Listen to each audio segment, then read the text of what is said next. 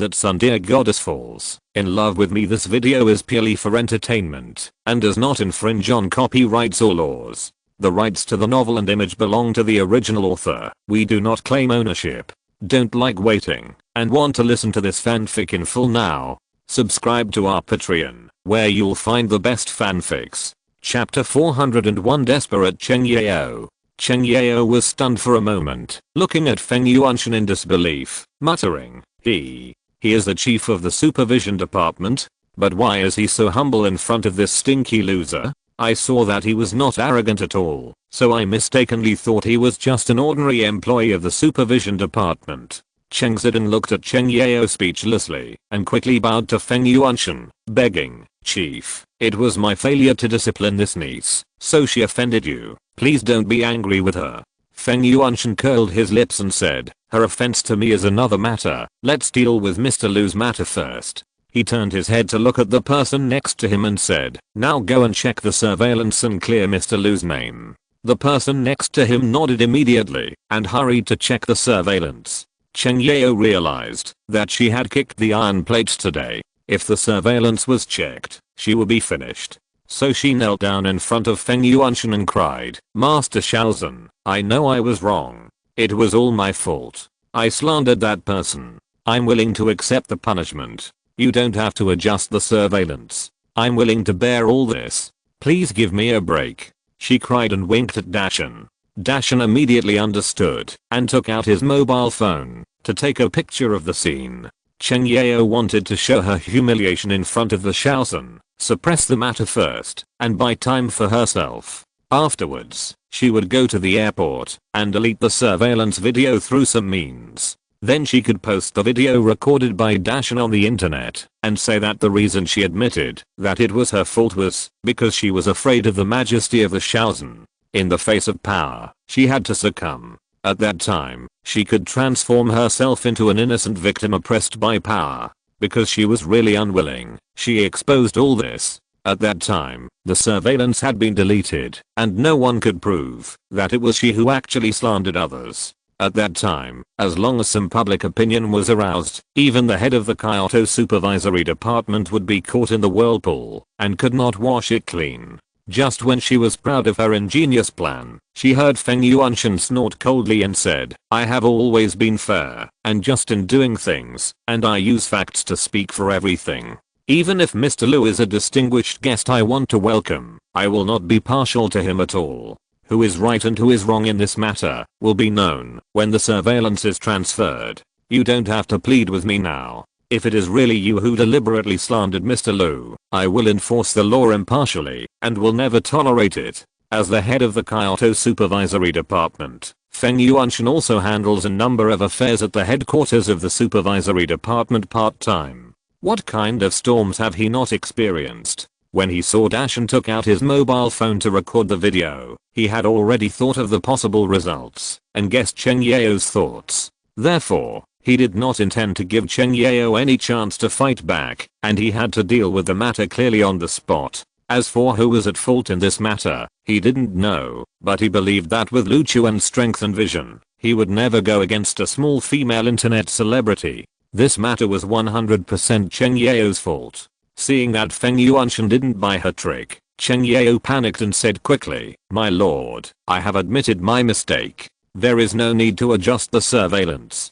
Why are you so serious? Please forgive me for my initiative to admit my mistake. Feng Yuanshan sneered and said, I'm serious. If I don't take it seriously now, won't it leave you with a handle? I advise you to put away your little thoughts. Do you really think that you can play tricks in front of me just because you have become an internet celebrity? Cheng Yao saw that her thoughts were seen through, and a touch of embarrassment suddenly appeared on her face.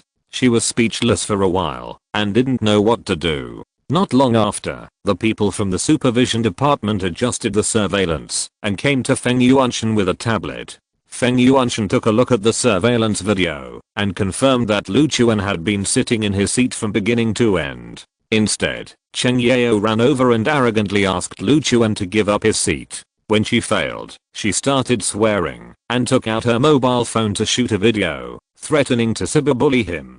He showed the surveillance footage to Cheng Yeo and asked, "What else do you have to say now?" Cheng Yeo showed a trace of despair on her face, knowing that she had no chance of turning the tables. She looked at Feng Yuanshan helplessly and cried, "My lord, I really know I was wrong. Please give me a chance to reform." Feng Yuanshan said coldly, "Give you a chance? If this matter is just over, won't you internet celebrities be more unscrupulous in using your traffic to bully others in the future? This time you found trouble with Mr. Liu, and I was the one who presided over justice, so Mr. Liu was not persecuted by your tricks. But what if the next time it's an ordinary person who is in trouble? Not only will I not tolerate this matter, I will also deal with it intensively." After that, he looked at everyone in the supervisory department and said, "Immediately upload the airport surveillance to the internet to clarify for Mr. Liu, and then ban all the accounts of this woman on the entire network, and ban her on the entire network.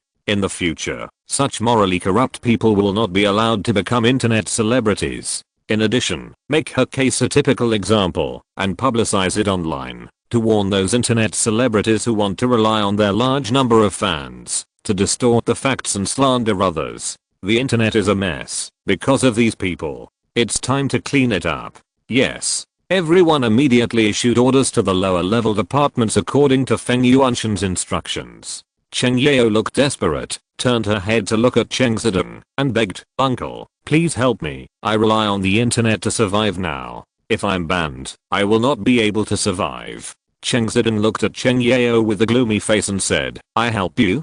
Who will help me? I can't help you with this matter. You figure it out yourself." Feng Yuanshan looked at Cheng Yeo and said, "Your behavior of slandering others and inciting fans to besiege others has constituted a crime. Banning you on the entire network is just the most basic thing. You still have to go to jail now.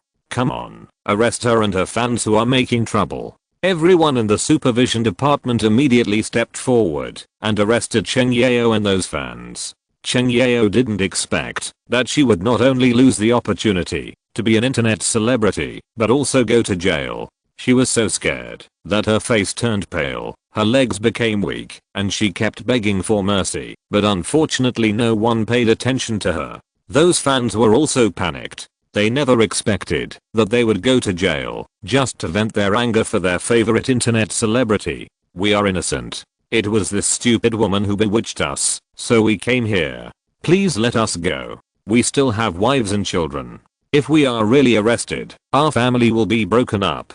Dashan shouted anxiously. Feng Yuanshan looked at Dashan and said, "Why didn't you think about your wives and children when you were so angry for your beloved? I'm afraid that this woman's words are more effective than your wives and children's words. Adults should be responsible for their words and deeds. Don't use your wife and children as a shield when something goes wrong. It's better to break up the family if there are people like you. This is a relief for your wife and children."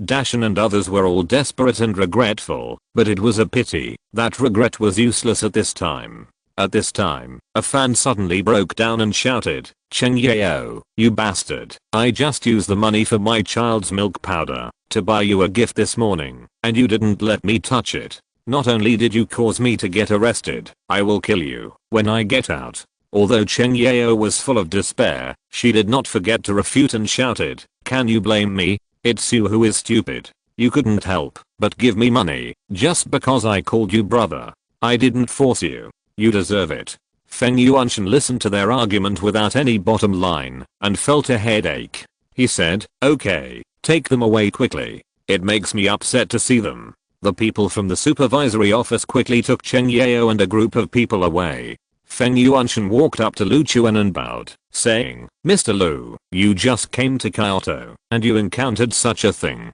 It's really our Kyoto's inconsiderate on. I'm sorry to embarrass you." Lu Chuan also bowed and said, "You are too polite, Lord Feng. I have to thank you for helping me solve this trouble. By the way, Lord Feng, you said at that time that you came here specially to greet me. We probably haven't dealt with each other in the past. Why do you have to make such a big fuss to greet me?" Feng Yuanshan smiled and said, "I won't keep you in suspense, Mr. Liu. We have learned about your many deeds from the intelligence department, and we admire geniuses like you from the bottom of our hearts, so we want to recruit you to join our supervisory department. I wonder what Mr. Lu's intention is? Lu Chuan had guessed that the other party came here specially to greet him, and it was not simply because he thought he was handsome. Feng Yuanshan said, Mr. Lu doesn't have to rush to make a decision. We have prepared a dinner tonight to entertain Mr. Lu. Mr. Lu can tell me the decision after the dinner. Lu Chuan thought that the other party had helped him settle the troubles of the female internet celebrity and made such a big scene to welcome him, so it was not easy to refuse, so he agreed. After all, it was getting dark now, and it was not appropriate to go directly to the Luo family. It would be better to wait until tomorrow. Everyone walked out of the airport together. At this time, Feng Yuanshan suddenly thought of something, stopped, and shouted, Cheng Zidong. Cheng Zidong came in and ran over, saying, First, what's the matter? Feng Yuanshan said, You are fired. After that, he continued to walk outside with Lu Chuan. Cheng Zidong stood there in a daze. After a long time, he looked up to the sky and roared, Cheng Yao, you are a harmful spirit. I will never reconcile with you. In the evening, the supervision department prepared a sumptuous dinner for Lu Chuan and arranged a place to stay. After some thought, Lu Chuan finally rejected Feng Yuanshan's invitation. After all, with his current strength, joining the supervisory department would not bring him any benefits, or the benefits or resources he would get would not be of much use to him. Moreover, he was a practitioner. If he joined such an organization for a long time, he would inevitably be suspected by others, and there would be many troubles at that time. It would be simpler for him to practice silently. Feng Yuanshan saw Lu Chuan's refusal and did not force it. After all, he also knew that at Lu Chuan's level, there must be a broader pursuit in his heart, and forcing would only arouse the other party's disgust. Even if Lu Chuan did not join the supervisory department, it would be a good thing to be able to become friends with him. So Feng Yuanshan accepted this generously and said that if Lu Chuan had any problems in the future, he could find him at any time, and he would do his best to help. The two had a good chat and drank a lot of wine. After the dinner, Lu Chuan stayed in the hotel arranged by the supervisory department. The next morning, Lu Chuan came out of the hotel and planned to go to the Luo family to ask about the soul grass. When he was about to go to the roadside to take a taxi, he saw a group of people gathered by the Mingxin River not far away, and he didn't know what they were doing. He was curious about what happened over there, so he walked over. When he arrived at the river, he saw that it was a kitten that accidentally fell into the water, and a beautiful girl, about 18 or 19 years old, climbed over the guardrail, carefully pulled the grass growing by the river, and tried to reach out to save the kitten. At this moment, the grass could not bear the weight of the girl, and was pulled up by the roots. The girl screamed, and fell into the river with a splash. Chapter 402 Muyuking. It's terrible. This little girl really didn't even want to save her life to save the cat. This is the most turbulent part of the Mingxin River. Even experienced swimmers don't dare to go in the water here. There are double-digit drownings here every year. Now that she has fallen in, I'm afraid she will never get out again. An old man said helplessly. The people around nodded in agreement. These people were all nearby residents and knew very well the dangers of this section of the Mingxin River. There were many people who could swim, but no one dared to go in the water to save people. Lu Chuan looked at the girl who was struggling in the river and was being washed away by the current. Without thinking too much, he quickly put his mobile phone, bank card and other items directly into the demon suppression tower, and then rolled up his trouser legs and sleeves. A man who had just finished calling the fire rescue team saw that Lu Chuan seemed to want to go into the water to save people, so he quickly said, "Brother, you must be from another place, right? I advise you not to go into the water. The water flow here is too fast, and there are many undercurrents. Even if you are a good swimmer, you may be swept away by the undercurrent. I have called the fire department and they will arrive soon. If you go down now, I'm afraid that two people will have to rescue them together later." Everyone around looked at Lu Chuan and advised him not to go into the water. Lu Chuan smiled and said, "Thank you for your reminder, but this little water flow is nothing to me, and the girl and the kitten are about to be washed away by the water flow. If they are not rescued in time, I'm afraid something will happen." After that, he walked to the shore. The first man who spoke kept shaking his head and said, "This buddy is still too arrogant. With such a fast current, jumping down to save people is a problem, and whether you can swim is a problem. Before he finished speaking, he was stunned. Because he watched Lu Chuan jump directly into the river. When he was about to fall into the water, he tapped the water surface twice with his toes, and his figure quickly rushed forward. Everyone was stunned by this scene. The first man who spoke first thought of the words like kung fu floating on water. He stared at Lu Chuan running wildly on the water, and muttered, "Damn, it seems that I made a wrong judgment. The water flow is really turbulent, and it is really impossible to swim," but he didn't intend to swim at all. The others were also amazed at Lu Chuan's skill of floating on water. An old man who had just come over and didn't know anything saw this scene in the river and said with a smile, "Oh, are you shooting a martial arts movie? This stuntman is pretty good." Lu Chuan shuffled quickly on the water surface and reached out to pick up the kitten caught in the water. Then he quickly rushed towards the girl, grabbed the girl's clothes with one hand, pulled her out of the water, and then held her and the kitten in a princess hug and quickly dodged and jumped back to the shore in a few seconds. Warm applause and cheers rang out all around, and it was obvious that they were all impressed by Lu Chuan's superb skills that were like special effects. Lu Chuan looked down at the girl and kitten in his arms. The kitten was wet all over, stepping on the girl's chest and meowing. The girl stretched out her hands and hugged Lu Chuan's neck tightly, her two big eyes looking at Lu Chuan infatuatedly, as if her soul was about to die. In fact, she could swim, which was why she dared to climb over the guardrail to save the kitten, but she didn't expect the water here to be so turbulent. After she fell in, she couldn't even do the most basic swimming posture. She could only keep her head above the water and try not to choke on the water.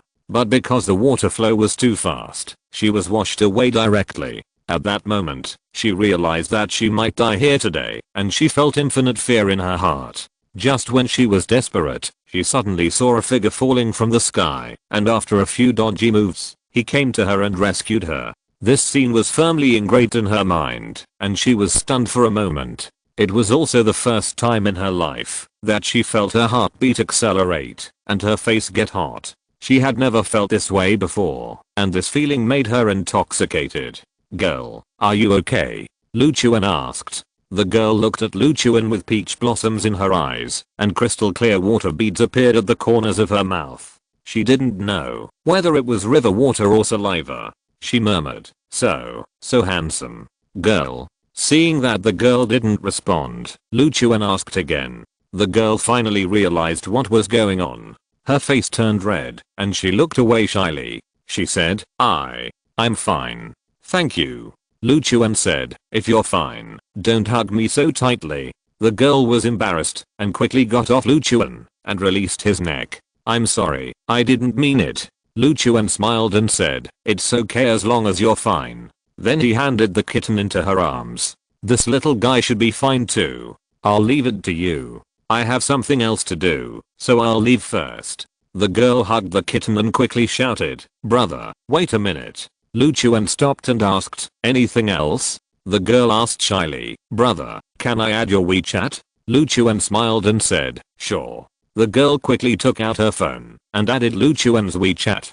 Her phone was highly waterproof, so it didn't break, even after falling into the water. Lu Chuan contacted the girl's WeChat and saw that the name she had marked was Mu Yuking. Mu Yuking asked Lu Chuan, "Brother, what's your name? I'll make a note of it." Lu Chuan replied. After the girl was done, she smiled sweetly at Lu Chuan and said, "Brother, thank you for saving me. I will thank you when I get back. Now I won't delay you from doing your own things." Lu Chuan smiled, said nothing more, and turned away. This was just a piece of cake for him, and he didn't think about asking the girl to repay him. Mu Yuking looked at Lu Chuan's back as he left, and her expression was a little excited. How can he be so handsome and so graceful? Could it be that he is my true love? At this time, a girl ran over with a bodyguard. "Miss, you really made us look for you so hard. We almost couldn't find you," the girl said while panting. Her name is Xiaocui, and she is Mu Yuking's maid. Xiaocui saw that Mu Yuking was soaked, and the kitten in her arms was also soaked, so she asked quickly, "Miss, what happened to you?" Mu Yuking said indifferently. Oh, it's okay. I accidentally fell into the water. Xiaocui's face changed, and she quickly checked Mu Yuking's body. Miss, don't scare me. If anything happens to you, the master and the young master will definitely kill me. Mu Yuking said, I'm fine. Don't worry. Xiaocui was still worried, and kept caring about Mu Yuking's condition. Mu Yuking walked away with the kitten in her arms, and no one knew what was in her mind. Suddenly, she said, Xiaocui, let me ask you a question. Xiaocui asked, what question? Mu Yuking glanced at her and said, do you believe in love at first sight? Miss, you. Xiaocui was stunned. She didn't expect that the always simple lady would ask such a question. Not far away, an old man who was watching Mu Yuking and others leave suddenly said, I just realized that the girl who fell into the water just now seemed to be the daughter of the Yin family. The daughter of the Yin family? Oh my, the Yin family is one of the 3 major families in Kyoto. The young man saved people and left. Isn't this a great opportunity missed? Luo's mansion. Lu Chuan came to the door and looked at this magnificent and domineering house. He couldn't help but sigh at the wealth of the Luo family. This place is located in the most core area of Kyoto. It can be said that every inch of land is worth a lot of money. On the way here just now, he heard the taxi driver say that the Luo family's house used to be a royal palace, covering a very large area. This shows what kind of status the Luo family has in Kyoto. He walked to the door and was immediately stopped by 2 guards. This is the Luo family mansion. No outsiders are allowed to enter. Lu Chuan bowed his hands and said, 2 brothers, please go in and report that the son of Luo Yunshang is here to see the head of the Luo family. The 2 guards were shocked when they heard the name Luo Yunshang. They knew very well that this person was the young lady who was expelled from the Luo family that year. The 2 did not embarrass Lu Chuan because of the sensitive name Luo Yunshang. One of them said, wait here for a while, I will go in to report. Then he turned and ran into the house. Not long after, the man ran back and said to Lu Chuan, go in, wait in the main courtyard first, don't run around, the head of the family will come to see you after handling things. Lu Chuan nodded and walked into the house. He came to the yard and waited and saw many servants working. They were busy and chatting and did not pay attention to Lu Chuan who suddenly appeared. Have you heard? Our Luo family and the Mu family will have a family competition in a week, but young Master Xingchen is still stuck at the 9th grade Grandmaster stage and has difficulty breaking through. I heard from the guards that our Luo family may lose this competition again. Ah, isn't the 9th grade Grandmaster very powerful? How can he not beat the kid from the Mu family? The 9th grade Grandmaster is indeed powerful, but they said that the one from the Mu family had already broken through to the legendary Zhuan realm 3 months ago. It is said that he reached the Zhuan realm at that age, which can almost be said to be the most powerful among the younger generation in Kyoto. The 9th grade Grandmaster is no match for the Zhuan realm at all. TSK, our Luo family has lost for 2 years, right? If we lose again this year, we will probably become the laughing stock of the whole Kyoto. Although it is just a competition among the younger generation, it is also related to the family's face. If we lose every year, people outside will think that our Luo family has declined. Shh, stop talking, the head of the family is here. Several people immediately quieted down. Lu Chuan listened to the chat of these servants and couldn't help laughing. In the past, he always thought that Kyoto was a gathering place for talents, and there must be many hidden talents and fierce competition here. But now that he knows that people who have just broken through the Zhuan realm can be regarded as the most powerful people of the younger generation in Kyoto, he can't help but feel that he has grown up quite quickly. Now, he is no longer interested in competing for the first place in the younger generation. After all, his current strength is enough to be on par with the strongest people in the secular world. At this time, a middle-aged man came over. It was the current head of the Luo family, Luo Zhenhe, who was also Lu Chuan's uncle. Luo Zhenhe stared at Lu Chuan for a few seconds and asked, "Are you Yunshang's son?" Lu Chuan nodded, guessing that this man with some similarities to his mother's eyebrows and eyes was the head of the Luo family. "Come with me." Luo Zhenhe turned and walked towards the lobby inside. Lu Chuan followed in. Sit down, Luo Zhenhua said. Lu Chuan sat down on a chair honestly. He was about to explain his purpose when Luo Zhenhua interrupted him. I know what you're here for. Luo Zhenhua put a bank card on the table next to Lu Chuan with a condescending attitude. There's 500,000 yuan in this card, which should be a huge sum of money for you. Your mother's choice disappointed all of us, so she was expelled from the Luo family. So now you have nothing to do with our Luo family, but since she's my sister, I can't let you go empty-handed.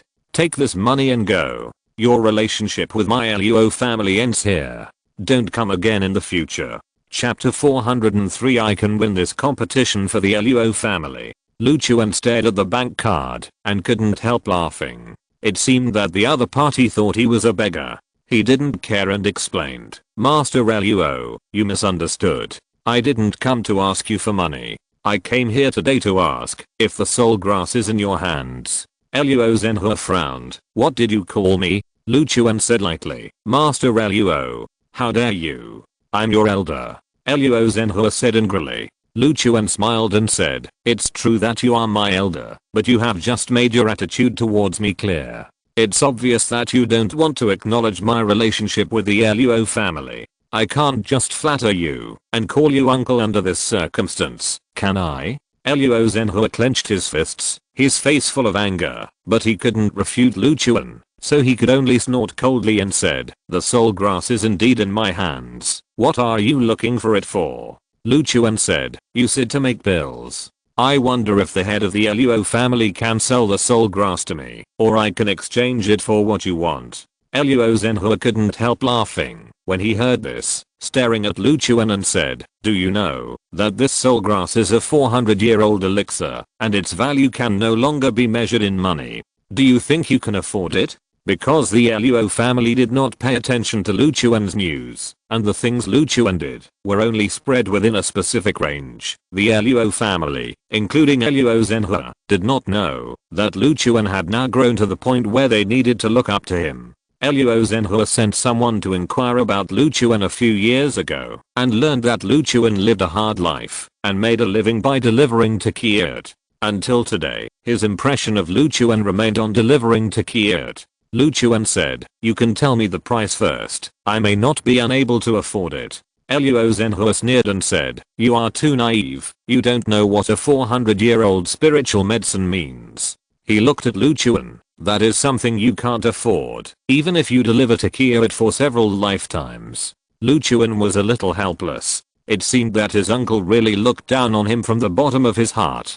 Master Luo, I haven't delivered food for a long time, and I've grown a lot in the past year or so, and I've gained a lot. It's not like I haven't obtained 400-year-old elixirs. This time I came here sincerely, to buy the soul grass from you. Please name a price for my mother's sake. Hearing this, Luo Zhenhua raised his eyebrows and said, I was wondering how you had the confidence to come to my Luo family. It turns out you were lucky enough to turn things around. What, are you trying to show off to me about your current achievements? I think your desire for the soul grass is not real, and you really want me to know that you are living a better life than I thought. Lu Chuan, let me tell you, the foundation accumulated by my Luo family for so many generations is simply not something that an avarice like you who relied on luck can imagine. In my opinion, what you are doing is just a joke. Lu Chuan was speechless.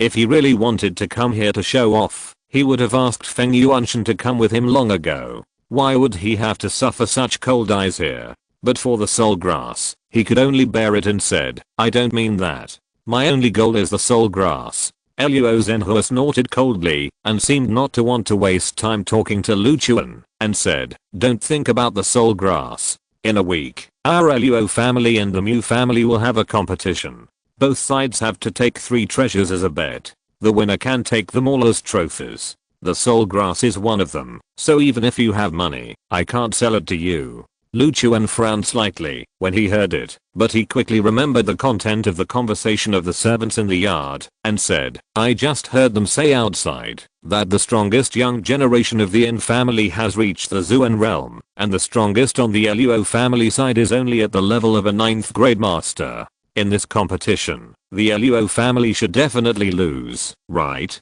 Luo Zhenhua's face sank and said, "What does this have to do with you?" Lu Chuan smiled and said, "If you promise to give me the soul grass, I can win the competition for the Luo family. Although my last name is Lu, and you don't want to recognize me, my mother was once a member of the Luo family after all. If I come forward to compete, the Mu family can't say anything." Luo Zhenhua stared at Lu Chuan and said, "You come forward to compete on behalf of my Luo family? My son has been practicing martial arts since he was a child. Many martial arts masters have recognized that he is a martial arts genius. It took him more than 20 years to reach the level of a 9th grade master. Now even he is worried about how to defeat the kid from the Mu family. Where on earth do you get the confidence to think you can win this competition?" Lu Chuan smiled and said, "To be honest, I have gained some strength in the past year or so. It is not a problem to defeat a guy who has just entered the Zuan realm." Luo Zhenhua was completely speechless. For a moment, he didn't know whether to say that Lu Chuan was brave or ignorant. Ever since he met Lu Chuan, he always felt that his nephew was too arrogant and had no clear understanding of himself, which made people disgusted. He originally wanted to strike back at Lu Chuan to make this unaware guy realize how ridiculous he really was, but then he thought that it was impossible to convince this kind of person by just preaching, and only when he really hit a wall would he realize how much he weighed. Therefore, he did not reject Lu Chuan directly, but said, "Since you are so confident, why don't I arrange a fight between you and my son? If you can beat my son, I will let you represent the Luo family in the competition." Lu Chuan smiled and said, "Okay." Luo Zhenhua smiled and said, "You wait here, I will notify them." Half an hour later, in the main courtyard, Lu Chuan stood in the middle of the courtyard with a calm face. Standing opposite him was Luo Xingchen, the strongest person among the younger generation of the Luo family. The two were surrounded by many onlookers. In order to let Lu Chuan really experience what it means to lose face, Luo Zhenhua specially called all the people of the Luo family over. The masters of the Luo family were looking at Lu Chuan with a face full of joking. In their opinion, even if Luo Xingchen was not as good as the one of the Mu family, he was still a leader among the younger generation in Kyoto, and not just anyone could challenge him. So they all regarded Lu Chuan as a joke. The women on the other side were also chattering at this time.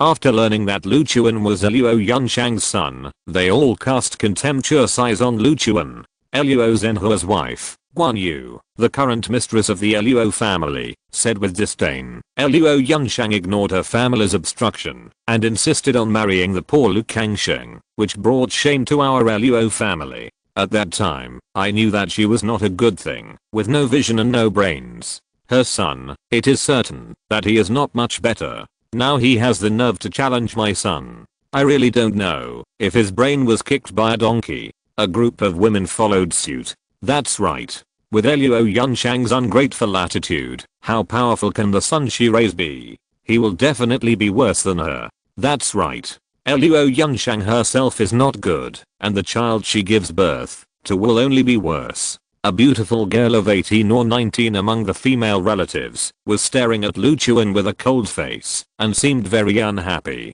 She was Luo Zhenhua's daughter, the eldest daughter of the Luo family, Luo Xiaoyu. Although people around her were talking about how unbearable Luo Yunshang was, she actually knew in her heart that her aunt, whom she had never met, was probably a peerless woman with both beauty and talent, and was not as worthless as her mother and other people in the Luo family said. This was what she heard from her grandfather. The old man often told her about Luo Yunshang, and often showed his love and longing for Luo Yunshang. The reason why she was unhappy was that her grandfather always compared her with Luo Yunshang, saying that she had the shadow of Luo Yunshang, but was a little worse than Luo Yunshang. This was the reason why she was disgusted with her aunt. She was in her prime, and she was very proud. Moreover, she had already made great achievements in the field of painting at a young age, and was regarded as a talented woman by everyone. However, her grandfather was not proud of her, and always said that she was not as good as Luo Yunshang back then, which naturally made her very unhappy. By the way, she also disliked Luo Yunshang's son. Of course, the guy standing opposite her brother was indeed very ordinary. Grandpa always praises your mother, as if I'm a substitute for your mother, and an unqualified substitute. I don't accept it. Today I want to see how powerful the son born to the woman praised by Grandpa as a goddess is. Chapter 404. One move is enough. In the middle of the courtyard, Luo Xingqian raised his head and looked at Lu Chuan with contempt. He obviously didn't take this guy who suddenly appeared to challenge him seriously. At that time, he was trying hard to break through the Zuan realm, but failed again. He was in a very depressed mood, worrying about how to win the competition. A week later, Luo Zhenhua came over and said that someone wanted to challenge him and take his place in the competition with the Mu family. He was shocked when he heard this. He thought his father was disappointed in him, so he specially found some peerless genius to challenge him. He was nervous at the time. However, when he knew that the person who wanted to challenge him was the son of his aunt whom he had never met, he immediately relaxed and found it a little funny. A few years ago, when Luo Zhenhua sent someone to investigate Lu Chuan, he heard some information about Lu Chuan from Luo Zhenhua and knew that this guy was just a delivery man. Although he was not as strong as Mu Giant Feng of the Mu family and had been suppressed for the past few years, he was still the leader of the younger generation in the martial arts world in Kyoto. He was one of the most talented people, and not everyone could challenge him casually. So when he learned that Lu Chuan wanted to replace him and represent the Luo family in the competition, he found it funny. He was just upset because he couldn't break through and wanted to find a chance to vent. Since Lu Chuan was so blind and came to him, he naturally didn't intend to be polite. Luo Zhenhua stood aside and said to Luo Xingqian, "This competition should end in a certain amount. You must not hurt his life. Remember?" Luo Xingqian moved his wrist and said with a smile, "Don't worry, Dad. I know what I'm doing." Luo Zhenhua glanced at Lu Chuan again, as if he wanted to remind him, but in the end he said nothing, turned around and stepped aside, and said, "Let's start." After Luo Xingqian stretched his muscles, he looked at Lu Chuan with a sneer and said, "I don't know what you think. Do you really think you can beat me?" Lu Chuan looked at him calmly and said lightly, "One move." Luo Xingqian was stunned for a moment. "What?" Lu Chuan said, "One move is enough to defeat you." Luo Xingqian's eyes condensed, and then he laughed. "Do you really think of yourself as a peerless master? Let me tell you, just because of this sentence, I will definitely beat you to the point where you can't take care of yourself today, so that you will know how ridiculous you are." As soon as he finished speaking, he rushed towards Lu Chuan at a high speed, and it seemed that he had no intention of holding back. Guan Yu, who was watching the battle not far away, said with a smile, "My son is still as handsome as ever. His momentum alone has crushed Lu Chuan countless times. It won't be difficult for him to win." Everyone around him echoed him. Yes, Master Xingqian is a famous genius in Kyoto. How can he be compared with a country bumpkin who came out of nowhere? In my opinion, this Lu Chuan just came here to be bullied. I guess he just wants money, but is embarrassed to ask directly, so he thought of this way, waiting for Master Xingqian to beat him up, so that he can ask for compensation. Luo Zhenhua watched his son take the lead and nodded. Xingqian's strength has improved again.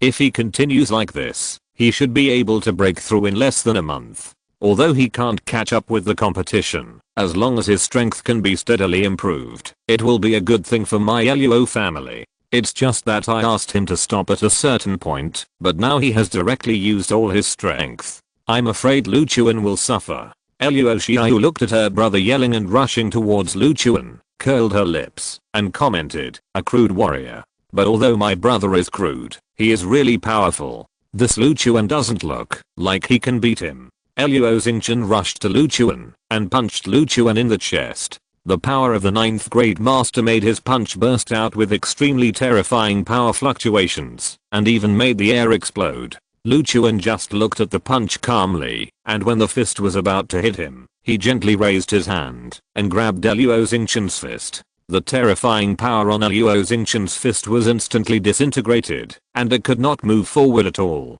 He looked at Lu Chuan in disbelief and murmured, how is this possible?" But he saw Lu Chuan raised his other hand and slapped Luo Xingqian's stomach lightly. The moment his palm touched Luo Xingqian's body, a terrifying force burst out and directly bounced Luo Xingqian out. Bang!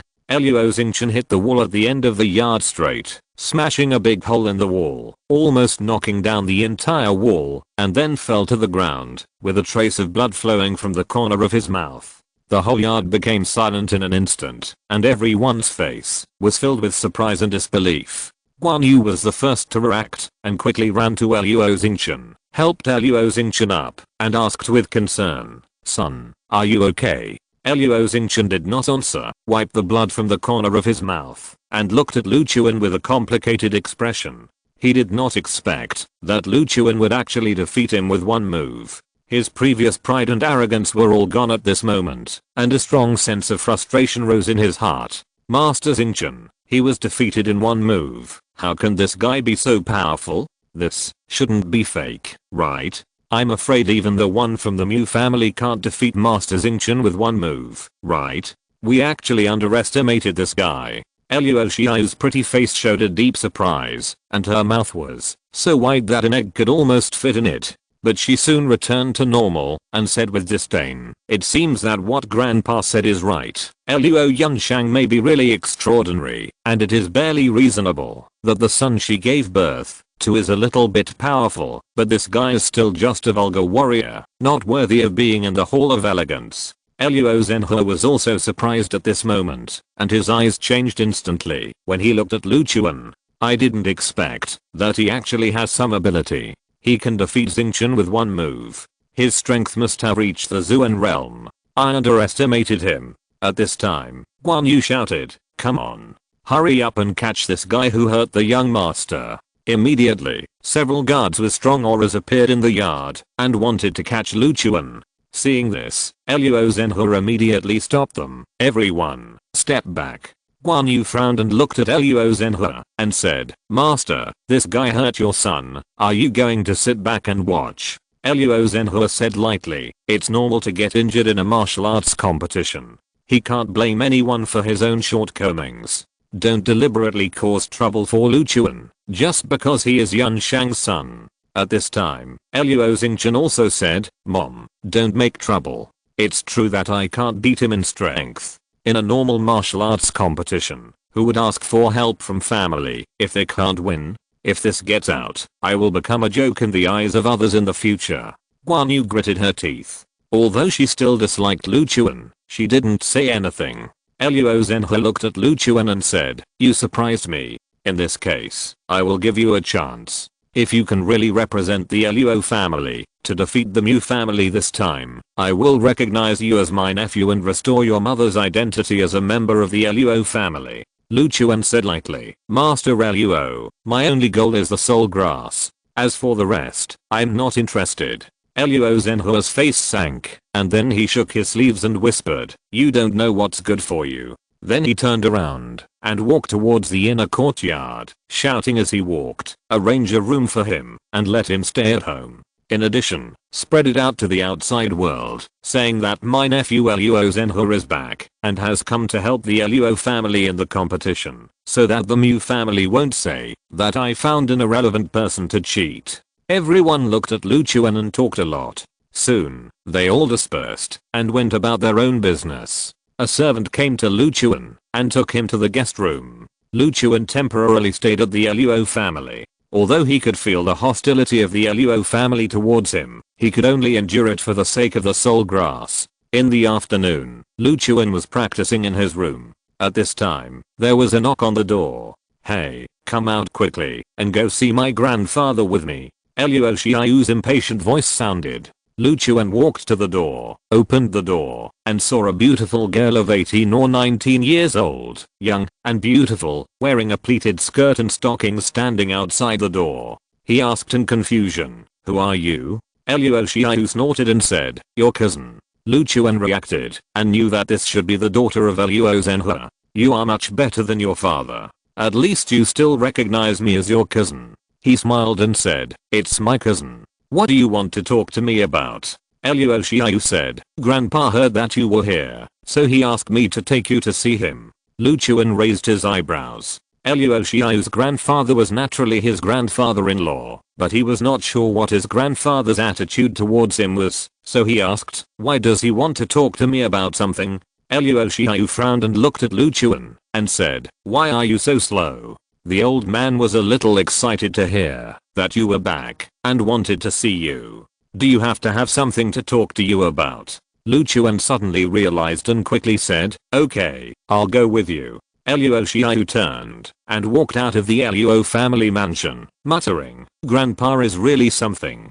He forced me to come to find this guy and delayed my appreciation of Master King Guyan's calligraphy. I'm so angry." Lu Chuan didn't hear clearly and asked, "What did you say just now?" Luo Xiao said, "Nothing. You are a crude warrior. You wouldn't understand, even if I told you." Lu Chuan couldn't help laughing. He felt that, although his cousin had a bad attitude, she was much better than those members of the Luo family who thought they were superior. The two of them left the Luo family mansion and came to an independent courtyard not far away. This courtyard was simple and quiet.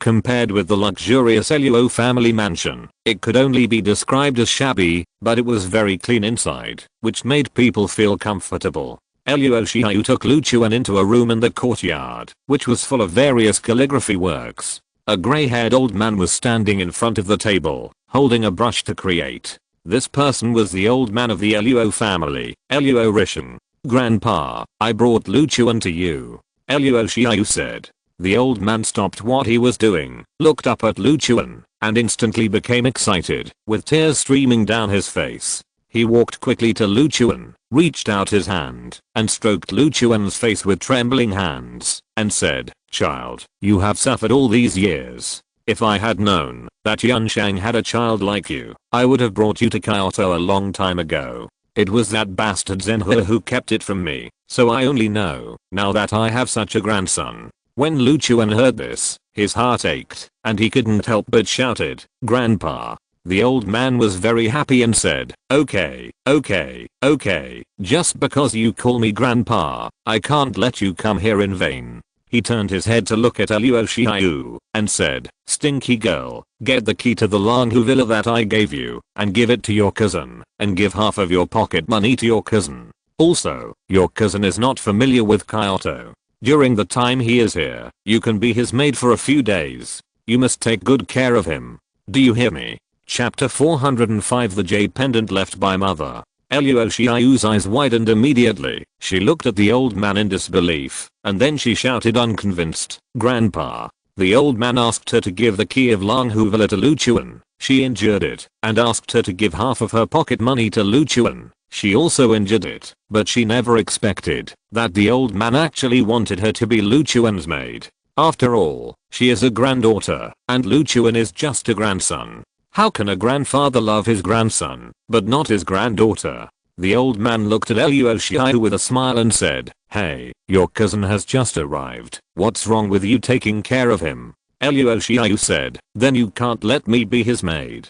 Luo Rishan said, "That was just a metaphor. Why did you take it seriously?" Luo Xiao crossed her arms angrily and said, "I don't care. You old man are son-in-law. I don't want to take care of this guy." Luo Rishan said, "How can I be son-in-law? I have loved you for almost 20 years. Now that Lu Chuan has finally come, I love him, and I'm considered son-in-law?" Luo Xiao snorted and ignored Luo Rishan. Lu Chuan looked at the quarreling grandfather and grandson, couldn't help laughing, and said, "Grandpa, you don't have to give me anything, and you don't have to let her be my maid. I can take care of myself." Luo Rishan looked at Lu Chuan and said with a face full of satisfaction, "Okay, just like your mother back then, never let people worry." He glanced at Luo Xiao again and said, "Look at how generous your cousin is, and then look at you. There is really no comparison." Luo Xiao stomped her feet in a tone, "You old man, I won't play with you anymore."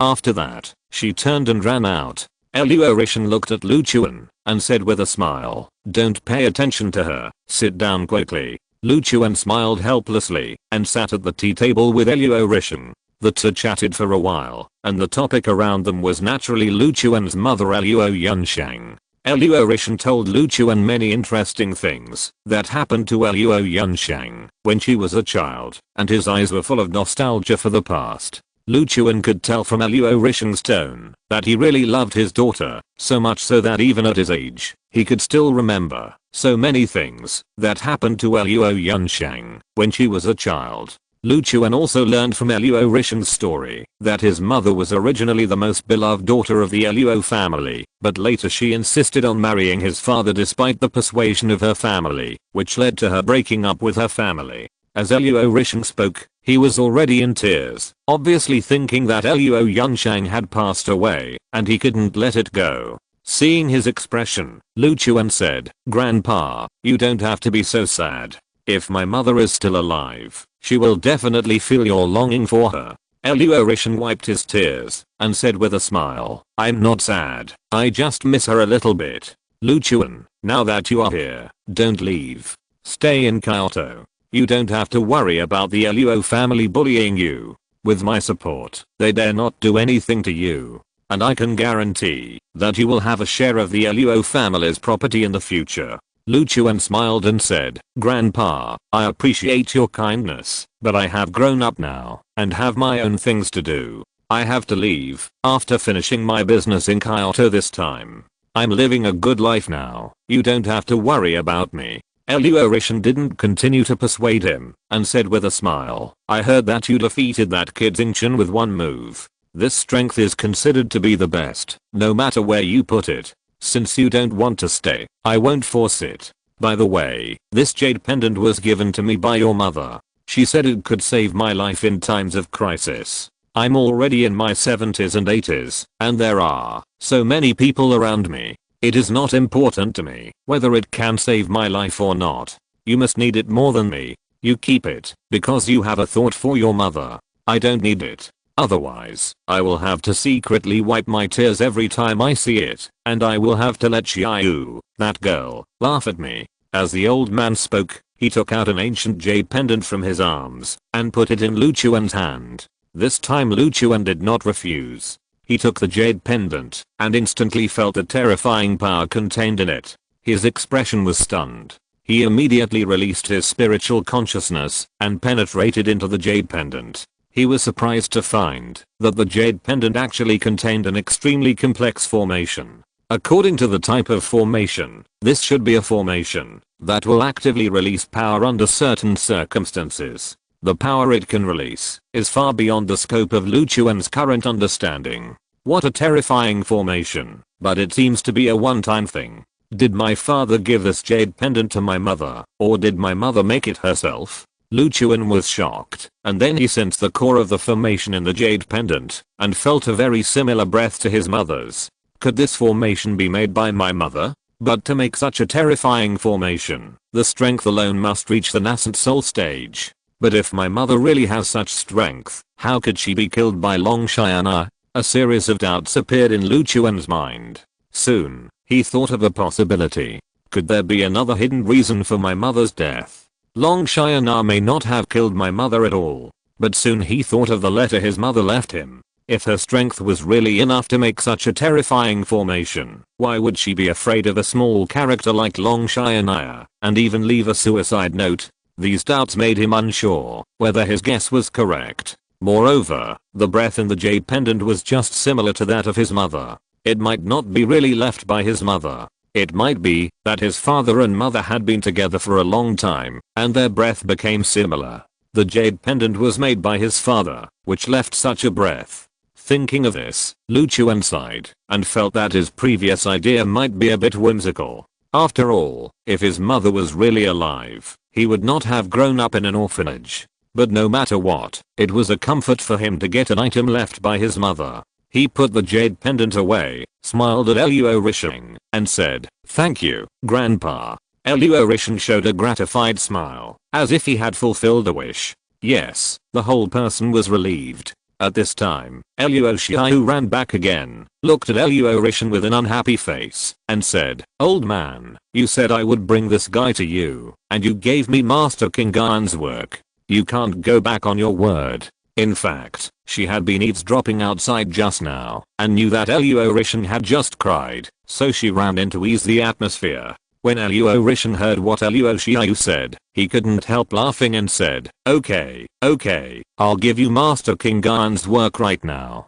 As he spoke, he walked to the table, picked up a scroll, and handed it to Aluoshiayu. Aluoshiayu was full of surprise, and quickly opened the scroll, and spread it on the table. After seeing the calligraphy on it, stars almost appeared in her eyes. It is indeed the work of Master King Gaon. This calligraphy is so vivid.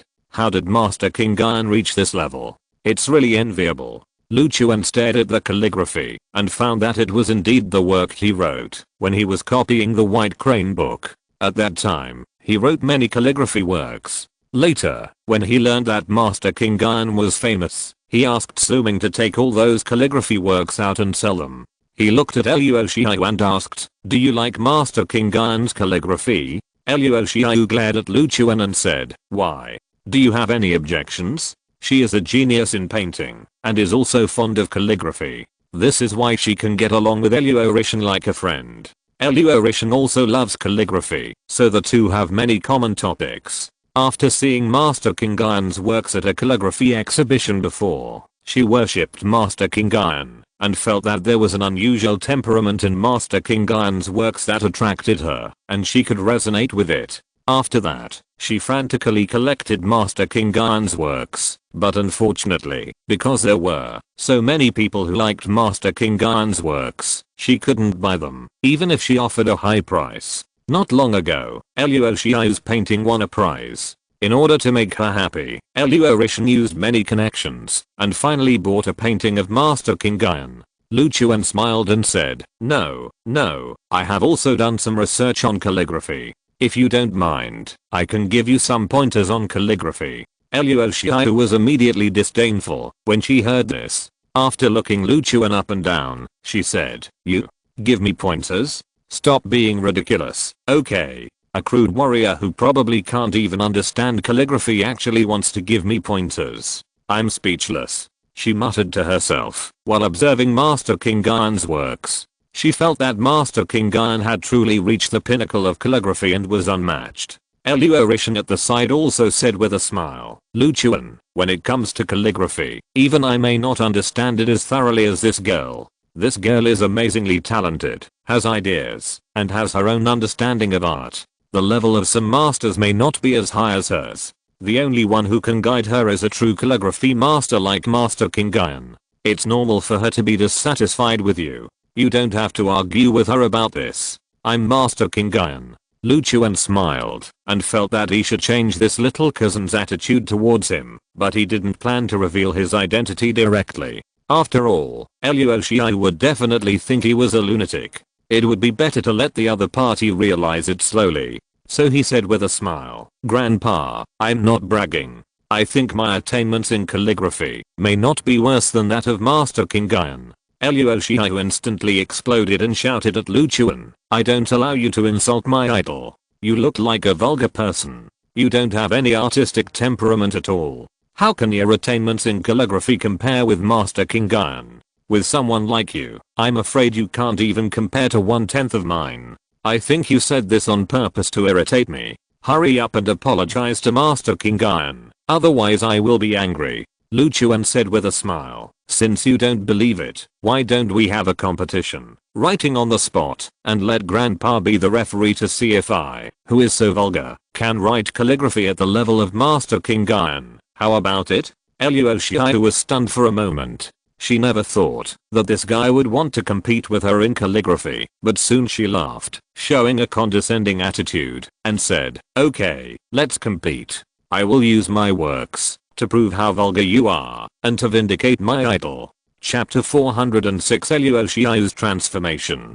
The two of them immediately moved to tables, spread rice paper on them, prepared pens and ink, and stood in front of each table. Aluorishan couldn't help laughing when he saw the two young men competing with each other, and said, since you want to compete, then I will be your judge, to see who has a higher level of calligraphy. Aluoshiayu looked at Aluorishan and said, old man, don't be biased towards him, just because he is your grandson. Aluorishan smiled and said, my attitude towards art has always been rigorous, and I will definitely not be biased towards anyone. Luo Xiao looked at Lu Chuan again and asked, what to write? Lu Chuan thought for a while and said, just play freely. Being more casual can better show your style and temperament. TSK, I didn't expect you to know so much. You might have heard it from somewhere and used it. Luo Xiao said contemptuously, then picked up the brush, thought about the words he wanted to write for a while, and then began to write confidently. Lu Chuan no longer hesitated, picked up the brush, and wrote in one go. Luo Rishan first took a look at Luo Xiao's cursive writing style, nodded secretly, and murmured, Xiao's writing style is getting more and more sophisticated. Whether it is style or charm, there is a tendency to become a school of her own. Give her some time, she will definitely become a great calligrapher. Then he looked at Lu Chuan again. In fact, he was a little skeptical about Lu Chuan's level. Even if this grandson really studied calligraphy, he should not be as talented as Luo Xiao in art. He even thought about how to comfort and smooth things over if Lu Chuan lost later. But when his eyes fell on the rice paper in front of Lu Chuan, he was stunned. He could no longer look away and just stared at Lu Chuan to finish writing this word, motionless. Soon after, both of them finished their creations and put down their brushes. Luo Xiao picked up her work, showed it to Luo Rishan and Lu Chuan, and said confidently, appreciate it, this is real art. Lu Chuan took a look and saw the 3 words stinky bastard written in a flamboyant style on the rice paper, and he couldn't help laughing. Luo Xiao glared at Lu Chuan and said, what are you laughing at? I wrote these 3 words to tell you that, as long as you have a true understanding of art, even these 3 vulgar words can be written with charm. Do you understand? Lu Chuan smiled and nodded, saying, it's really well written, but it's still a little worse than mine.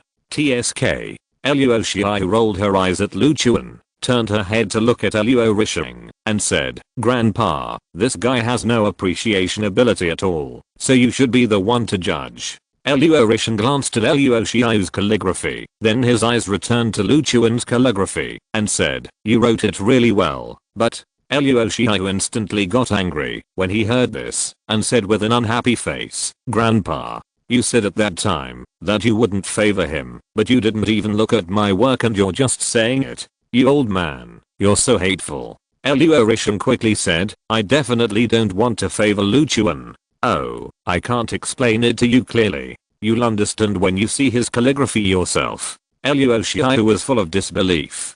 She walked to Lu Chuan's desk and looked at the words on it. With just one glance, the contemptuous expression on her face suddenly disappeared, replaced by a look of disbelief. She saw the 3 words silly girl written on Lu Chuan's paper. Although the words were simple, the style and background revealed on them proved that these 3 words were written by Master King Guyan. Luo Xiao was shocked and lay down in front of the table, carefully observing Lu Chuan's work, muttering, how is this possible? How is this possible? After a long time, she raised her head, looked at Lu Chuan, and said, your calligraphy is exactly the same as Master King Guyan's work. Are you a professional imitator of Master King Guyan? Luo Rishan said, his calligraphy has both Master King Guyan's brushwork and charm. If you just imitate, you can't get the essence of Master King Guyan. His calligraphy is not only exactly the same as Master King Guyan's work in all aspects, but even better. Although Luo Xiao was unwilling to accept her grandfather's evaluation of Lu Chuan, this was the fact.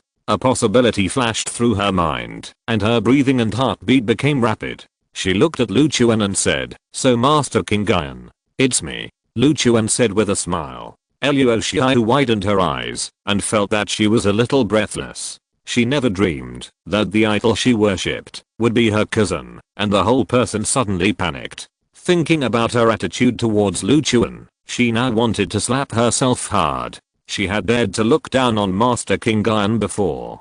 This was simply a heinous crime, unforgivable, and she should be fried in oil. Her face was full of regret, and she didn't know how to face her idol. Luo Rishan was also extremely excited. He stretched out his hand to grab Lu Chuan's arm and said with a smile, great. I didn't expect that Master King Guyan is actually my grandson. You have given me such a big surprise. He was excited to tears. He looked up at the sky and said, Yunshang, did you see that? Your son is both civil and martial. He is a rare talent in the world. He really inherited your genes perfectly. If you knew it, you would be very pleased. Seeing Luo Risheng so excited, Lu Chuan hurriedly said, "Grandpa, calligraphy is just a way for me to adjust my mentality. There is nothing to praise. Don't be excited." Luo Risheng wiped his tears and said, "I'm just happy to see that you are so outstanding." Luo Xiao approached Lu Chuan with a guilty face and said, Cousin, I'm sorry. I apologize for my unfriendly attitude towards you before. I judged people by their appearance. Can you forgive me?" Lu Chuan laughed and said, "Actually, I didn't mind. You don't have to take it to heart." "Really?" Luo Xiao's eyes lit up. Lu Chuan nodded. Luo Xiao's face was full of joy, and she hugged Lu Chuan's arm directly. "Cousin, you are so nice. Can I ask you about calligraphy in the future?" Lu Chuan said, "Sure." Luo Xiao danced excitedly, then picked up the paper with the word "silly girl" written on it, and said, "Cousin, can you give me this calligraphy?" Lu Chuan smiled and said, "I said you are silly, and you still want it?" Luo Xiao said shyly, "You are Master King Guyan. You say I'm silly, and I'm happy." Lu Chuan waved his hand and said, "If you want it, take it." "Thank you, cousin." The joy on Luo Xiao's face was almost overflowing, and it can be seen that she was really happy. Lu Chuan was impressed by the change in Luo Xiao's attitude towards him before and after, and thought that he really had to master a talent to please his cousin. He chatted with Luo Risheng for a while, and then went back to the Luo family mansion with Luo Xiao. On the way back, Luo Xiao became extremely attentive, wanting to massage Lu Chuan's shoulders and legs. "Cousin, how about I just be your personal maid?" Luo Xiao said excitedly, holding Lu Chuan's arm. Lu Chuan couldn't stand her enthusiasm and said, "Why don't you just dislike me? I can't stand you like this." Luo Xiao quickly said, "How can that be possible? You are my idol. I like you so much that I can't wait to dislike you. If you don't like me like this, I will restrain myself a little." Lu Chuan looked helpless. In order to prevent Luo Xiao from sticking to him after knowing that he was Master King Guyan, he directly assigned Luo Xiao the task of copying 100 calligraphy works. What he didn't expect was that Luo Xiao actually agreed happily, and her face was full of joy. This made him have to sigh at the horror of brain-dead fans, and also a little understand why those stars have so many fanatical fans. In the evening, Lu Chuan received a message from Mu Yuking. "Brother, can I see you? I have something very important to discuss with you." Lu Chuan was a little curious about what important matter this girl, whose life he saved, could have with him. After thinking about it, he agreed and made an appointment to meet at a coffee shop tomorrow. This girl's surname is also Mu. Could she also be from the Mu family? With a hint of doubt, Lu Chuan entered a state of practice. The next morning, Lu Chuan left the Luo family mansion and went to the coffee shop to keep the appointment. After arriving at the coffee shop, he saw Mu Yuking sitting inside wearing a beautiful dress with a big bow on her hair. She looked cute and beautiful. When Mu Yuking saw Lu Chuan coming, she quickly stood up and waved. Lu Chuan walked over and sat opposite Mu Yuking. "What do you want to talk to me about?" Lu Chuan asked with a smile. Mu Yuking looked at Lu Chuan and asked, "Brother, are you from the Luo family? The nephew of the Luo family master?" When Lu Chuan heard this question, he immediately confirmed that Mu Yuking was definitely from the Mu family. He nodded and said, "Yes, you should be from the Mu family. Who is Mu Giant Feng to you?" Mu Yuking said, "He is my brother." Lu Chuan raised his eyebrows and asked, "Then what do you want to discuss with me this time?" Mu Yuking's face was full of entanglement, and it seemed that she couldn't say it. Looking at her like this, Lu Chuan guessed that the other party might be here to persuade him to give in. He smiled and said, "Just say whatever you want to say. There's no need to hesitate. You don't have to be embarrassed to say it, just because I saved you." Mu Yuking finally made up her mind after hearing this and said, "What I want to say is quite confidential. Can I sit next to you and whisper to you?" Lu Chuan thought to himself that, even if you want to persuade me to give in, you don't have to whisper in my ear. He wanted to see what this girl was up to, so he nodded and said, "Okay." Mu Yuking quickly got up and sat next to Lu Chuan. She turned her head and looked around. After making sure that no one else was eavesdropping, she leaned close to Lu Chuan's ear and said, "My brother has recently broken through to the second level of the profound realm. He plans to use this as a trump card to catch you off guard. But don't worry, I'll tell you his weakness right now. Chapter 407. What a good sister. Miu Yuking spoke a lot at a very fast speed, describing her brother's weaknesses and strengths, even his tricks and habitual movements, and even mentioned that her brother snored at night. Lu Chuan was stunned and speechless for a long time. He never expected that this girl would come to him to inform him. As long as you have this information about my brother, it should not be difficult to defeat him, but you must not tell him that I told you these things, otherwise he will definitely beat me to death. Miu Yuking said solemnly. Lu Chuan turned his head and looked at her and asked tentatively, you and your brother are not biological children? Miu Yuking was stunned for a moment, and then a hint of shyness climbed up her face and said, oh, he is my biological brother, but didn't you save me that day? In order to repay you, I specially asked my brother about his weaknesses and told you. You are really your brother's good sister. Lu Chuan looked at this girl with a smile and tears. At that time, he thought that she and her brother were not biological children, and there was some deep hatred between the two, so she told her brother's weaknesses. Now he knows that this girl is to repay him, and if she can ask her brother will tell his weaknesses without any doubt, which means that the relationship between the two must be very good. As a result, this girl betrayed her brother in order to repay others. I really don't know whether to say that she knows how to be grateful or to kill her own brother for the sake of justice. That, you just told me your brother's weaknesses, aren't you afraid that he will really lose to me? Lu Chuan asked. Miu Yuking said, well, anyway, our Miu family has already defeated the Luo family twice. It doesn't matter if we lose once, as long as you don't beat him to death. Lu Chuan smiled helplessly and said, actually, if you don't tell me his weaknesses, I can also win. Miu Yuking widened her eyes and said, but my brother has already broken through to the second level of the profound realm. Lu Chuan smiled and said, even if he breaks through to the third level of the profound realm or the fourth level of the profound realm, I can still win. Ah, this. Miu Yuking looked at Lu Chuan in a daze and suddenly frowned. Seeing her frown, Lu Chuan asked, why are you frowning suddenly? Don't you believe what I said? Miu Yuking quickly said, no, I was thinking that if you could have beaten my brother, then telling you his weakness wouldn't be considered repaying you. I have to rethink how to repay you. Lu Chuan couldn't help laughing. He suddenly felt that this girl was a little cute and said, didn't I say that saving you that day was just a piece of cake? I don't need you to repay me. But Miu Yuking said, how can that be? It was just a piece of cake for you, but for me, it was a new life. I not only want to repay you, but also repay you in a big way. Lu Chuan thought for a while and said, how about this? If you meet one of my requests, it will be considered as repaying me. How about that? Miu Yuking suddenly became nervous and asked, what request? Lu Chuan smiled and said, you have to promise me first. As long as you meet my request, you will be considered as repaying me. Moreover, you cannot refuse the request I made. You must agree. This, a request that cannot be refused. It sounds a bit perverted, like a plot from a comic book. Would he ask me to do something like that? This is too exciting. Miu Yuking's face flushed. She looked at Lu Chuan nervously and expectantly, and said, okay.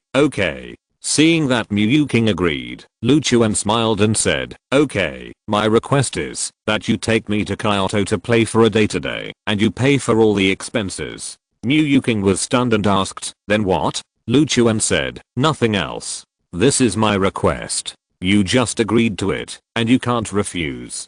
Let's go. It happens that I just arrived, and I don't know what fun things there are in Kyoto. Miu Yuking's face was immediately full of disappointment. This request obviously did not meet her expectations, but she couldn't show it. Moreover, she promised Lu Chuan that she couldn't refuse, so she had to do what she said. So she forced a smile and said, okay, I'll take my brother out to play. Lu Chuan caught a hint of disappointment and knew that this girl might have thought of something wrong, but he didn't care. The reason he did this was to eliminate the girl's inner desire to repay him. Miu Yuking is about the same age as Luo Xiaoyu, so he treats this girl as his sister.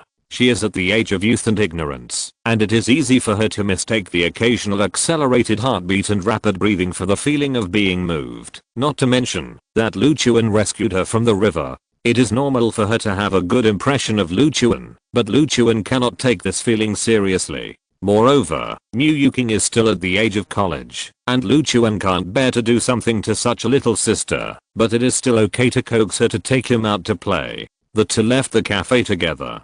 Mu Yuking took Luchuan to visit the scenic spots and historical sites in Kyoto, went to the pedestrian street to buy food, and went to the amusement park together. After a whole day of playing, the two people got to know each other better, and their relationship was obviously closer. Luchuan's thoughts on Mu Yuking are still very simple. He really hopes that he can have such a considerate and lovely sister. Today, he can also experience the fun of being a brother. As for whether Mu Yuking's thoughts on Luchuan are simple, it is unknown. In the evening, the two came out of the amusement park together. Mu Yuking blushed and asked, "Brother, is this considered a date?" Luchuan smiled and said, "No." "Oh." Mu Yuking lowered her head silently. After a while, she suddenly said, "Brother, I don't know if I was scared when I was riding on the pirate ship. I feel my hands are so cold.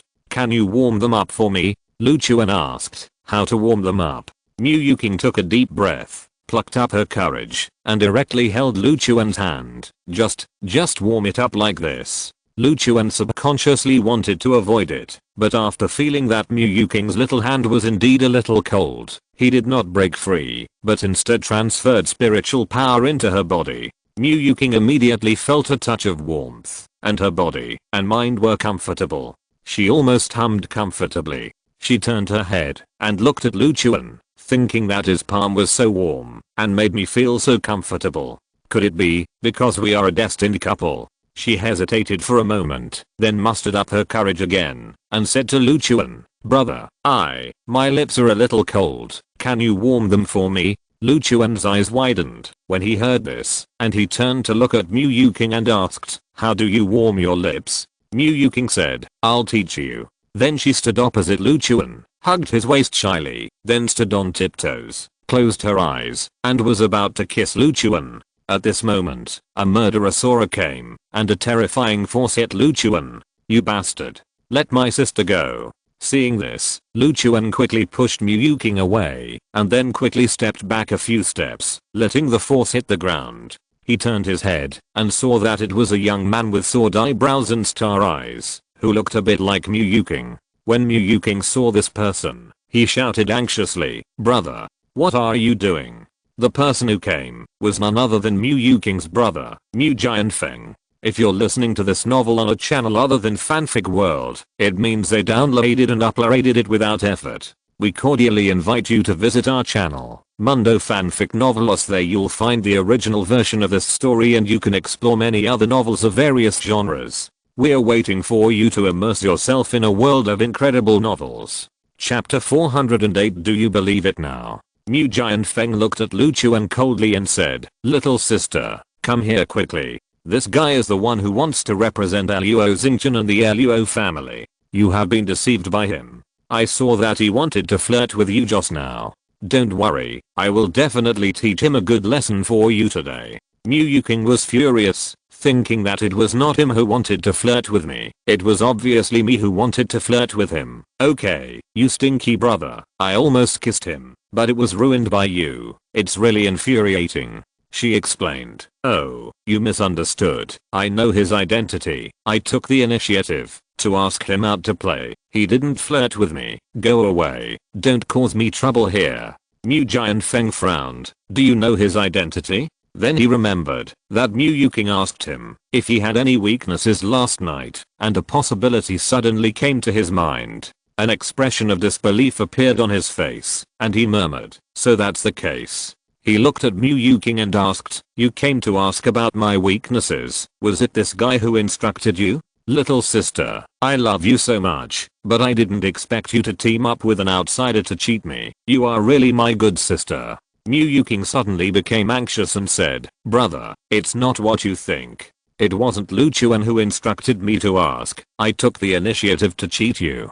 Mu Jianfeng snorted coldly, his face full of heartache, and shouted, "It's not what it's not, little sister, you really disappoint me." He looked at Lu Chuan and said with a gloomy face, "I was wondering why the Luo family suddenly changed their generals at the last minute. It turned out that they replaced them with a despicable, sinister and cunning guy like you. My younger sister is young and ignorant and easy to be fooled. You probably saw this and secretly bewitched her, instructing her to ask about my weaknesses so that you can target my weaknesses during the competition and win the game, right? You, the Luo family, will do anything to win." Lu Chuan looked helpless and said, "Do you believe me when I say I have never had such an idea?" Mu Jianfeng snorted coldly and said, "Don't argue here. If you hadn't bewitched my younger sister, would she come to ask me about my weaknesses? Do you still want to say that it was my younger sister who took the initiative to ask me about my weaknesses and then told you? You really guessed it right." Lu Chuan shrugged and said, "I really didn't need to ask you about your weaknesses, brother." Mu Yuking looked ashamed and guilty and said, "It was indeed me who took the initiative to ask about your weaknesses and told him. It has nothing to do with him.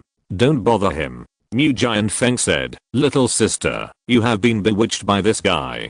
Don't worry, I will expose his true face and make you wake up." He looked at Lu Chuan and said, "Your Luo family will do anything to win. This competition has lost its original meaning. I will announce this matter to the whole city and let everyone know the ugly face of your Luo family." Lu Chuan heard this and immediately said, "Whether you believe it or not, there is really no need for me to do such a thing. Even if I don't know your weakness, I can still defeat you easily." Mu Jianfeng sneered and said, "Don't quibble here. If you really have this kind of strength, why bother to use such a despicable trick?" Mu Yuking on the side stomped her feet in anxiety, wishing she could just hit her head against a wall and die. She couldn't understand why she was so stupid and made this matter like this. Not only did she make Lu Chuan bear a stigma, but she also hurt her brother's heart. She felt that no one in the world was dumber than her. Lu Chuan sighed, knowing that he had to do something. Otherwise, if Mu Jianfeng really told the truth, he would not be able to get the soul grass. So he looked at Mu Jianfeng and said, "If you don't believe me, we can have a fight now." Mu Jianfeng narrowed his eyes and said, "That's what I meant. I wanted to do something to you when you held my sister's hand just now. Since you are looking for death, don't blame me for being rude." As soon as he finished speaking, he released all his strength and rushed towards Lu Chuan. "You should have known that I have broken through the second level of the mysterious realm. I want to see what you have to say, such a big thing." The momentum of the second level of the mysterious realm surged towards Lu Chuan, making the surrounding world darker. Some people passing by were so scared that they trembled, and their legs became weak, almost peeing their pants. Lu Chuan had a calm face, just like when he faced Luo Xingqian. Mu Jianfeng was in front of Lu Chuan in the blink of an eye, and stretched out his palm and slapped Lu Chuan's chest. Lu Chuan didn't even plan to take his palm, but turned around and kicked Mu Jianfeng in the waist. Mu Jianfeng's face changed drastically. The moment Lu Chuan released his power, he felt a sense of death crisis, and the opponent's speed was many times faster than his. He had to retract his palm and quickly resist Lu Chuan's moves. Lu Chuan's leg kicked on Mu Jianfeng's elbow, and a powerful shock wave appeared instantly. Bang!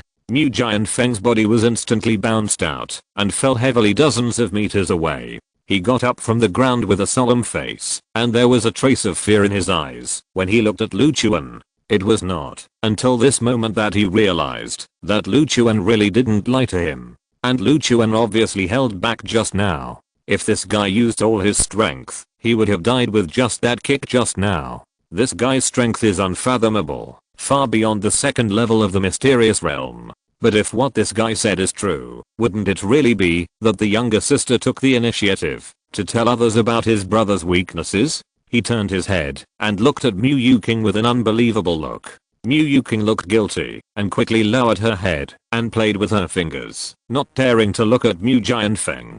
"Do you believe it now?" Lu Chuan said lightly. Mu Jianfeng obviously calmed down. After taking a deep breath, he walked back to Lu Chuan and said, "I was impulsive. Your strength really doesn't need this inferior method." After that, he turned his head and glared at Mu Yuking.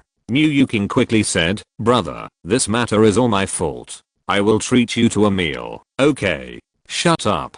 Mu Jianfeng shouted angrily. He looked at Lu Chuan again and said, I have to go back and take care of my family affairs first, so I won't bother you anymore. As for the competition, please show mercy and don't let me lose too badly. After that, he grabbed Mu Yuking and said, go home.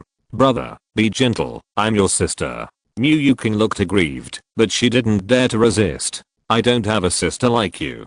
Mu Jianfeng shouted angrily. Lu Chuan watched the brother and sister walk away and sighed helplessly, but he didn't take it too seriously. After all, there was not much difference between defeating Mu Jianfeng now and defeating Mu Jianfeng in the competition. As long as it doesn't affect him from getting the soul grass, it's fine. In the evening, Mu's house. In a lobby, Mu Liancheng, the head of the Mu family, had a gloomy face, holding a ruler in his hand, and his chest kept rising and falling. Mu Jianfeng and his mother Shenrong stood aside, not daring to speak.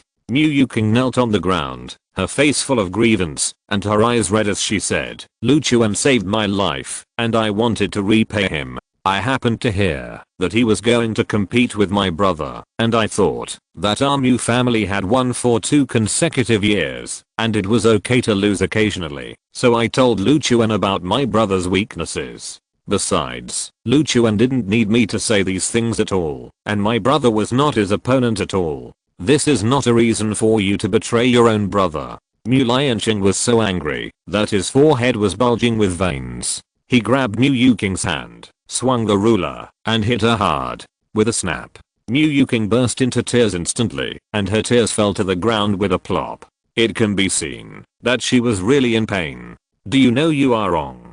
Mu Liancheng shouted. Mu Yuking bit her lip and said, I'm not wrong. I just want to help Lu Chuan. Mu Liancheng was so angry that he hit Mu Yuking a few more times. Say it to me again. Mu Yuking said stubbornly, I just want to help Lu Chuan. Mu Liancheng wanted to continue hitting her. At this time, Shenrong came over to stop Mu Liancheng and said, okay, just hit her a few times. She is still young, and Lu Chuan did save her life. She did this to repay her gratitude, so don't bother with her. Mu Liancheng said unhappily, repaying a favor? Even if she did it to repay her gratitude, she shouldn't have betrayed her own brother. Shenrong quickly said, okay, calm down. Instead of being angry here, think about the competition. She turned her head to look at Mu Jianfeng and asked, son, are you really not a match for Lu Chuan? Mu Jianfeng's face was solemn, and he said, I couldn't survive a single move in his hands, and that's when he held back.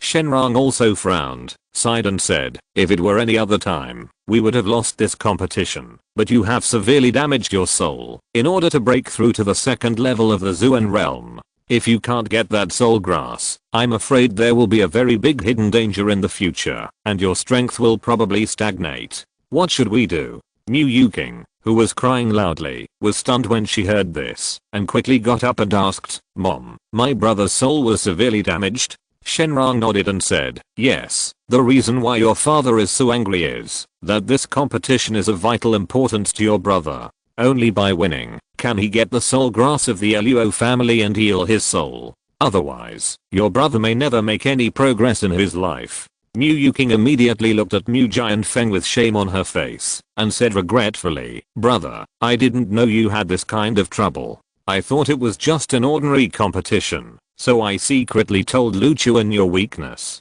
Mu Jianfeng reached out and touched Mu Yuking's head and said with a smile, okay, I don't blame you. Even if you didn't tell me Lu Chuan's weakness, I would definitely lose. You have no responsibility for this. Maybe it's my fate. Your brother is so unlucky to have a sister like you. Mu Liancheng glared at Mu Yuking and said unhappily.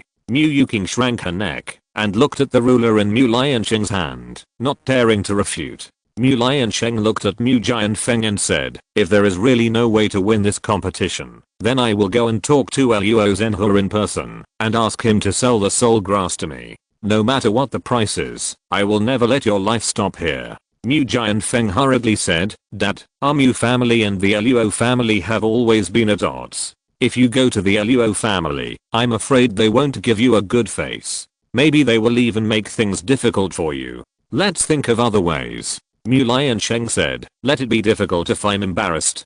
That bastard Luo Zhenhe probably wanted to humiliate me a long time ago. If I let him seize this opportunity, I'm afraid I will lose face. I've fought with him for so many years and I know his character very well. As long as he is psychologically satisfied, he should give me the soul grass. At this time, Mu Yuking suddenly said, Dad, you don't have to beg the head of the Luo family in a humble manner. I have a way to help my brother get that soul grass. The whole family looked at Mu Yuking.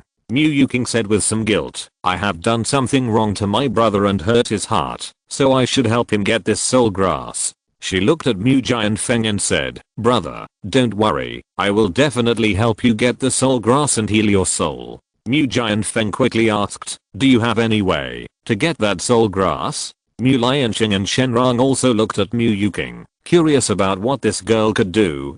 Mu Yuking suddenly showed a hint of shyness on her face and said, oh, don't ask me what the method is. Anyway, I will help you get the soul grass. She thought that if the Luo family won the competition, the soul grass would definitely fall into Lu Chuan's hands. As long as she went to ask Lu Chuan, she would have a great chance of getting the soul grass. However, she also knew that Lu Chuan might not give it to her, so she planned to use a sincere and simple strategy to get this soul grass, that is, the beauty trap. This strategy, of course, must not be known to the family.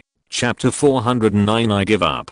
The next morning, Lu Chuan was practicing in his room when he suddenly received a text message from Mu Yuking. Brother, I was severely beaten after being taken back yesterday. My father almost broke my leg. I ran away from home in a rage. Now I feel uncomfortable all over, as if I will die at any time. Can you come to see me? Lu Chuan frowned when he saw this message. He didn't expect Mu Yuking to have such a bad relationship with her family. Moreover, according to her story, she had physical problems after being beaten. This situation was a bit bad.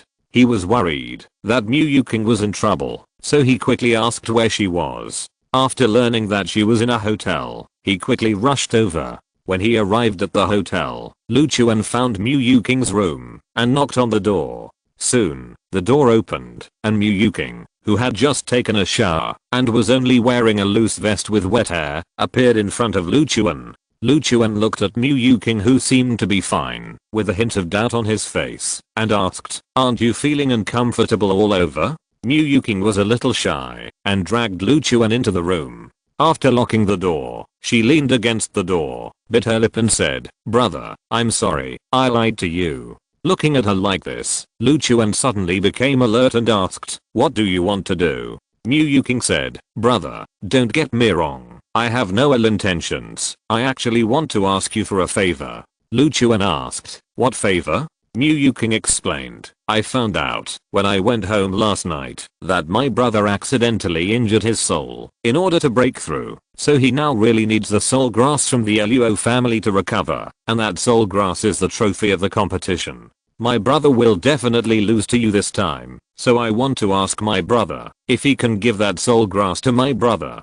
I won't let my brother take out this soul grass for nothing. I'm willing to exchange my body. After saying that, she hugged Lu Chuan and said weakly, brother, okay. Lu Chuan's body stiffened. He swallowed, then quickly pushed Mu Yuking away and said, no. Mu Yuking showed a puzzled expression on her face and asked, why? Lu Chuan said, this soul grass is also very important to me, or I came to Kyoto this time, just for this soul grass, so I can't give it to your brother. Sorry. Mu Yuking was stunned when she heard it, so that's the case. Lu Chuan stretched out his hand and knocked on Mu Yuking's head and said, it's okay for you to help your brother, but don't you think it's too hasty to use this method? If I were a bad person, I could pretend to agree to you first, and then regret it after I took advantage of you. If that were the case, you wouldn't have a place to cry. Mu Yuking covered her head and said embarrassedly, but I know you are not a bad person, and what? Lu Chuan stared at her and asked. Mu Yuking's face suddenly turned red, and she quickly said, it's nothing, brother, since you are here, why don't we sit down and chat for a while? Lu Chuan smiled and said, we are a single man and a single woman, aren't you afraid of chatting and talking to the bed? You are still so young. Don't always think about those things in your mind. Otherwise you will regret it when you grow up in a few years and have no place to complain. Okay, since you are fine, I will leave first and don't have such crooked thoughts in the future. After saying that, he opened the door and left here. Miyuki sighed helplessly, with a hint of disappointment on her face. I don't know if she was disappointed that she couldn't help her brother get the soul grass, or disappointed that nothing happened with Luchuan. Time passed in a flash, and in the blink of an eye it was the day for the Luo family and the Mu family to compete. The venue for the competition was chosen in the famous martial arts hall in Kyoto, the Miracle Martial Arts Hall. Early in the morning, the Miracle Martial Arts Hall was already crowded with people, all of whom came to watch the excitement. The people from the Luo family and the Mu family also arrived early. After all, the two families could not only let the top talents from each family compete.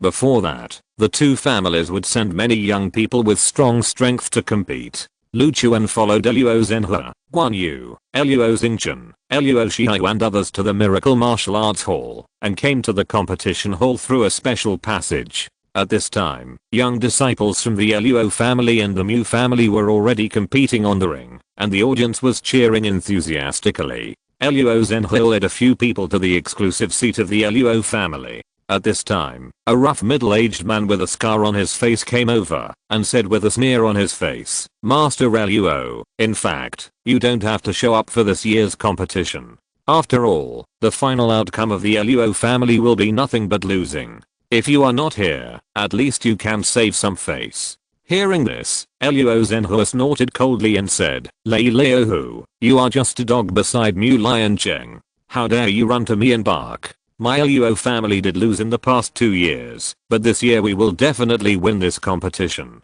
The man called Lei Leo, who is the owner of the Miracle Martial Arts Hall. He is a master of the 7th level of the mysterious realm and has a strong reputation in the martial arts world of Kyoto. When he founded the Miracle Martial Arts Hall, he received the favor of Mu Liancheng, so he was loyal to Mu Liancheng and was considered a follower of Mu Liancheng. So he was so rude to the people of the Luo family. Lei Leo, who did not get angry when he heard Luo Zhenhe's words, but instead he looked at Luchuan and said with a smile, if I'm not mistaken, this should be your nephew, right? I don't think this kid is anything special. It's a bit of a pipe dream for him to win against young Master Mu. Luo Zhenhe pushed Lei Leo away and continued to walk forward. Whether you can win depends on the result. No matter how loud you shout, you can't change the final fact. Luchuan and others also continued to walk forward. Lei Leo, who looked at the backs of the Luo family and his eyes showed a hint of viciousness. He said to himself, why are you pretending? I have asked someone to investigate your nephew. He is just an unknown person. It will take him a few more lifetimes to win against young Master Mu. Luo Zhenhe and his party came to the Luo family's seat and sat down, opposite to the Mu family. At this time, the Mu family was a little gloomy. Only Miyuki's eyes lit up when she saw Luchuan appear. However, she was probably worried that her reaction would be discovered, so she looked at her father and brother beside her with a guilty conscience. After confirming that they didn't notice her just now, she was relieved. Why does the Mu family seem so dead? Aren't they absolutely confident in this competition? Luo Zhenhe showed a trace of doubt on his face. Guan Yu said, maybe this is just their tactic, showing a little frustration, so that we can let our guard down. Luchuan, you must not be careless later. If you lose this competition, you will be the eternal sinner of our Luo family. Don't even think about entering our Luo family's gate again in the future. In the final analysis, she still couldn't get the slightest bit of good feelings for Luo Yunshang's son. Luchuan smiled and said nothing, ignoring Guan Yu. The younger generations of the Luo family and the Mu family had more than a dozen competitions, and both sides had wins and losses. The overall strength was about the same, and there was no difference. Therefore, the strongest genius of both families became the key to determining the outcome of this competition. Finally, the competition between the two families came to the most critical moment, and Luchuan and Mu Jianfeng stood on the stage. The audience in the stands all gave warm applause. Mu Jianfeng is a recognized genius in our Kyoto martial arts world. He has already defeated the Luo family for 2 years. He should be able to win easily this year, right? That's not necessarily true. I heard that the Luo family sent Luo Zenhua's nephew this year. His identity is very mysterious. If they were not absolutely sure, they would not think of changing him. Luo Zenhua's nephew? I've never heard of this guy's reputation. If he was really good, would he be such an unknown person? I think the Luo family doesn't want to lose too shamefully, so they didn't let Luo Xingqian go. This nephew was just pushed out to withstand the pressure. Lei Leo, who came to the side of the ring, glanced at Lu Chuan coldly and said loudly, "Everyone, this exciting moment has finally arrived. The Luo family and the Mu family will usher in the ultimate showdown. I won't say much nonsense. Let us wait and see who will win this year's competition. Now I declare that the competition officially begins." Everyone was in high spirits, looking forward to seeing a wonderful competition. Lei Leo, who looked at Mu Jianfeng and whispered, "Master Mu, you must use all your strength to deal with this guy and let everyone see your strength." But Mu Jianfeng took 2 steps forward, bowed directly to Lu Chuan, and said loudly, "I admit defeat." The originally lively martial arts hall was instantly silent. Everyone stared at the direction of the ring in a daze, and it took a while to react. What's going on? Why did Mu Jianfeng admit defeat directly? Oh my god, no way. He admitted defeat before the fight even started. This is too perfunctory.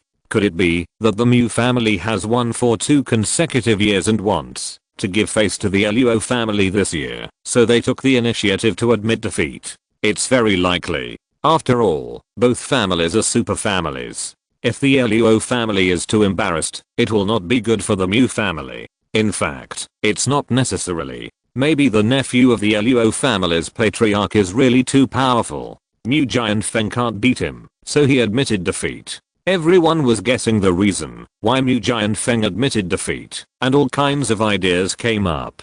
Only Mu Jianfeng himself knew that he really couldn't beat Lu Chuan. Instead of getting beaten, it would be better to admit defeat directly, which would save a lot of time. Lu Chuan didn't expect Mu Jianfeng to admit defeat directly, but he didn't care whether he admitted defeat or not, so he folded his hands to Mu Jianfeng. Lei Leo, who on the side, was full of surprise. He couldn't accept that Mu Jianfeng just admitted defeat directly. If so, he would have gone to the Luo family to mock them, which would have made him a joke. However, Mu Jianfeng's admission of defeat had become a fact, and he couldn't change it. So he thought of a way out and shouted, "Master Mu really considers his opponent. He knows that the Luo family has lost for 2 years. If they lose again, it will become a joke, so he let the Luo family win once. Master Mu is really broad-minded and doesn't care about the victory or defeat.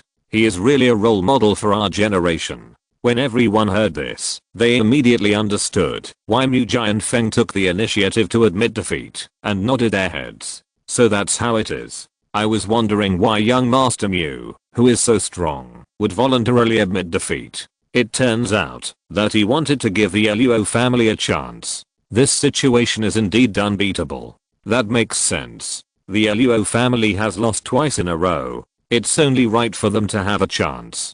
Haha, the Luo family is so weak. They have to let the Mu family give in to them before they can win once. But what's the difference between winning and losing? It's really a joke. Listening to the discussions of the people around them, the faces of the people in the Luo family became extremely gloomy. They never thought that things would turn out like this, and they would be belittled like this even if they won. Luo Zenhua's face was extremely gloomy. Although Lu Chuan did win on behalf of the Luo family, he couldn't be happy at all. Guan Yu shouted directly at Lu Chuan, "You damn thing, you and the Mu family colluded to do this on purpose. I knew that you suddenly came to our house with no good intentions. Now, our Luo family has become a joke. What's the point of winning this competition?" Lu Chuan frowned. He didn't expect things to turn out like this. He looked at Mu Jianfeng with a questioning look, wondering if he had colluded with Lei Leo who. Mu Jianfeng showed an innocent look. Obviously he didn't expect everyone to react like this. Only Lei Leo who sneered and said, "See, your Luo family is a joke. Even if you win the competition, you will be laughed at. You can't change this fact." Lu Chuan stared at Lei Leo who. He knew that everyone would have such a reaction, because they didn't see his true strength. It was very simple to solve this problem. He stretched out his hand to Lei Leohu and said coldly, "You. Get up here." Chapter 410. Beating up Lei Leohu. Lei Leohu was stunned for a moment and pointed at himself. "Me? What do you want to do?" Lu Chuan said lightly. "Use you to prove that this competition is not that the Mu family is giving into the Luo family." Lei Leohu couldn't help laughing when he heard this and said, "Boy, are you sure you are not joking? Do you know what my strength is? Even if you really have the strength to defeat Master Mu, do you think you are qualified to challenge me?" Lu Chuan said, "Stop talking nonsense. If you don't have the courage, shut up and don't waste my time." Lei Leohu narrowed his eyes, then sneered and said, "Okay. Since you asked for it, don't blame me for being rude." He jumped onto the ring. "Today I will help you recognize your level. Don't be stupid like this again in the future." Mu Giant Feng looked at Lu Chuan with surprise. He knew that Lu Chuan was very strong, but he never thought that this guy would dare to challenge Lei Leohu, who had already made a great name in Kyoto. He didn't know whether Lu Chuan was confident or conceited, but he knew very well that if he stayed on the ring, he might be accidentally injured, so he quickly jumped off the ring. The audience around were all surprised when they saw Lei Leohu on the ring. Why is Lei Leohu on the ring? Could it be that Lu Chuan wants to challenge the long famous owner of Miracle Martial Arts School? No way. Isn't this courting death? Lei Leohu is a 7th level master of the profound realm. How could a guy in his 20s like him deal with him? It seems that the two people are really going to have a fight. Could it be that Lu Chuan dislikes us saying that the Mu family gave into the Luo family and took the initiative to admit defeat, so he did this? Even if that's the case, why did he choose Lei Leohu? If he loses later, won't he become a laughing stock in everyone's eyes? Mu Lion Sheng frowned when he saw this scene. Is this kid crazy? Luo Zhenhua shouted at Lu Chuan. "Lu Chuan, don't be stupid. Get down quickly. You are not his opponent." Guan Yu curled her lips and said, "Why stop him? Such a brainless guy deserves to be beaten to death." Lu Chuan ignored the voices of the crowd, just looked at Lei Leohu calmly, and said, "Make your move." Lei Leohu stretched his muscles and bones, and an excited smile appeared on his face. He said, "Boy, you will soon know how to write the word regret." As soon as the voice fell, the momentum of the 7th level of the Zuan realm burst out, and then quickly swept towards Lu Chuan. Lei Leohu's face was full of cruel smiles. His figure instantly turned into a gust of wind and rushed towards Lu Chuan quickly. His fist was like a cannonball, with a powerful momentum, as if it could destroy everything. However, Lu Chuan was not panicked at all, but there was a hint of playful smile in his eyes. He slightly turned his body and cleverly avoided Lei Leohu's attack, then stretched out a hand and gently placed it on Lei Leohu's fist. Lei Leohu's eyes flashed with contempt. He wanted to shake off Lu Chuan's hand, but was surprised to find that he could not break free anyway. Then, he felt a huge force coming from Lu Chuan's hand, directly hitting the blood and qi in his body. Lei Leohu's face turned pale in an instant, and his body flew backwards involuntarily, and then fell on the ring, leaving a long mark. He raised his head with difficulty, his heart filled with shock and fear. How is this possible? Lu Chuan did not give him any time to think. The next second, he appeared in front of him and punched Lei Leohu again. Lei Leohu no longer dared to underestimate him and immediately used all his strength to resist. However, Lu Chuan's punch was like a force of 10,000 kilograms, easily breaking through his defense. The force carried by it passed through his elbow and hit his chest. Bang! Lei Leohu fell to the ground, spitting out a mouthful of blood, and was already seriously injured. Is this kid a monster? I'm the 7th level of the Zuan realm. I can't even block one of his moves. Lei Leohu roared in his heart, and he had already retreated and wanted to escape quickly. Unfortunately, Lu Chuan did not intend to give him this opportunity. He grabbed his collar and pulled him up from the ground. Lei Leohu's face was full of astonishment and disbelief. After being pulled up by Lu Chuan, he felt that his body was almost out of control. He tried to struggle, but Lu Chuan's hand tightly grasped his collar, making him unable to move. You monster! Lei Leohu roared, his heart full of anger and fear. Lu Chuan did not answer him. His eyes were full of indifference and ruthlessness. He looked at Lei Leohu, then swung his fist and hit him hard in the face. Lei Leo, whose body shook, and he felt that his face was almost distorted by the beating. He felt a sharp pain coming from his face, followed by a dizziness. "Stop hitting me!" Lei Leo who shouted. His voice was a little unclear. Lu Chuan ignored him at all, and his fists fell on Lei Leo who like raindrops. The audience around watched Lu Chuan beat Lei Leo who hard, all stunned, silent, and dumbfounded. How come he is so powerful? Lei Leo who is at the 7th level of the profound realm, is not even a match for him? This is too horrible. I originally thought that someone in his 20s, who could break through to the profound realm, would be a rare genius once in a century, but this guy beat up a master of the 7th level of the profound realm without any chance to fight back. Is he still human? Mu Giant Feng stared in a daze as Lu Chuan beat up Lei Leo who and murmured, "It turns out that he is so much stronger than me. Fortunately, I took the initiative to admit defeat, otherwise, I would be the one getting beaten on the ring now." Mu Lianqing's face became incomparably solemn, and his fists clenched tightly. This kid is definitely not an ordinary person. But why is he not my Mu Lianqing's nephew?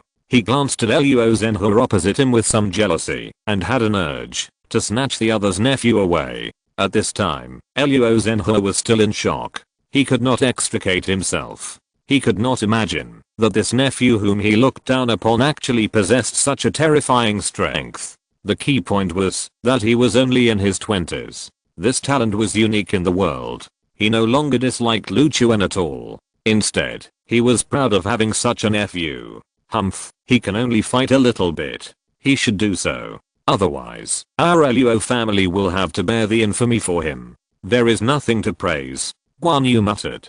"Shut up."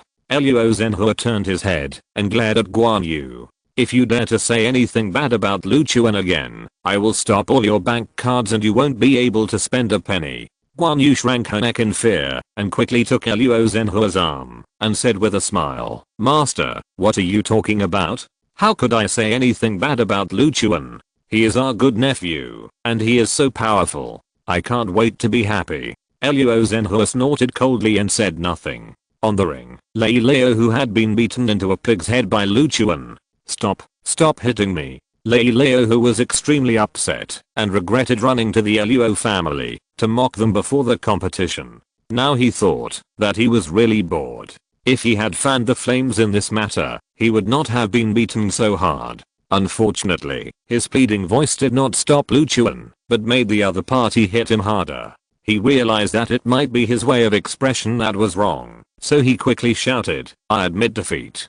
Please, I know I was wrong. Please forgive me, I admit defeat." Lu Chuan stopped his hand and said to Lei Leo who with a smile, "You have a good physique and can withstand my beating for such a long time, but it's a pity that your brain is a little stupid. On the ring, only when one side admits defeat will the battle end.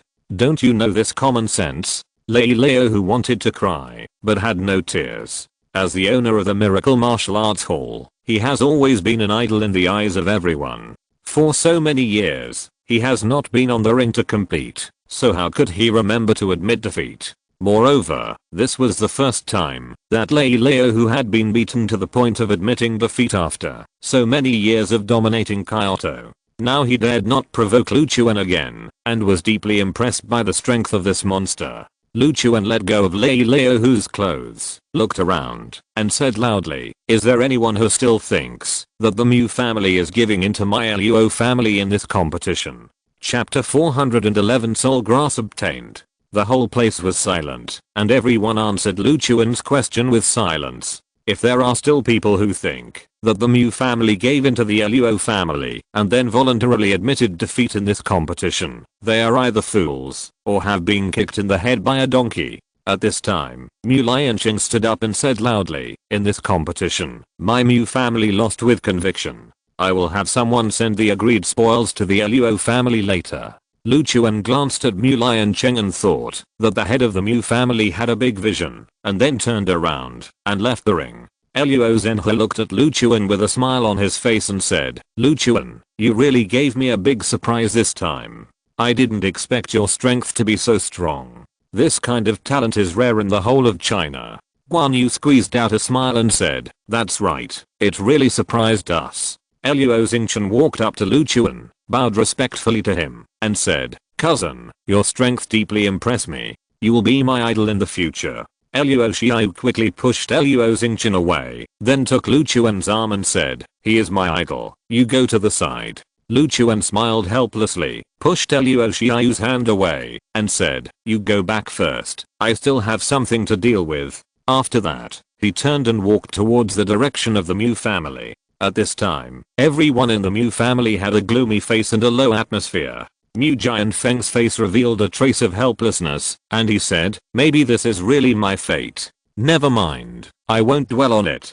Let's stop here. Anyway, I still have the Mu family behind me. There's nothing wrong with being a lazy rich second generation." Mu Liansheng gritted his teeth and said, "I will go to Lu Chuan and ask him to give us the soul grass." Mu Giant Feng smiled bitterly and said, "Didn't my sister say that Lu Chuan participated in this competition just for the soul grass? If he was really willing to give up the soul grass, my sister should have come here, and father wouldn't have wasted his efforts." At this time, Mu Yuking suddenly shouted, "Brother Lu Chuan is coming this way."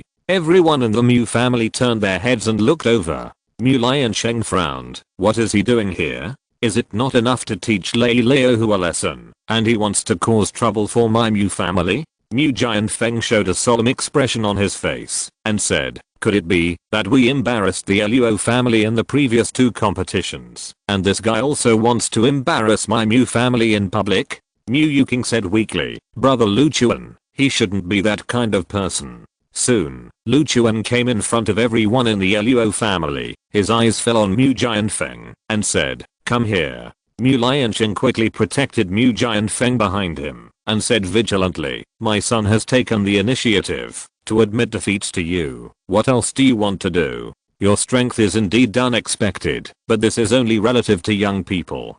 Don't forget the foundation of my Mu family." Lu Chuan said, "The head of the Mu family misunderstood. I have no ill intentions. I heard from Yuking that her brother's soul was severely damaged because of the breakthrough, which made it impossible for his strength to continue to improve. So I wanted to help him and see if I can solve his troubles." Mu Liansheng was surprised. He never expected that Lu Chuan came here for this matter. He looked at Lu Chuan with a little disbelief and asked, "Do you have this ability? Without relying on soul grass, can you heal my son's soul?" Lu Chuan smiled and said, "You can try." Mu Liansheng showed a trace of hesitation on his face, because he was not sure what Lu Chuan was thinking. If this kid did something to his son in the name of healing the soul, he would have no chance to regret it. Mu Giant Feng walked directly in front of Lu Chuan and said, "Okay, in this case, please help me take a look." Mu Liansheng quickly stopped him. "Giant Feng." Mu Giant Feng turned his head and looked at Mu Liansheng and said, "Don't worry, Dad, I believe he is not that kind of person." Lu Chuan smiled and said, "Stand still." Mu Giant Feng quickly stood up. Lu Chuan raised his hand and placed it on Mu Giant Feng's head, releasing a force to sense his soul. Soon, he found that Mu Giant Feng's soul was indeed damaged. This kind of injury is indeed fatal to a warrior, but for a cultivator, it is just a minor trouble that is not worth mentioning. After all, in addition to cultivating their own strength, cultivators also cultivate their souls, and some minor injuries will even recover on their own. However, Mu Giant Feng is not a cultivator. His soul is a world away from his soul, so it is naturally impossible for him to recover on his own. In order to save time, Lu Chuan directly released some of his soul power and merged it into Mu Giant Feng's soul. After a while, his injuries were repaired. "Okay, your soul is fine now." Lu Chuan retracted his hand and said lightly. Mu Liansheng was surprised and said, "It's that simple." Lu Chuan nodded. "It's that simple." Mu Liansheng felt that Lu Chuan was fooling him, so he turned to look at Mu Giant Feng and asked, "Son, how do you feel?" Mu Giant Feng felt his own condition, and an extremely excited expression appeared on his face. He said, "I can't feel the trauma in my soul. My soul has returned to normal. The feeling that my strength could not be improved before has disappeared without a trace." Mu Liansheng widened his eyes in disbelief, turned his head to look at Lu Chuan, and murmured, "It turns out, I was really cured." Mu Giant Feng bowed respectfully to Lu Chuan and said, "Lu Chuan, you are my benefactor, and I will definitely repay this kindness." From now on, you are my big brother. No matter if you ask me to go through mountains of swords or seas of fire, I will do it without hesitation. Lu Chuan smiled and said, don't be so polite. I'm also helping you for your sister's sake. This is just a piece of cake for me, and it's not a favor. Mu Yuking, who was standing aside, immediately showed a shy face and murmured in her heart, he helped my brother for my sake. Could it be that he also likes me? Ah, I'm so excited that I can't breathe. Mu Liancheng also believed at this moment that Lu Chuan had indeed healed his son's soul. He looked at Lu Chuan with a little more gratitude and then said, Lu Chuan, thank you for helping my son. You are giving him life. What reward do you want? Just tell me. As long as my Mu family can afford it, I will not be stingy. Shenrong, who was standing aside, also smiled and said, yes, you are equivalent to saving my son's life. Our Mu family must give you the most precious thing to repay you. Mu Yuking suddenly jumped up and said, then how about I give myself to you? Everyone looked at Mu Yuking. Mu Liancheng and Shenrong were both stunned.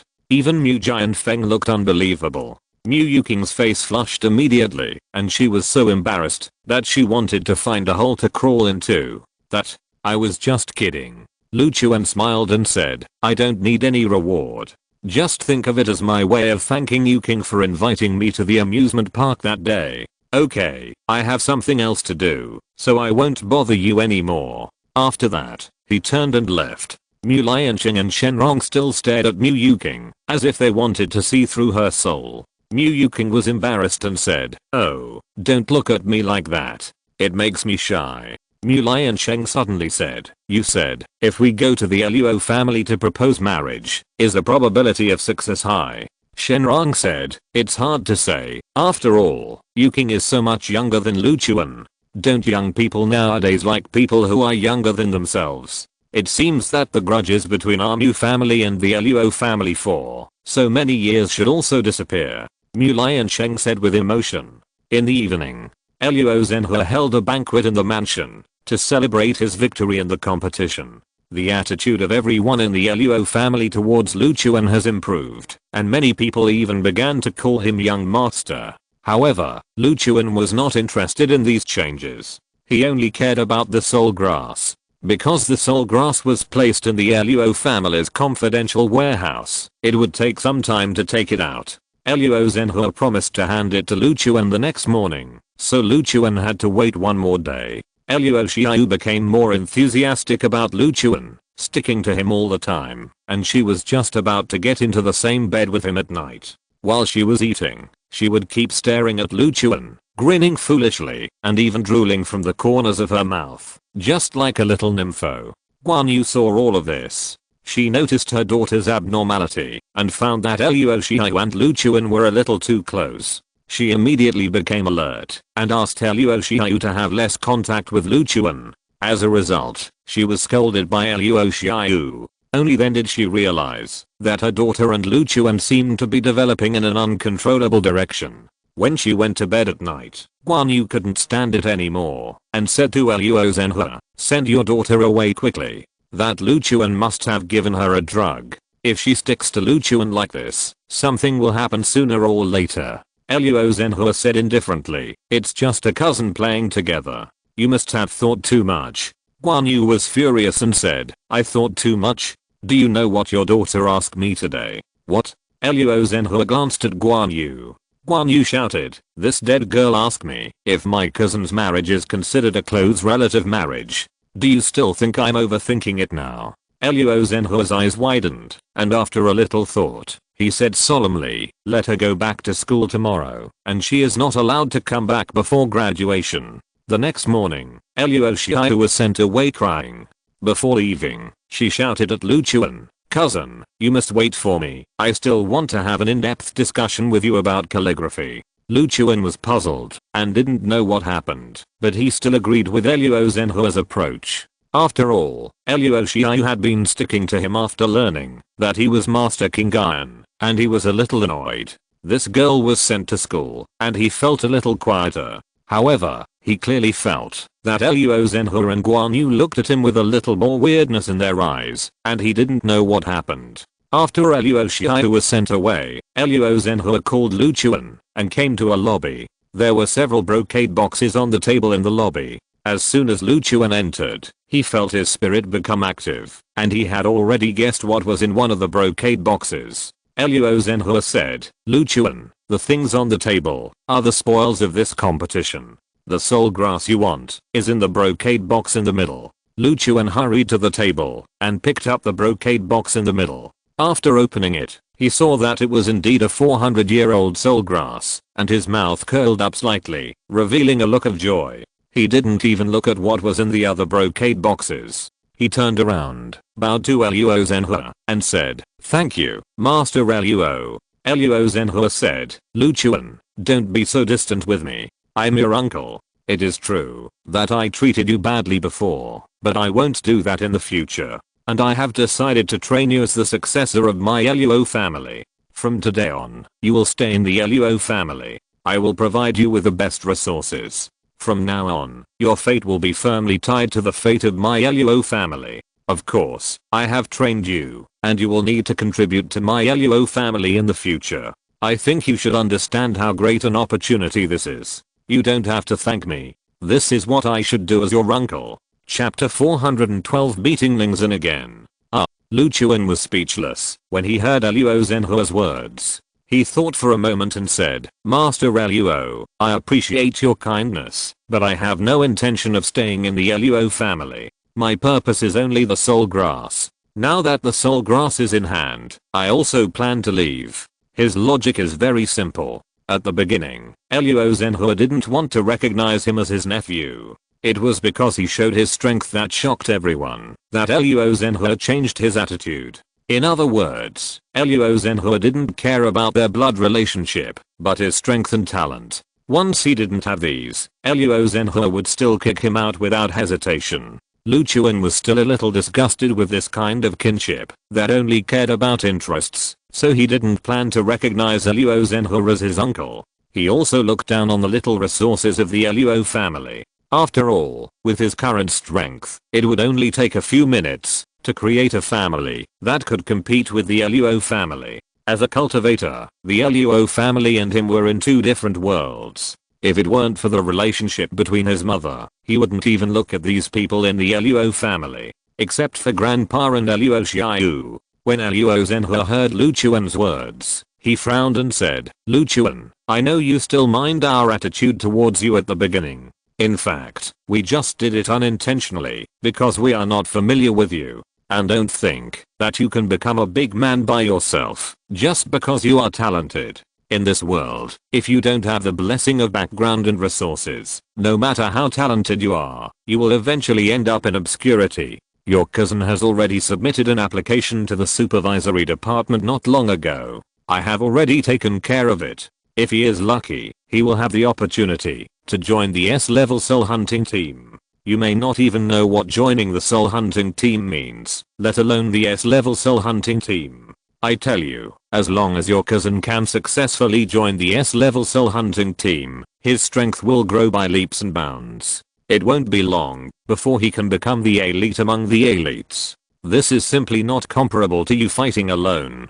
Are you sure you don't want to accept my proposal and stay in the Luo family? It's just a soul hunting team. If you knew that I even rejected the head of your Kyoto supervisory office, you probably wouldn't tell me all this." Lu Chuan smiled and said, "Sorry, I think it's better for me to be alone." Upon hearing this, Guan Yu immediately cursed, "You ungrateful thing. Do you know how many people are scrambling to become the training object of my Luo family? We give you this opportunity because we think highly of you. If it weren't for our Luo family's support behind you, do you really think you have a chance to become a big shot? Let me tell you, if you reject our Luo family now, it won't be long in the future. Xingchen's strength will surpass yours. By then, you will become insignificant in front of us, and it will be too late for you to beg us then."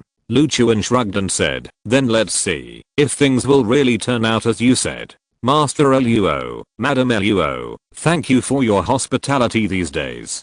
Bye." After that, he turned and walked out. Luo Zhenhua's face was extremely gloomy. He did not persuade Lu Chuan anymore, but said coldly, "You will regret it." Lu Chuan pretended not to hear and walked out of the gate of the Luo family mansion. He had just walked out for a short distance when he received a message from Feng Yuanshan.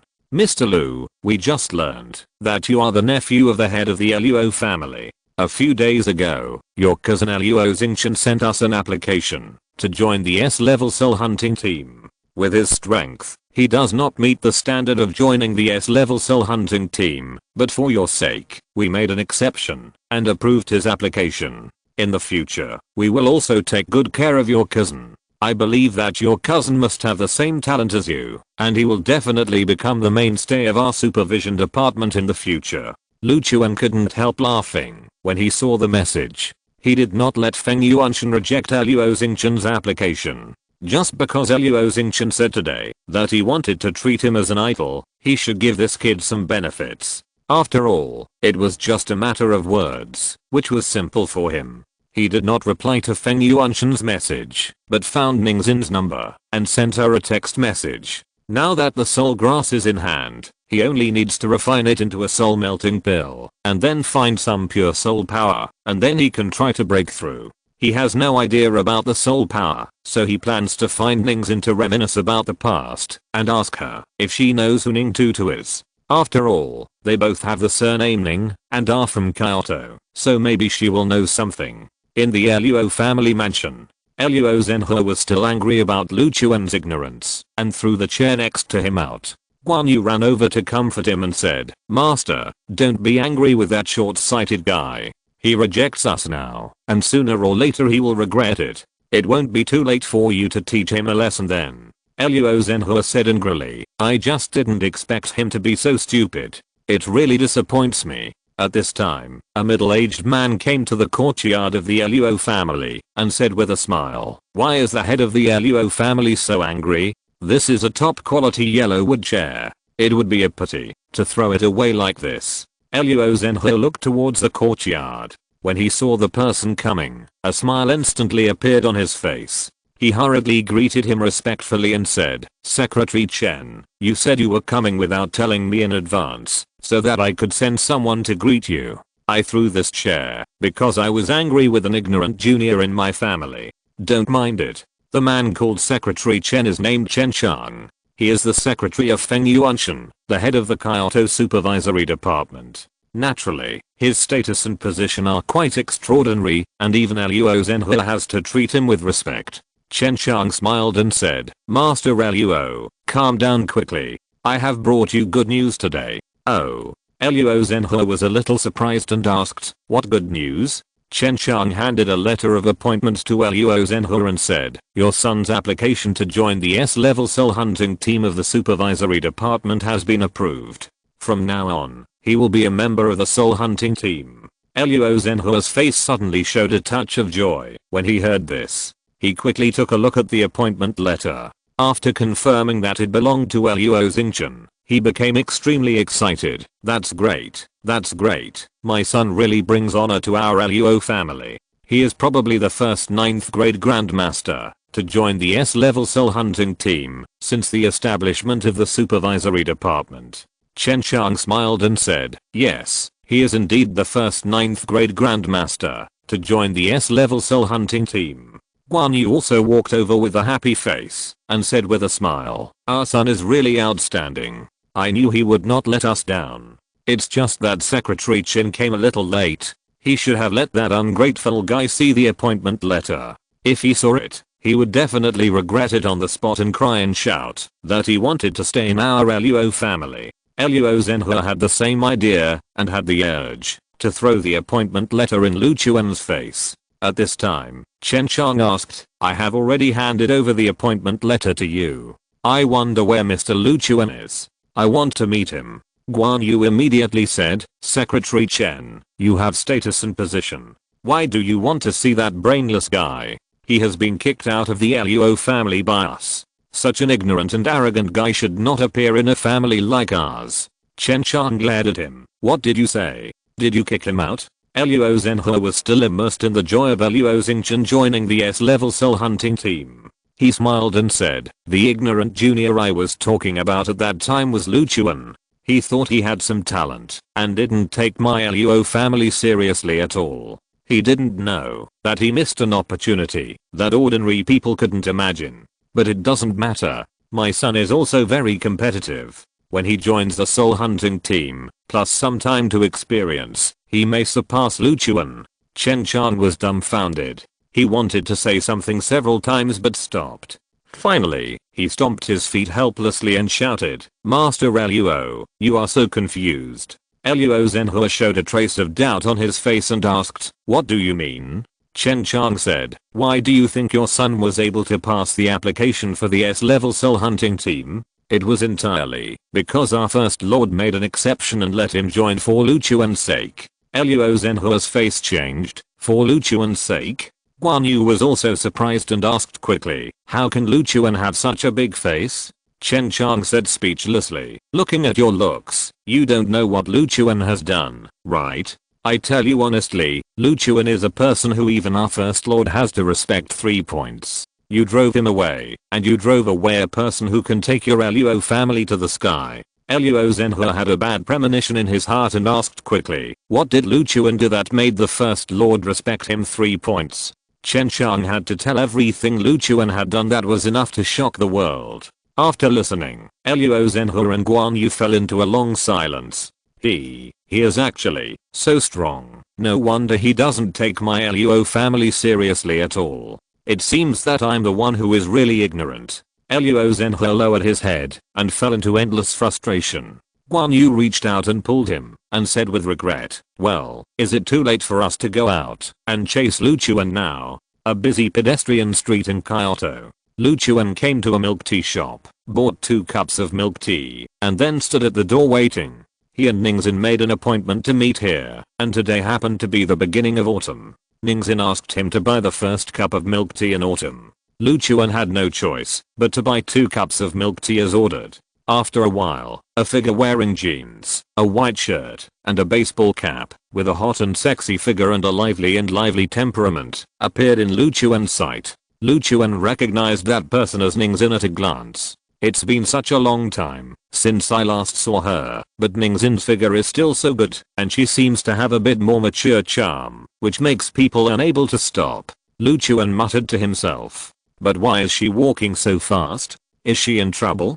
Soon, Ningxin came to Lu Chuan. Just as Lu Chuan was about to speak, Ningxin grabbed him and walked quickly towards the pedestrian street. "Hurry up, someone is chasing me. It will be troublesome if I get caught." Lu Chuan looked strange, looked behind him, and found that there were indeed a few people chasing him, and asked quickly, "Did you get into trouble? You are being chased by so many people." Ningxin said unhappily, "Oh, I came out to see you. So don't talk nonsense here. Help me get rid of those idiots." Lu Chuan had no choice but to speed up his pace and take Ningxin to hide in the streets, and finally got rid of those guys. "It's not safe outside. Let's go to the hotel over there and get a room and sit down to talk," Ningxin said. Lu Chuan felt that what Ningxin said made sense, so he took her to get a room. The two of them went into the hotel room together.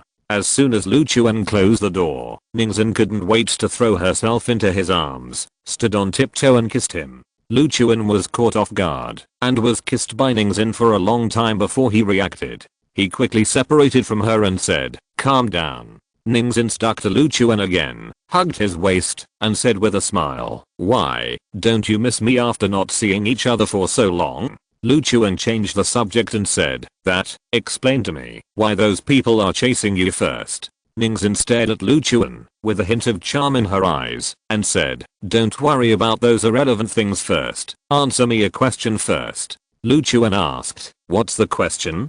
Ningxin showed a teasing look on her face, leaned close to Lu Chuan's ear, and whispered, "Do you like young women?" Chapter 413 Ningxin and Ning Tutu. Lu Chuan was stunned for a moment when he heard this question, and then said, "If you are talking about the classification in the domestic area, I actually like it very much. There will be some excellent products from time to time, which are worth watching repeatedly." Ningxin looked at Lu Chuan with a reproachful look, and said, "Oh, who asked you this?" "I'm talking about me." A hint of confusion appeared on Lu Chuan's face. "You?" Ningxin became a little shy, but the lust in her eyes became stronger and stronger. I'm married. Lu Chuan's eyes widened, and then he remembered that when Ningxin left last time, she said that she would get married when she returned to Kyoto. He looked at the woman who was clinging to him, and suddenly became a little flustered. He quickly separated from her and said, "Why are you so close to me? If others know about this, it will damage your reputation."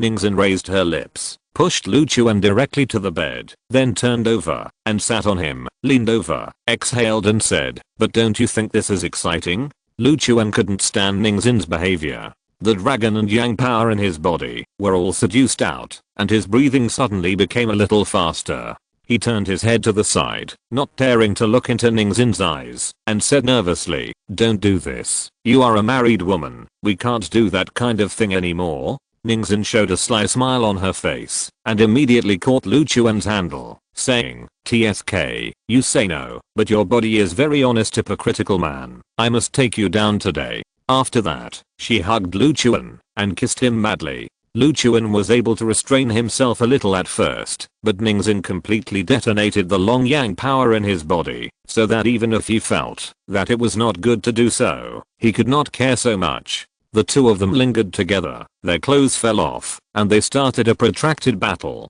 In the evening, Lu Chuan leaned against the head of the bed, holding Ningxin in his arms, and couldn't help sighing. Ningxin looked up at him and said, "Why are you sighing? Don't I make you happy?" Lu Chuan said, "I just feel that this is a bit unfair to your husband." Ningxin snorted and said, "I just want to do something unfair to him. I don't like him. My family forced me to marry him, so he deserves to be cuckolded by him." Lu Chuan looked at Ningxin's appearance and didn't know what to say for a while. He was still entangled in this matter and changed the subject. "By the way, do you know a person named Ning Changsheng?" He originally planned to ask Ningxin directly if she knew Ning Tutu, but considering that Ningxin might get angry if she knew that Ning Tutu was her fiancé, he turned to ask Ning Tutu's grandfather. After all, as long as Ning Changsheng is found, Ning Tutu should be found. Ningxin was stunned for a moment when she heard this question, and then said, "Ning Changsheng is my grandfather. Why are you asking him?" Lu Chuan's eyes widened. "Ning Changsheng is your grandfather?" Ningxin nodded. "Yes, what's wrong?" Lu Chuan was not well. If Ning Changsheng is Ningxin's grandfather, then Ning Tutu must be Ningxin's sister or younger sister. Now Ningxin is not only a married woman, but also the sister or younger sister of his fiancé, and he is with Ningxin. Isn't this a bit too confusing? Ningxin saw that Lu Chuan's whole body was stiff, and she was a little surprised. She asked, "What's wrong with you?" Lu Chuan swallowed his saliva, forced an awkward smile to Ningxin, and said, "Nothing, nothing. That, Ning Tutu, who are you?" Ningxin suddenly laughed shyly and said, "Oh, how do you know my nickname? No one has called me by this name for many years. It's so embarrassing." Lu Chuan was stunned, and it took him a while to react, and said, "You are Ning Tutu?" Ningxin snorted and said, "Why, is it not okay?" Lu Chuan's eyes moved down to Ningxin's chest, thinking that the nickname Tutu really fits your temperament. Of course, he was not in the mood to care about these things at the moment, but was surprised that Ningxin was Ning Tutu. Doesn't this mean that Ningxin is his fiancé? Then how about Ningxin being married? He thought that Chu Mingyao was also engaged before, but she was engaged to Long Hao, and thought that you two are really good girlfriends. You both like to do things that don't abide by the engagement. Lu Chuan immediately took out the box containing the marriage certificate from the demon suppressing tower, found the marriage certificate of Ning Tutu, handed it to Ningxin, and said, "Look at the Ning Tutu on it. Is it you?" Ningxin took the marriage certificate and took a closer look, then widened her eyes and said, Aren't you engaged to Mingyao? Why do you have such an engagement with me? And it was actually arranged by my grandfather." Lu Chuan coughed twice and said, "Well, the matter of the marriage certificate is a long story, but since you are already married, the engagement is invalid. It just so happens that I'm looking for Ning Tutu to cancel the engagement, which saves a lot of trouble." "No!" Ningxin suddenly shouted, "You dare to cancel my engagement? You think you are tired of living, right?" Lu Chuan said, "But you are already married. You still want to marry two people." Ningxin was suddenly a little anxious and said, "Why should I marry two people? The person who marries me is you. It was only when I saw your marriage certificate that I realized that the person my father had been forcing me to marry was you, a bastard. If I had known that my fiancé was you, how could I have opposed it in every way? Lu Chuan was immediately confused. The person you are marrying is me? What nonsense are you talking about? Ningxin was excited and said, oh, come back with me first. I will explain to you when we get home, and help me pick up the underwear on the ground. Lu Chuan still didn't understand, but he didn't ask any more questions and picked up the clothes on the ground. After the two put on their clothes, they left the hotel and rushed to Ning's house. On the way, Ningxin kept holding Lu Chuan's arm, looking very intimate and very happy. Lu Chuan felt uncomfortable all over, especially when someone looked at them. He felt like he was taking someone else's wife out on the street. He tried to separate from Ningxin. Ningxin, let me go. No matter what, you are someone else's wife. You will make others misunderstand you. Ningxin smiled and said, didn't I tell you that the one who married me is you, and I'm your wife? They can misunderstand whatever they want. Lu Chuan looked helpless, thinking about what he had just done with Ningxin. The guilty feeling made him unable to forcefully break away from Ningxin's hand, and he could only let it go. Not long after, the two came to the Ning family's house. Everyone inside was anxious because the young lady sneaked out, and there were curses in the yard. Lu Chuan followed Ningxin to the yard and saw a middle-aged man angrily cursing those who had chased Ningxin before. A beautiful woman stood aside, frowning and looking very unhappy. The two were Ning Sequin, the head of the Ning family, and his wife Zhao Tong. You bunch of losers. I told you to keep an eye on the young lady and not let her leave the house, but you let her run away so easily. I have been looking for her for a whole day and still can't find her. If anything happens to her, I will kill you. Ning Sequin shouted angrily. A group of people were all scared, not daring to breathe, shrinking their necks to be scolded. Dad, don't scold them. This is none of their business. I'm too powerful. They can't keep an eye on me at all. Ningxin shouted. Ning Sequin quickly turned his head to look over, and when he found that it was Ningxin who came back, his eyes lit up, and the anger on his face eased a lot. But when he saw Ningxin holding the arm of a strange man, his brows frowned again. Zhao Tong ran over with a look of joy on her face. After seeing that Ningxin was fine, she breathed a sigh of relief and said, my silly daughter, you really worried us to death. Didn't you agree not to go out alone during this period? What if you were captured by those people in the mountain temple? We would be powerless to save you. Oh, Mom, I'm fine. Don't worry. Ningxin comforted. Ning Sequin walked over, stared at Lu Chuan coldly, and asked, who is this guy? Ningxin, you are a married person, hugging and kissing a strange man. How can you let go of his arms? Ningxin raised her head proudly and even hugged him tighter, saying, he is my husband who was married in a formal ceremony. What's wrong with me hugging him? Nonsense. Ning Sequin was annoyed. Let go of me quickly, or I will do something to this guy. Ningxin immediately handed over Lu Chuan's marriage certificate and said, you'd better take a look at this before deciding whether to do something to him. Ning Sequin took the marriage certificate, took a look at it, his eyes immediately widened, looked at Lu Chuan in disbelief, and shouted, you are Lu Chuan. Lu Chuan immediately arched his hands to Ning Sequin and said, that's right.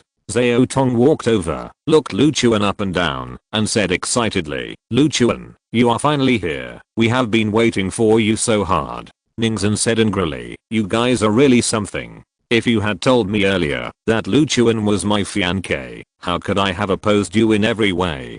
Besides, he and I already knew each other, so why would I wait for him to come to me? Ning Sequin smiled and said, okay, it's all our fault, but you are wrong about one thing.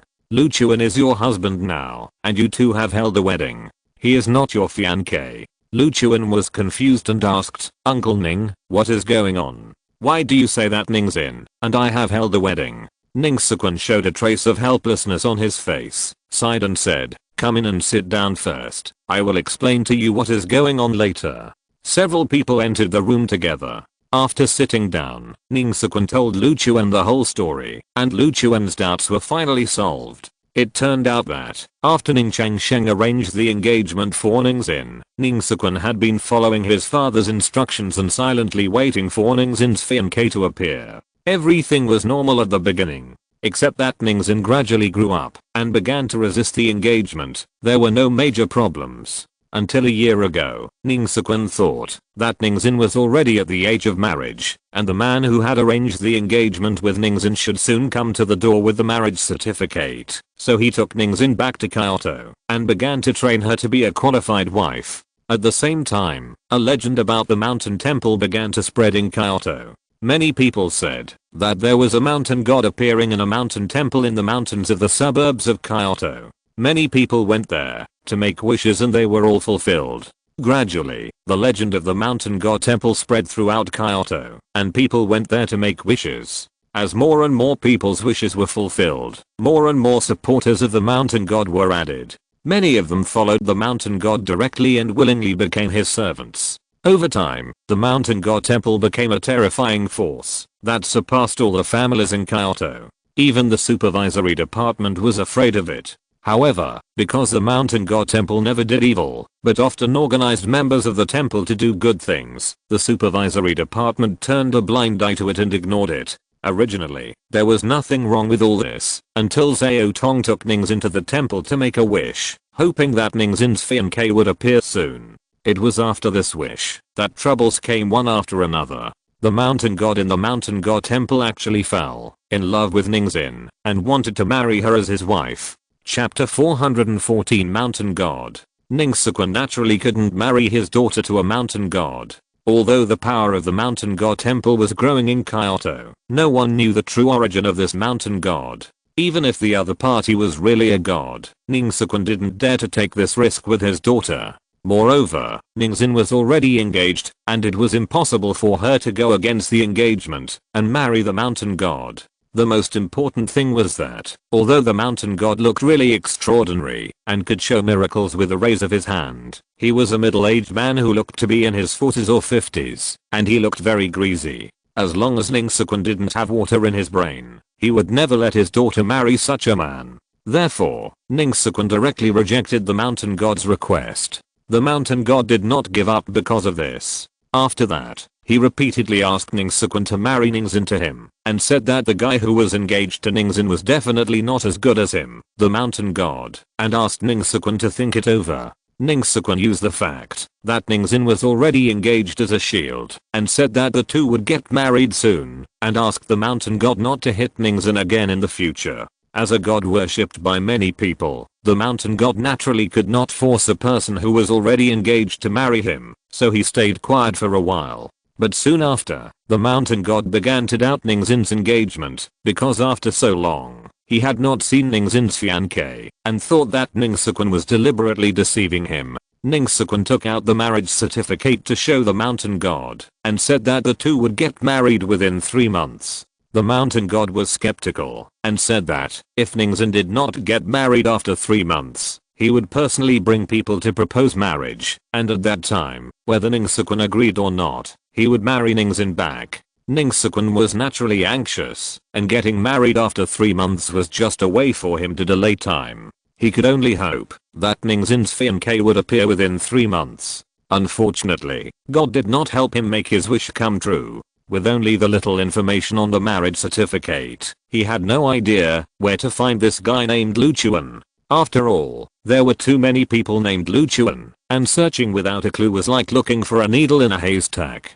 In the end, Ningxin had no choice but to hold a wedding for Ningxin without a groom. He told the outside world that the groom had a sudden illness and was unwell, so he couldn't come out to entertain everyone, and he muddled through. Now that the wedding had just been held, it was unknown whether the mountain god had been fooled. Therefore, Ningxin asked Ningxin to stay at home and not go out, so as to prevent the mountain god from being unethical and directly snatching her away. After listening to this, Lu Chuan suddenly realized that Ningxin's marriage actually involved so many things.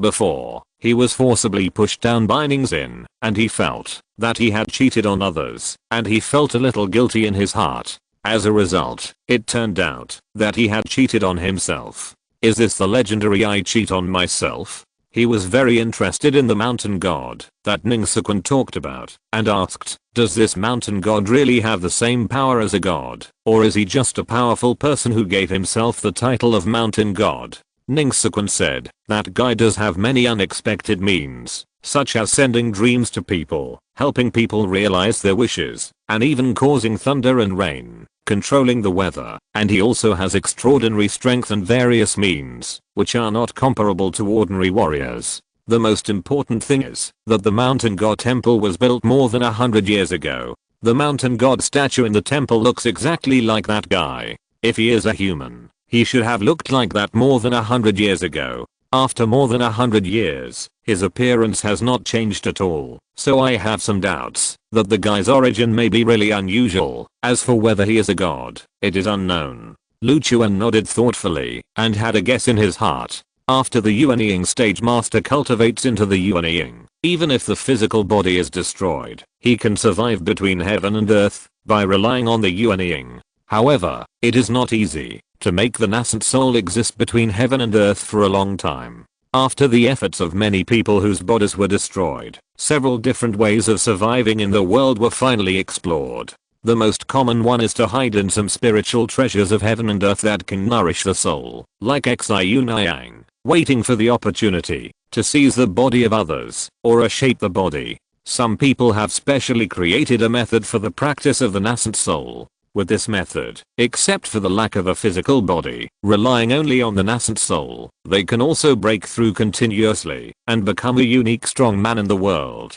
But this method is extremely rare. If there is really one in it, no one will easily spread it out, so there are very few nascent souls who survive in this way. Among these roads, there is a very special road that does not rely on the spiritual treasures of heaven and earth to survive, nor does it need to practice the unique method of the nascent soul. This road relies on the power of incense. After the physical body was destroyed, some nascent soul masters accidentally discovered that they did not rely on absorbing spiritual power, but relied on the faith of ordinary people in them, and they could also survive in the world for a long time, so they opened up this road. In order to allow more people to worship them and provide incense, they created temples to meet people's wishes and help people improve their lives. Over time, the word God was created. As long as someone continues to believe in this god and add incense to it, then this god can exist in the world for a long time. And the more people believe in it, the stronger the incense power provided, and the stronger the power of this god will be.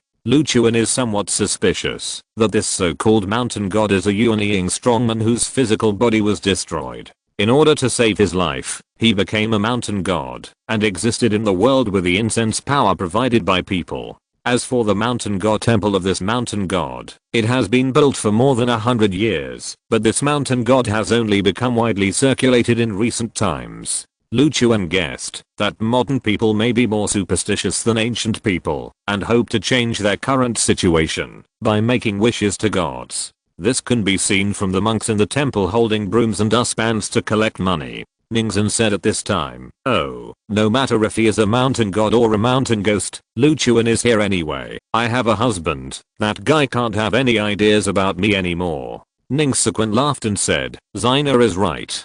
Although the mountain god covets Xina, he is still a reasonable person and won't mess around. He has been entangled before because he suspected that Xina had no engagement at all. Now that Lu Chuan is here, he naturally has no reason to have ideas about Xina anymore."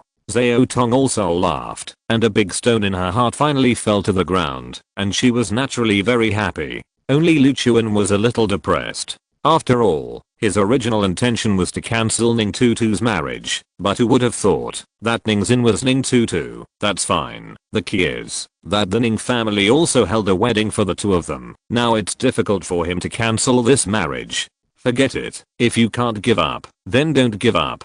Anyway, Ningxin has become my woman. I can't just throw her away. That would be too scumbag. Just when several people were enjoying, a guard ran over in a panic and said anxiously, "Master, madam, it's bad. The servant of the mountain god is here and said that he must take the young lady away today. The servant is very powerful and we can't stop him at all." Ning-sekun's face changed when he heard this and cursed, "These damn things. My daughter is already married. What are they doing here?" Without hesitation, he quickly walked outside. Seeing this, Lu Chuan and others hurried over. At the door of the Ning family's house, A tall and round man who was about to become fat like a bull was looking at the Ning family's guards with a few followers. The two sides were on the verge of a fight and could fight at any time. The tall and round man was named Ada, and he was the most powerful servant of the mountain god. Ning Sequin ran to the door, and after seeing Ada and his group, he shouted directly, "My daughter is already married. Why did you come to our house to cause trouble? Could it be that your mountain god even wants to snatch a married girl? If he really does such a thing, how can he be called a mountain god?" Ada glanced at Ning Sequin and snorted coldly, "Don't pretend here. We have already found out clearly that your daughter is not married at all, and the wedding held that day was just a performance. On the wedding day, there was not even a figure of the groom. You did this just to deceive Lord Mountain God. Now Lord Mountain God has given me a death order, telling me that I must take Miss Ning Xin back today. No matter who of you stops me, it's useless." Hearing this, Ning Sequin couldn't help but sneer and said, "Then you are really wrong. How could my daughter's wedding be just a performance? Who told you that my daughter's wedding would not have a groom?" After saying that, he pulled Lu Chuan over, raised his head and said, "This is my daughter's husband, the son-in-law of my Ning family."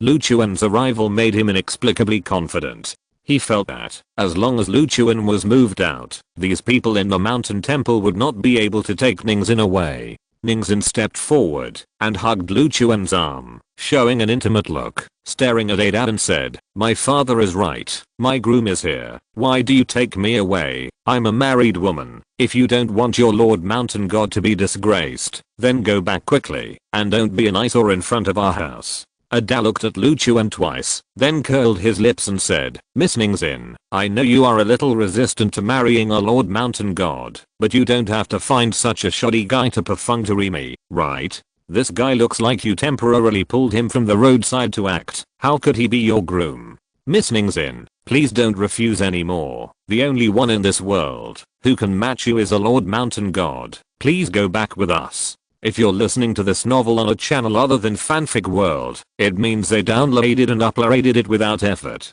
We cordially invite you to visit our channel, Mundo Fanfic Novelos. There you'll find the original version of this story and you can explore many other novels of various genres. We're waiting for you to immerse yourself in a world of incredible novels.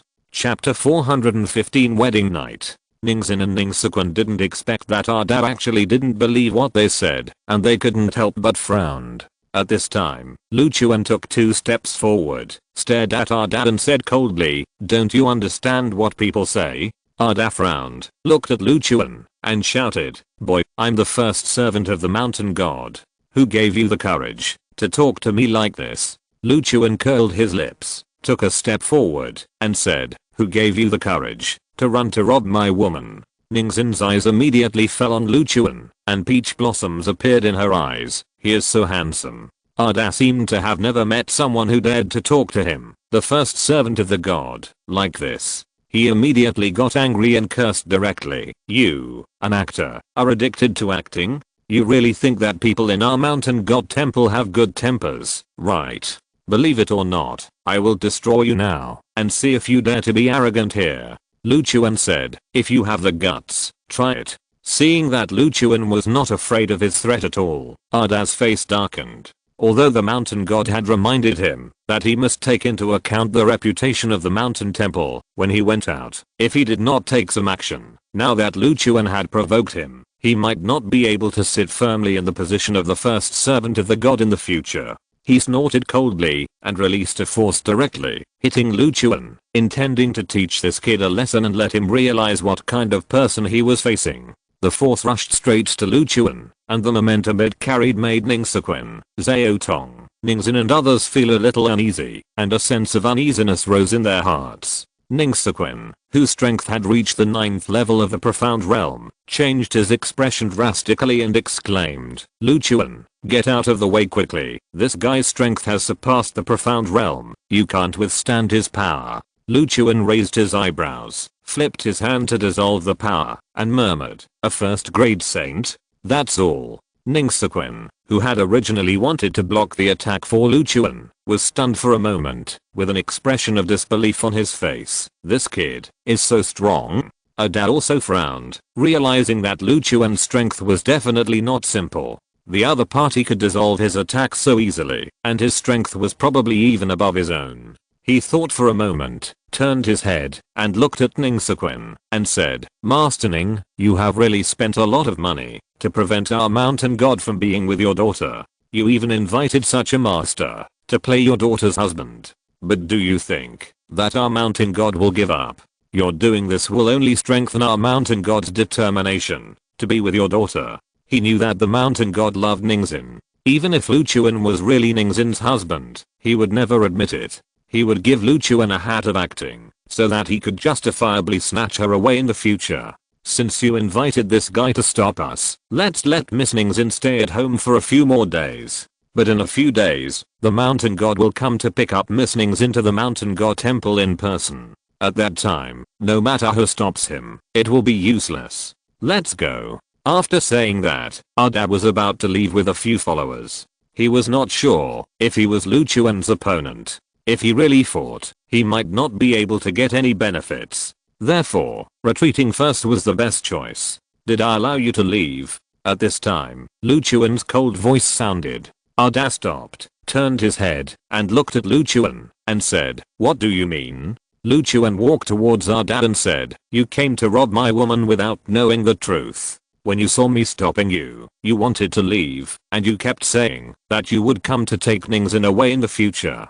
If I'll let you go like this, wouldn't you really become a soft persimmon that others can squeeze at will? Ada snorted coldly and said, So what do you want to do? Lu Chuan sneered and rushed towards Ada in one step. Of course, I want to teach you a lesson. Seeing this, Ada did not dare to neglect it, and immediately released all his strength to resist Lu Chuan's attack. Although you can easily resolve my attack, your strength may not be stronger than mine. Since you are looking for death, don't blame me for being rude. Ada was full of confidence, and felt that he still had the strength to compete with Lu Chuan. Seeing Lu Chuan's fist coming towards him, he used his strength to receive it. At the moment, when Lu Chuan's fist touched him, a force beyond his imagination burst out, which was completely beyond his tolerance. His face changed wildly, and he was startled. His round body rolled out like a ball, and stopped only when it hit the wall not far away. The wall could not withstand such a huge impact and collapsed. Although Lu Chuan has not yet broken through to the nascent soul realm, he is weaker than the saint realm in terms of realm, but he is a cultivator. Whether in terms of strength or combat power, he is in a crushing posture compared to warriors. With the golden core perfection, he can still fight against a third grade saint, not to mention a mere first grade saint. Ada gritted his teeth and stood up from the ground, looking at Lu Chuan with fear on his face, realizing that he still underestimated this guy. He knew he was no match for Lu Chuan, so he brought out the mountain god. Boy, I'm the first servant of the mountain god. If you dare to attack me, you are disrespectful to the mountain god. The mountain god will not let you go. Lu Chuan smiled and said, Since he won't let me go, I will take you out first before that. Otherwise it will be worthless. What do you think? Ada's face changed. He cursed in his heart and turned to run. Lu Chuan naturally would not give him this opportunity and rushed over to fight with him. Throughout the whole process, Ada was the one who was beaten up. He occasionally had the opportunity to fight back, but it was limited to being beaten less. The first servant of the mountain god was beaten up by Lu Chuan, and he kept wailing. His body was like a pig, and his head was beaten into a pig's head, which looked extremely funny. Lu Chuan did not let go of the followers that Ada brought with him. He had to let these so-called people in the mountain temple know that he was not easy to mess with. Only in this way could he prevent them from continuing to have ideas about Ningxin. After a long time, Lu Chuan was tired of beating them, so he let Ada and his group go. Go back and tell your mountain god that, if he dares to continue to have ideas about Ningxin, your fate will be his future fate. Get lost. Lu Chuan shouted. Ada was relieved, wiping the blood from the corner of his mouth, and fled with his followers in a panic. Ning Sequin looked at Ada and his group being beaten away, and a trace of relief appeared on his face. He understood why his father had arranged this marriage.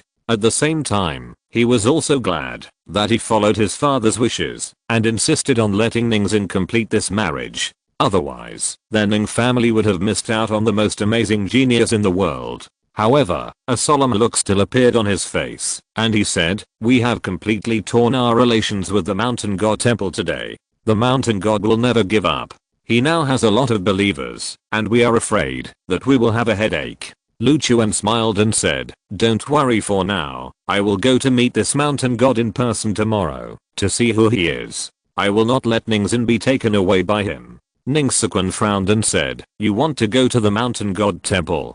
That would be like going into a tiger's den alone." Lu Chuan smiled and said, "This mountain god may really have some abilities, but I'm not afraid of him. Even if I can't beat him, if I want to run away, he will definitely not be able to stop me, so you don't have to worry about me." Ning Siquan had to nod and said, "Then you must be more careful." Lu Chuan nodded. Ningxin ran over and took his arm, rubbed against him, and said excitedly, "My man is so great. I'm so excited. I want to be your little cat and be protected by you forever." Lu Chuan turned his head and glanced at Ning Siquan with a hint of embarrassment on his face and whispered, "Don't be like this. Your parents are still here." Ningxin looked indifferent. "So what? Anyway, our wedding is done. I'm yours. What can they say about me?" Ning Siquan coughed twice and was really embarrassed to say Ningxin. The most important thing was that he was very satisfied with this son-in-law, so he said, "Let's go back for dinner first, and after dinner, you two can go back to the room to get close." Everyone returned to the house together. After dinner, Lu Chuan followed Ningxin to their wedding room. Originally, Lu Chuan wanted to have a separate room, but Ningxin said that they were all married, so they naturally had to live in the same room. Lu Chuan had no choice but to agree. After all, they had just been intimate during the day, and it would be too hypocritical to ask for a separate room at this time. The decoration in the wedding room was still very festive, and all kinds of happy characters had not been removed. It looked like a new light. At this time, Lu Chuan noticed a short stick similar to a rolling pin on the table, with a piece of red paper on it. He was a little curious, so he walked over and picked up the short stick and took a look. He found that the red paper had the words groom written on it, and a look of confusion appeared on his face. "What is this?" Lu Chuan asked Ningxin while holding the short stick. Ningxin turned her head and took a look. When she saw that Lu Chuan's hand was out of stock, her face suddenly turned red. She ran over like a fly and quickly snatched the short stick away, saying, This is something that you didn't come to the wedding day, used to replace you, and pretend that there was a groom in the bridal chamber. It's just a formality, nothing." Lu Chuan asked, "Then why do you need such a thing that looks like a rolling pin?" Ningxin glared at Lu Chuan with a blushing face and said, "Oh, don't ask about girls' affairs." After that, she quickly hid the short stick. Lu Chuan was still confused. Suddenly, as if he thought of something, he stared at Ningxin with wide eyes and said, "You." Ningxin's face was full of shame. She pulled Lu Chuan and took him to lie on the bed. "What do you mean by you? I just miss you so much. Is that not okay?" Lu Chuan smiled and said, Okay, I'm just curious." Ningxin turned around, hugged Lu Chuan's neck, and said angrily, "That's because you took so long to come to me. Since you know how I am, why don't you love me?" Lu Chuan glared. "Come again? Didn't you come during the day?" Ningxin said, "Don't you have to make up for the wedding night for me?" Lu Chuan said, "You should at least consider my body." Ningxin smiled and said, "Your body is great. I believe in you." Then she called out coquettishly, "Husband." Okay. When Lu Chuan heard this, he sighed, reached out and pulled the quilt over, covering him and Ningxin. Chapter 416. Burning Incense. The next morning, after Lu Chuan got rid of the clinging Ningxin and asked Ning Siquan about the location of the mountain temple, he rushed to the suburbs of Kyoto alone. He took a bus to the suburbs. Along the way, people on the bus were talking about how effective the mountain god in the mountain temple was. Most of the people on the bus went to the mountain temple to worship the gods. As he listened to the descriptions of these people, he became more and more suspicious that this so-called mountain god was a Yuanying master whose body was destroyed, and he survived in the world by absorbing the power of people's incense. And this is exactly why he took the initiative to go to the mountain temple to check. The Yuanying was transformed by the soul, and the power condensed was naturally the power of the soul. If this mountain god was really a Yuan whose body was destroyed, even if he absorbed the power of the incense offered by people, it would eventually be converted into the power of the soul to maintain himself. This means that this mountain god is a walking source of soul power. Lu Chuan, who was worried about where to find the soul power to break through, naturally would not miss such an opportunity. If this mountain god is not a good bird, he naturally does not mind refining the other party for breakthrough. After arriving in the suburbs, Lu Chuan directly followed those who were going to the mountain temple to worship the gods, saving the time of searching. What surprised him was that there was only a rugged path to the mountain temple, which required passing through the mountains and forests, and crossing a mountain. This kind of place was definitely a remote place that no one cared about in the past, but now this path is crowded with people, all of whom are running to the mountain temple to worship the gods. It seems that in people's hearts, the role of making a wish is far greater than one's own efforts. Lu Chuan thought with emotion. After walking with the crowd for a long time, he finally saw a magnificent and domineering temple, which was the mountain temple that was renovated later. In the past, this mountain temple only had a small temple that enshrined the statue of the god. Later, as more and more people believed in the mountain god, a large temple with 3 entrances and 3 exits was built around the small temple. Lu Chuan followed the crowd to the temple and saw many people kneeling in front of the statue of the mountain god to make a wish.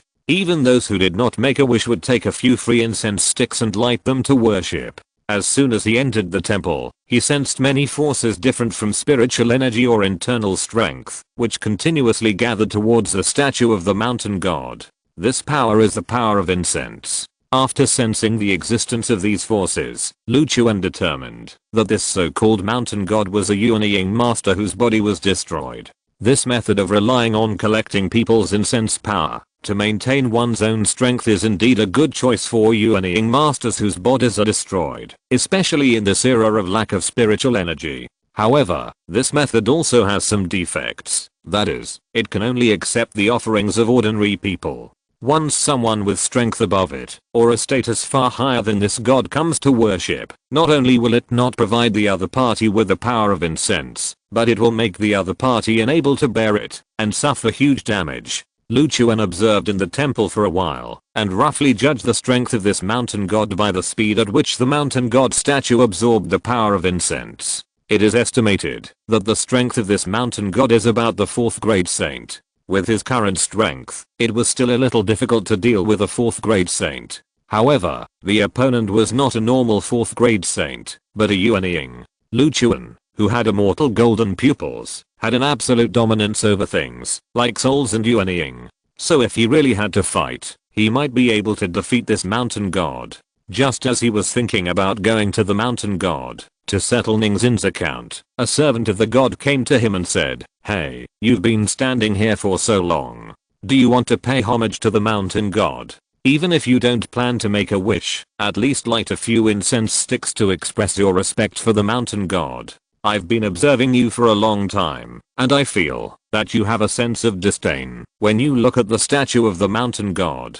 You don't want to be disrespectful to the mountain god, do you?" When everyone heard this, they all looked at Lu Chuan, and their eyes showed unkindness. They were all fanatical believers of the mountain god, and naturally could not tolerate anyone being disrespectful to the mountain god. Lu Chuan smiled and said, "I just came here to take a look out of curiosity. Does it mean that, if we don't worship here, we will be disrespectful to the mountain god? Your mountain god is too stingy." The servant of the god said, "I didn't force you to worship, nor did I force you to make a wish to the mountain god, but since you are here, you can at least burn some incense, right?" The people around also started to talk. This guy is really speechless. He even dares to say that the mountain god is stingy. It's not just asking him to burn some incense, but he acts as if he can suffer a great loss. That's right. Burning incense to the mountain god doesn't cost money. It's obviously just a matter of showing respect. It won't cause him to lose anything, but he is still making a fuss. I hate people like this the most. Since you don't believe it, why don't you just not come here? You've come here, but you don't even want to burn some incense. Then what are you doing here? Aren't you deliberately making things uncomfortable? The mountain god is very effective. Some people want to worship him but can't. Anyway, I'm definitely a loyal believer of the mountain god. People like him who are disrespectful to the mountain god will not be blessed by the gods. Luchuan listened to the criticism of the people around him, as if not burning incense to the mountain god was like breaking the rules of heaven. He was also helpless. He didn't want to cause any trouble, so he said, "Okay, I'll burn some incense for your mountain god. That's fine, right?" The servant showed a satisfied look, then took a few sticks and handed them to Luchuan, saying, "It's best to be pious when burning incense. The mountain god can sense it." Luchuan took the sticks, lit them in front of the candle, and then walked to the statue. He thought to himself, "You are just absorbing some incense power. How can you feel whether others are pious or not? These simple people are still too easy to be deceived." Then he inserted the sticks into the incense burner. At this moment, a strange force emanated from the sticks, directly dispelling all the incense power around the statue. Then the statue of the mountain god began to tremble violently. A few seconds later, with a click, a huge crack appeared on the statue. Everyone was startled by this sudden scene. Even Luchuan didn't understand what was going on, and a trace of confusion appeared on his face. He looked at the servant of God and said, "Your statue seems to be a bit out of repair. It cracked for no reason." The servant of God looked at Luchuan with horror and shouted, "You did it on purpose." Luchuan looked innocent, and then quickly said, "What do you mean on purpose? This is none of my business. Don't expect me to compensate you for the statue." At the same time, in the backyard of the mountain temple, the mountain god Gaotong was leaning on a recliner and leisurely absorbing the power of incense provided by people. This way of lying down and also improving strength and cultivation made him feel very comfortable. But at this moment, he suddenly felt a palpitation and opened his eyes suddenly. Then, his face became extremely painful, as if he had injured some unbearable power, and his whole body twitched. After a long time, he barely survived, but compared with before, his face became extremely pale and his breath was weak, as if he had suffered a serious injury. He turned his head and glanced in the direction of the front yard and said with fear in his eyes, "What big shot came from here to burn incense for me in my little temple? This worship almost cost me my life." Chapter 417, Immortal. In front of the statue, the servant of God looked at Luchuan with hostility and said, "Who are you? Why did you come to destroy the statue of our mountain god?" Luchuan looked helpless and said, "It was really not me who did it." The servant of God obviously didn't believe it and shouted, "Don't pretend here. Others can burn incense without any problem, but the statue of the mountain god cracked as soon as you burned incense. There is definitely something wrong with you."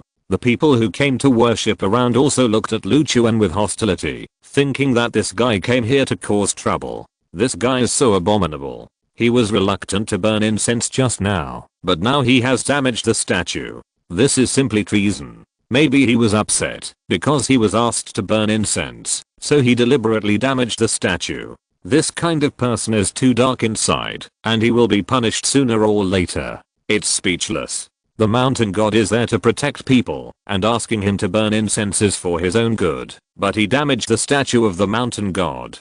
This kind of person is not worthy of being blessed by the gods, and he will definitely be punished by heaven. Luchuan listened to the accusations of the crowd, his face speechless. If he really wanted to destroy the mountain god statue, he would not just let it crack, and these people forced him to burn incense, but now they are blaming him. He wanted to refute a few words, but suddenly a possibility came to his mind, and he was stunned. Could it be that the statue has such a change because my status is higher than this mountain god, and he can't bear my burning incense for him, so the statue has cracks? His realm must be lower than that of the mountain god who has already cultivated to the nascent soul stage. There is only one possibility for this situation, that is, his status is far higher than the mountain god. Could it be that the true dragon fate has a suppressive effect on these so-called gods? Luchuan pondered in his heart. His current status can be higher than the mountain god, and the only possibility is the true dragon fate. What's going on here? Why are you all gathered here instead of paying homage to the mountain god? At this time, a voice sounded. Everyone turned their heads and found that the person who came was Ada, the first servant of the mountain god, and they immediately became extremely respectful. At that time, the servant of the god saw Ada coming and hurried over and said, "Sir, there is a guy here who is disrespectful to Lord Mountain God. Not only does he not want to worship Lord Mountain God, but he even damaged the statue of Lord Mountain God. It is really abominable. Please punish him." Ada frowned when he heard this and said angrily, "What? Someone dared to destroy the statue of Lord Mountain God? Let me see who is the blind guy." The servant of the god immediately pointed at Luchuan and shouted, "It's this guy." Ada turned his head to look over, and when he found out that it was Luchuan, his face changed drastically, and he subconsciously took a few steps back. The power in his body quickly circulated, and he shouted nervously, "It turned out to be you, bastard. I haven't gone to settle accounts with you yet, but you ran to the mountain temple. You are really brave. I'm not your opponent, but do you think Lord Mountain God is not your opponent? That's perfect. Since you are here, don't even think about leaving. All servants of the gods, listen up. Surround this guy. He wanted to snatch the woman from the mountain god and even beat me up. We can't let him escape today." Immediately, a group of powerful servants of the gods rushed over and surrounded Luchuan. Seeing this, those who came to worship quickly stepped aside, but the look they gave Luchuan became even more disgusted. So this guy wanted to snatch the woman from the mountain god. No wonder he destroyed the statue. He didn't even look at his own strength. Can he snatch it from the mountain god? He's just a clown who doesn't know his own abilities. He has no brains. He ran to the mountain god temple to make trouble. It would be strange if the mountain god let him go. It's better to let the mountain god give this guy a good beating. This kind of person must not be let off easily, otherwise he will definitely make trouble again. Ada stared at the cracks on the statue, then looked at Luchuan and shouted, "You dare to destroy the statue of the mountain god? It's simply unforgivable. Do you want to be the enemy of our mountain god temple completely?" Let me explain," Luchuan said. Ada snorted coldly and said, "What else is there to explain? If you want to do it, go outside with us. If you destroy the things in the temple, you can't afford the blame from the mountain god." Luchuan sighed, knowing that if he didn't fight today, this matter would not be resolved. But at this moment, he felt something in his heart and turned his head to look to the other side, only to see a man who looked very much like the statue rushing towards this side with an anxious look on his face. "The mountain god is here," someone shouted at this time. Everyone turned their heads to look over, and their eyes showed reverence. I didn't expect to see the true face of Lord Mountain God today. It seems that this troublemaker is not so hateful after all. Is this Lord Mountain God? I feel that there is an ethereal feeling about him, as if he will float away at any time. Are all gods like this? When Ada saw the mountain god coming, a smug smile suddenly appeared on his face, and he said to Luchuan, "It seems that Lord Mountain God also sensed that you ran here to make trouble and came here to deal with you. Boy, I tell you clearly, Lord Mountain God will take action personally. You are done." Then he hurried to the front of the mountain god Gaotong and said respectfully, "Lord Mountain God, there is a guy who doesn't know what is good for him and ran to our mountain god temple to make trouble and also destroyed your statue. This person is the guy that the Ning family found to pretend to be Miss Ningxin's husband. I didn't expect him to be so bold. Not only did he beat us, but he even dared to run to you to make trouble. It is really unforgivable. Lord Mountain God, please punish this guy who doesn't know how to live or die." After that, he pointed at Luchuan and said, "This is the guy who doesn't know how to live or die. Please teach him a lesson, Lord Mountain God." Gaotong looked at Luchuan and immediately confirmed that this was the big guy who almost lost his life by burning incense for him. He looked at Ada unhappily, slapped him, and shouted, "I think it's you who doesn't know how to live or die. Shut your mouth quickly. If you anger that person, I will make you pay for it." After that, he hurried to Luchuan, respectfully clasped his hands, bowed, and said, "My lord, I'm sorry for not welcoming you from afar. Please forgive me. My subordinates are blind. Please don't be so stubborn with them." Not only Ada was dumbfounded, but also the people around who came to worship the mountain god were dumbfounded. PS. I was delayed for 2 days due to something. I will resume normal updates tomorrow. Please forgive me. Chapter 418 Soul Orb. Why is Lord Mountain God so respectful to this guy? and I heard that Lord Mountain God has always been very good to the servants in the temple, but he just slapped that servant without even thinking about it. This is unbelievable. Didn't you hear Lord Mountain God calling this guy a fairy just now? Could it be that he is a fairy more powerful than Lord Mountain God? Really? I just scolded him. If he is really a fairy more powerful than the Mountain God, then I'm in big trouble. Ada looked at Gaotong in a daze and murmured, "Lord Mountain God, you." Gaotong turned his head and glared at him and shouted, "What are you talking about? You have no right to speak here." Ada quickly shut his mouth and secretly glanced at Lu Chuan, realizing that this guy was not as simple as he thought. Lu Chuan didn't expect that the Mountain God would be so polite to him, but he could guess that he must have been scared by the incense he had just burned for him, so he coughed twice and said, "Explain to everyone why there are cracks in your statue, so that they don't think I deliberately destroyed it." "Yes." Gaotong responded quickly, then turned to look at the people who came to worship, and said, "Everyone, the reason why there are cracks in my statue is that the godhood of the immortal is much higher than mine. My position is not worthy of the immortal's worship. My statue suffered a backlash, so there are cracks. Fortunately, the immortal just burned a stick of incense for me and didn't worship me. Otherwise, I'm afraid I would have died directly, so please don't misunderstand the immortal." Everyone was shocked. They never expected that this seemingly ordinary young man was actually a god with a higher godhood than the Mountain God. Those who had scolded Lu Chuan before were now full of regret, worried that they would be punished for saying bad things about the immortal. Many people even knelt down in front of Lu Chuan and began to repent. "Goddess, please forgive my previous rudeness. I didn't mean to criticize you. I know I was wrong. Please don't blame me for my nonsense. I'm sorry, I'm an idiot.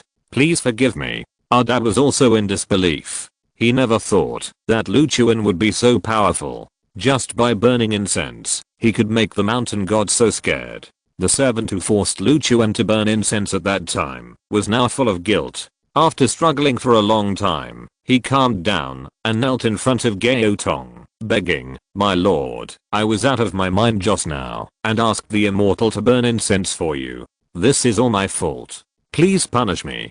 Gaotong said lightly, "Forget it, you didn't know, and it's not your fault. Get up." At this time, a man came to Lu Chuan with a few incense sticks and an incense burner, then knelt down directly, holding the incense, and worshipping Lu Chuan, muttering, "I hope the immortal can bless me to let my wife get pregnant this year, and give birth to a big fat boy." After that, he inserted the incense into the incense burner and kowtowed 3 times. Lu Chuan felt a strange power released from this person and merged into his body. If he guessed correctly, it should be the power of incense. Although this force is very weak and almost imperceptible, if there are tens of thousands of such forces gathered together, it will be a very terrifying force, which is why the gods want to spread it widely. Many people around saw someone making a wish to Lu Chuan and immediately followed suit. They all ran to Lu Chuan to burn incense and make wishes. Some wanted to get rich, some wanted to find a partner, and some even committed crimes and wanted to seek peace of mind. Lu Chuan looked at these people whose attitudes suddenly changed 180 degrees, and he was also a little helpless. For a moment, he didn't know whether to say that their attitudes were pious or too superstitious. At this time, an old woman walked up to Lu Chuan, smiled and touched Lu Chuan's arm with an intoxicated face. Lu Chuan was puzzled and asked, "What are you doing?"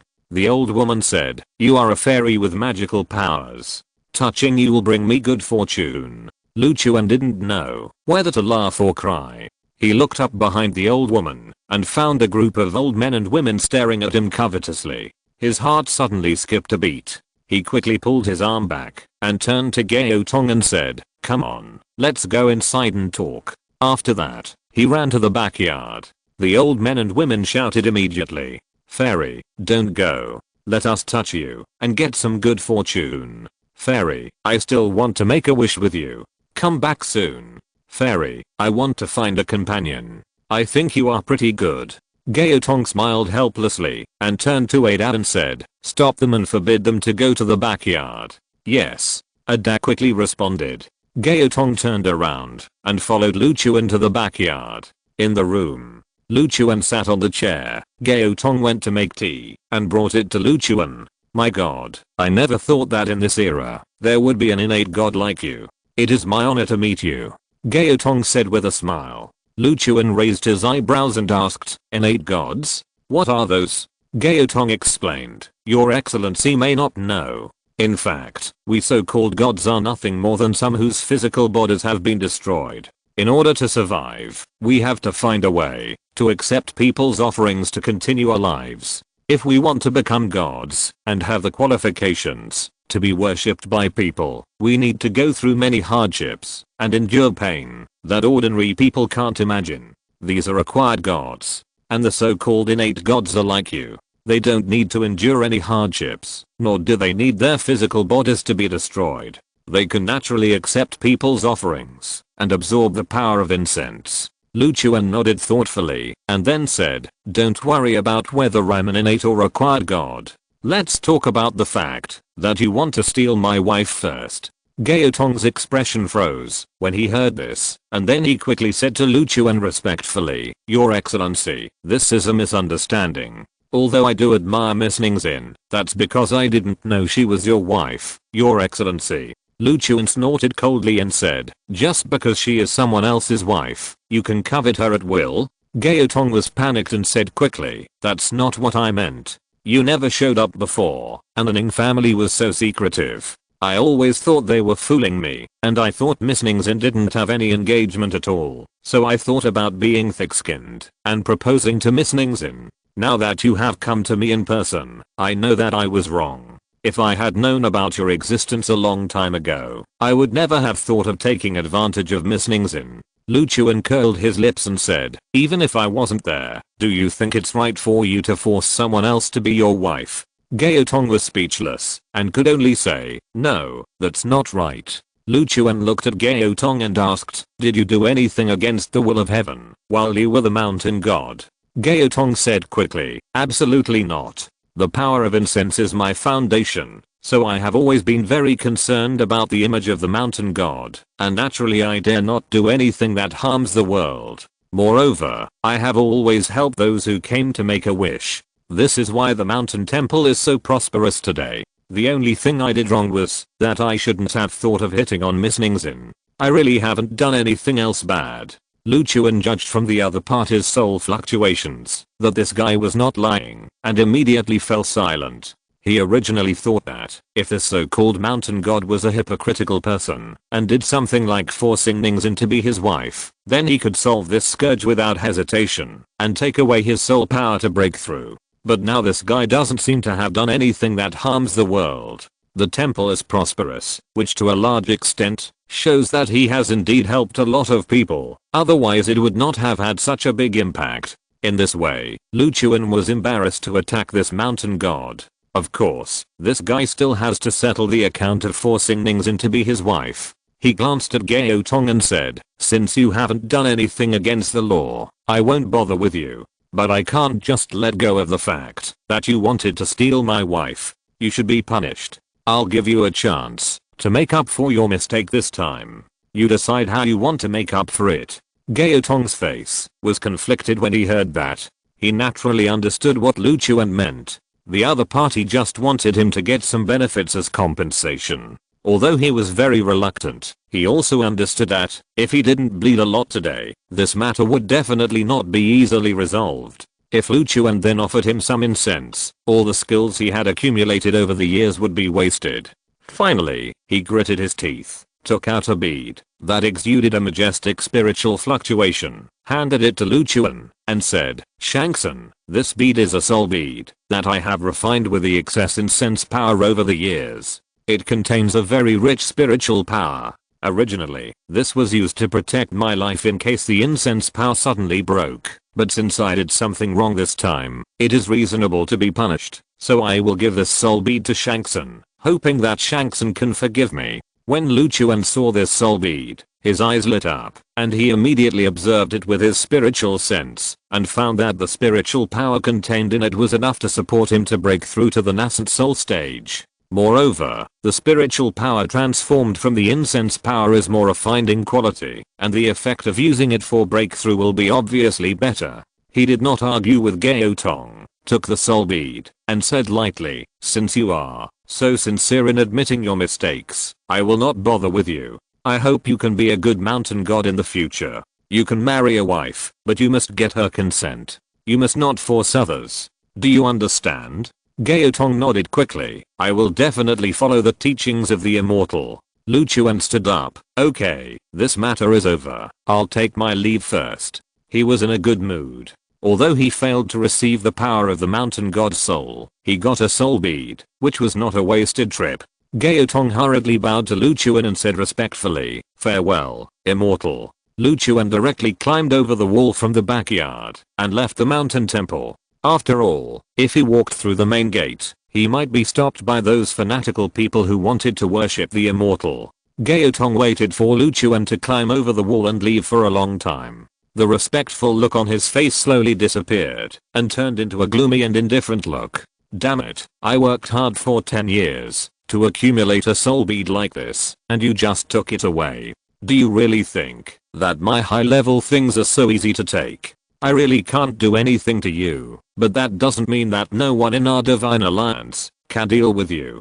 Just wait for me, I will never let you have an easy time." Thinking of this, he took out a mirror-like communication magic weapon from his arms and released a divine thought into it. "Everyone, I found an excellent container for taking over a body. Its body is the only one I have ever seen in my life, and this person is also a congenital divine body. If you can take over his body, not only will you no longer have to suffer the pain of not having a body, but you can also return to the peak of your realm, or even go further. If you are interested, you can ask me for this person's information. The reward is a soul bead, no bargaining." Chapter 419 Divine Alliance. After a while, the mirror in Gaotong's hand sensed the divine thoughts from other people. He looked at the mirror and saw the words "Flower God" on it. This handwriting was formed spontaneously by the person represented by the divine thought, which made it easy to distinguish who transmitted the divine thought.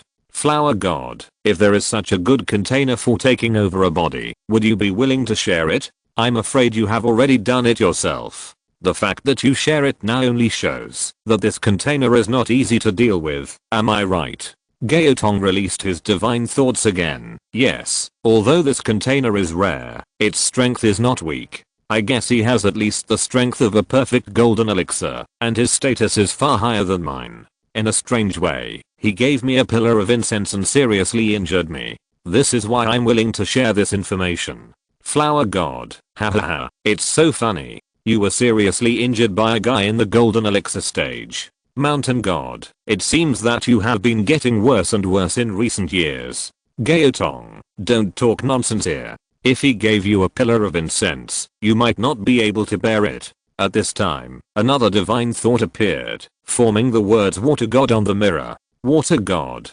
golden elixir is perfect? In this era, are there still orthodox practitioners? Isn't it the world of warriors now? Gaotong, this is also what I'm confused about, but I didn't dare to ask more, and I think he won't tell me. If any of you are interested, you can ask him, after catching this kid. Flower God, it is much more difficult to seize the body of a cultivator than to seize the body of an ordinary person. No wonder you are willing to share such precious information. Water God, it is indeed very difficult, but once the seizure is successful, the benefits are endless. Another divine thought appeared, slowly forming the words War God.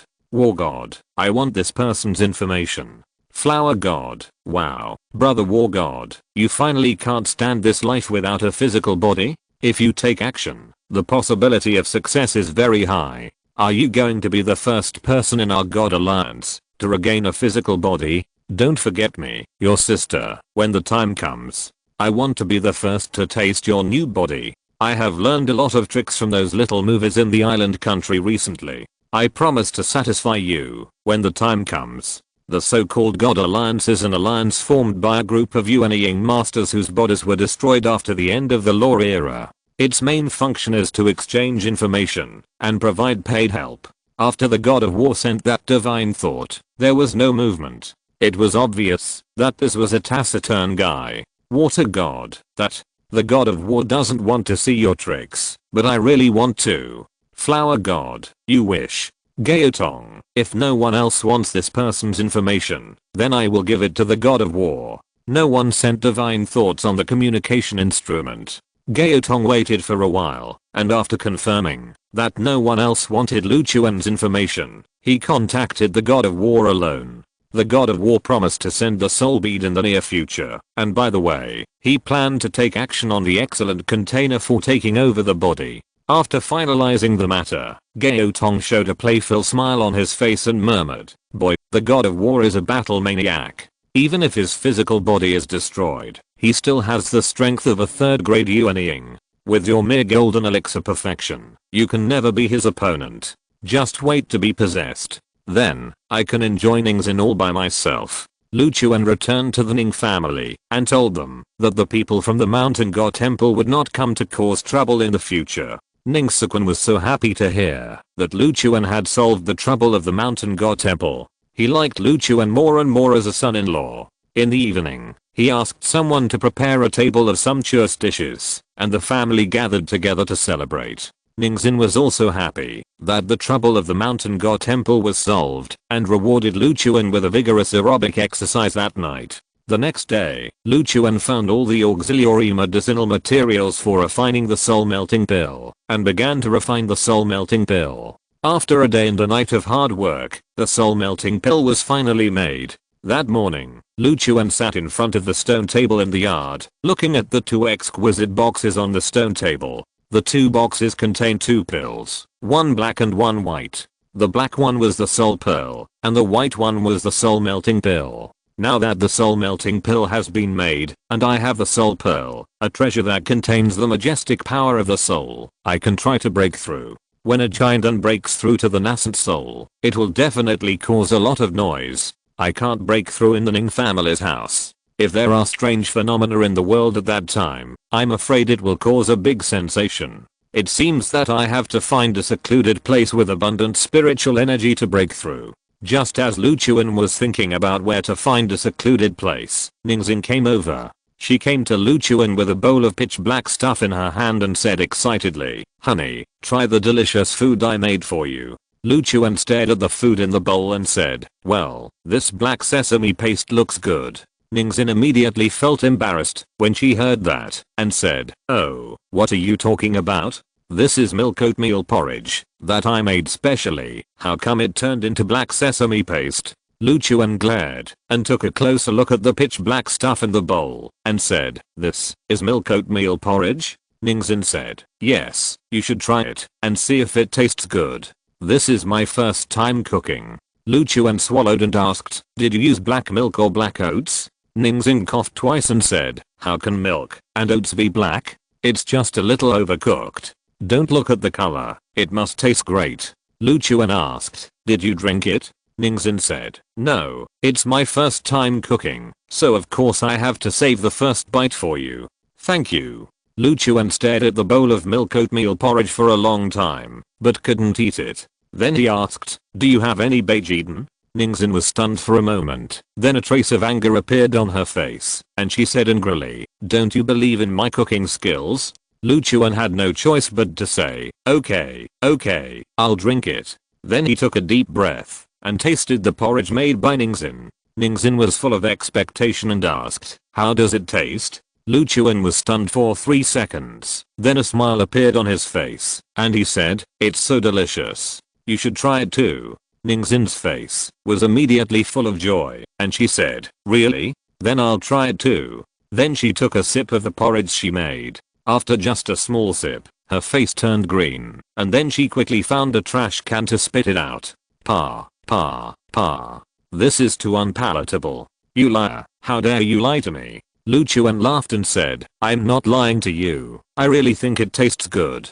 Ningxin pushed the bowl of porridge in front of Lu Chuan and said, "Then drink this bowl." Lu Chuan pushed the bowl back and said, "Be good. Murdering your husband is illegal." Ningxin rolled her eyes at him and didn't want to pay attention to this guy. Lu Chuan changed the subject and said, "Do you know where there is a secluded place with a quiet environment, beautiful scenery, fresh air, and most importantly, no one disturbs you?" Generally, places with pleasant scenery and fresh air are likely to have richer spiritual energy than other places. Ningxin heard this and asked, "Why are you looking for such a place?" Lu Chuan said, "I have something important to do." Ningxin immediately showed a sly smile on her face, as if she understood what Lu Chuan was talking about. Then she said, "I actually know a place like this, and very few people go there, so I guarantee that no one will disturb us." Lu Chuan's eyes lit up and said, "Then take me there to have a look." Ningxin said expectantly, "Then wait for me to change my clothes." After a while, Ningxin came to Lu Chuan in a floral dress and said with a blushing face, "Let's go." The two drove an off-road vehicle at home and rushed to the suburbs of Kyoto. Not long after, Ningxin brought Lu Chuan to a developed mountain. There was a mountain gate across the road to the mountain. The mountain gate was very imposing, with 3 big characters Yunwu Mountain written on it. However, the mountain gate was blocked by a fence at this time, blocking the way to the mountain. There was an old man guarding the gate in the guardhouse nearby. When he saw a car coming, he quickly came out and made a gesture to drive them away. "You are not allowed to enter here. Go back quickly." Ningxin asked Lu Chuan to stop the car, got out of the car, and said with a smile, "Uncle Zhang, don't you recognize me?" The old man stared at Ningxin carefully, then his eyes lit up and said, "Miss, why are you here?" Ningxin smiled and said, "I want to play in the mountains for a while." Lu Chuan walked to Ningxin's side. The old man stared at Lu Chuan and quickly said, okay, I will move the fence here." Ningxin said, "No need, we will walk up the mountain together, and the car can be parked here." The old man quickly said, "Okay, let's park the car here, I will watch it, there will be no problem." Ningxin nodded, then dragged Lu Chuan in through the small door nearby, and walked towards the mountain. This Yunwu Mountain was originally a tourism project developed by Arning family. Later, because the tourism qualification was not approved, it was temporarily shelved. Because the environment here is good, my father was too lazy to apply for the qualification, so he simply regarded it as our back garden, and brought friends here to play when they came. This whole mountain belongs to our family. Usually no one comes in, so you don't have to worry about someone coming to disturb us. Lu Chuan nodded, thinking that it was worthy of being one of the 3 major families developing a mountain. It was just used as their own back garden. It was simply inhumane. The two walked a little further into the mountain. Lu Chuan felt that the spiritual energy here was abundant, and it was a good place for a breakthrough, so he decided to break through here. At this time, Ningxin looked around, then stretched out her arms to hug Lu Chuan's neck and said, "The environment here is pretty good, and no one will disturb us. Let's start." Lu Chuan showed a trace of doubt and said, "What do you want to start?" Ningxin's face was charming and she said, "You found such a secluded place, don't you just want to do that kind of thing with me in the wild? I will cooperate with you." Then she leaned close to Lu Chuan's ear and said, "I'm not wearing anything under my skirt, it's very convenient." Lu Chuan swallowed his saliva and said, "How could I want to do this kind of thing with you in such a place? I found such a place to use it for a breakthrough." Ningxin was stunned for a moment, and a trace of embarrassment appeared on her face. But she quickly returned to normal. After all, the two of them had a wedding, and she had nothing to be embarrassed about. She grabbed Lu Chuan and said, "I don't care. Anyway, I'm ready. If you don't get things done today, don't even think about going down the mountain." Half an hour later, Ningxin was contentedly holding Lu Chuan's hand and walked down the mountain. Lu Chuan had a helpless look on his face, thinking that his current condition was not the best, and he could only wait until tomorrow to break through. Just when the two were about to reach the mountain gate, they suddenly heard a loud bang coming from the front. The two looked at each other, realized that something was wrong, and hurried down the mountain. Soon, they saw that the originally built and extremely magnificent mountain gate had collapsed and broken into countless pieces. The guard booth on the side was also destroyed beyond recognition. The guard fell to the ground, blood flowing from the corner of his mouth, looking at the distance with horror on his face. There, a young man in white stood proudly, his face full of contempt and disdain. "From today on, this mountain belongs to my master. All outsiders are not allowed to approach this mountain, otherwise they will be killed without mercy." Chapter 420 Penglai Fairyland. When Ningxin saw this scene, her brows immediately frowned. She quickly ran to the gatekeeper and helped him up. "Uncle Zhang, what's going on?" The old man was slightly relieved. when he saw Ningxin appear and quickly said, "Miss, I don't know what's wrong with that guy over there. He ran to us and insisted that his master had taken a fancy to this mountain and wanted to turn it into his own dojo. I explained to him that this mountain is the property of the Ning family and there are legal procedures and asked him to leave, but he didn't listen at all. He said that as long as it is a place that his master likes, it belongs to his master. I told him that he was a robber, but he didn't care. He said I was an ant and told me to get out of here quickly, otherwise he would take my life. After that, he smashed my guard booth and even the mountain gate. Miss, this guy is really scary. You should go back and find the head of the family to deal with this matter." Ningxin was full of anger. She turned her head and glanced at the young man in white over there, shouting, "How can you be so shameless? Not only did you deliberately destroy our mountain gate, but you even injured Uncle Zhang. Is there any law?" The young man in white took a look at Ningxin and sneered, "The law of the king? The law of the king in your secular world is nothing but a joke in my eyes. In my eyes, the strong are respected and this is the eternal truth of this world. The weak are not much different from ants. Even if I kill him, he deserves it. You." Ningxin gritted her teeth in anger, as if she had never seen such an unreasonable guy. Lu Chuan reached out and patted Ningxin on the shoulder, saying, "Let me handle this matter." Then he walked towards the young man in white and asked, "You just said we are in the secular world. From your tone, you are not from the secular world." The young man in white raised his head, a hint of pride appeared on his face, and said, "That's right. Then where are you from?" Lu Chuan asked. The young man in white said in a condescending tone, "Listen to me, I come from Penglai Fairyland. My name is Jiangsheng, and my master is the real Penglai Fairy, the Taoist who moves mountains. This mountain is a Feng Shui treasure land calculated by my master using the supreme method. He specially asked me to come here in advance to investigate the situation. He will bring my other two brothers here in 3 days. I don't care whether this mountain is your property or not. It is your honor that my master likes this place. You should be grateful to my master. If you know what's good for you, you'd better help my master take care of this place and make my master happy. Then you will naturally get benefits." Lu Chuan raised his eyebrows. The only place outside the secular world he knew was Kunlun Domain, so when the young man in white said that he was not from the secular world at first, he thought this guy was from Kunlun Domain, but he didn't expect that there would be another Penglai Fairyland now. And listening to the name of this place, it feels like it was made up. He didn't bother about where this guy came from, and said coldly, "No matter where you come from, since you have come to the secular world, you should abide by the rules of the secular world. This mountain is the property of the Ning family, and people outside the Ning family have no right to occupy it. You destroyed the mountain gate, smashed the guard booth, and injured the gatekeeper. These all need compensation. If you don't give me a reasonable compensation today, then I can only use methods outside the rules to make you suffer a little."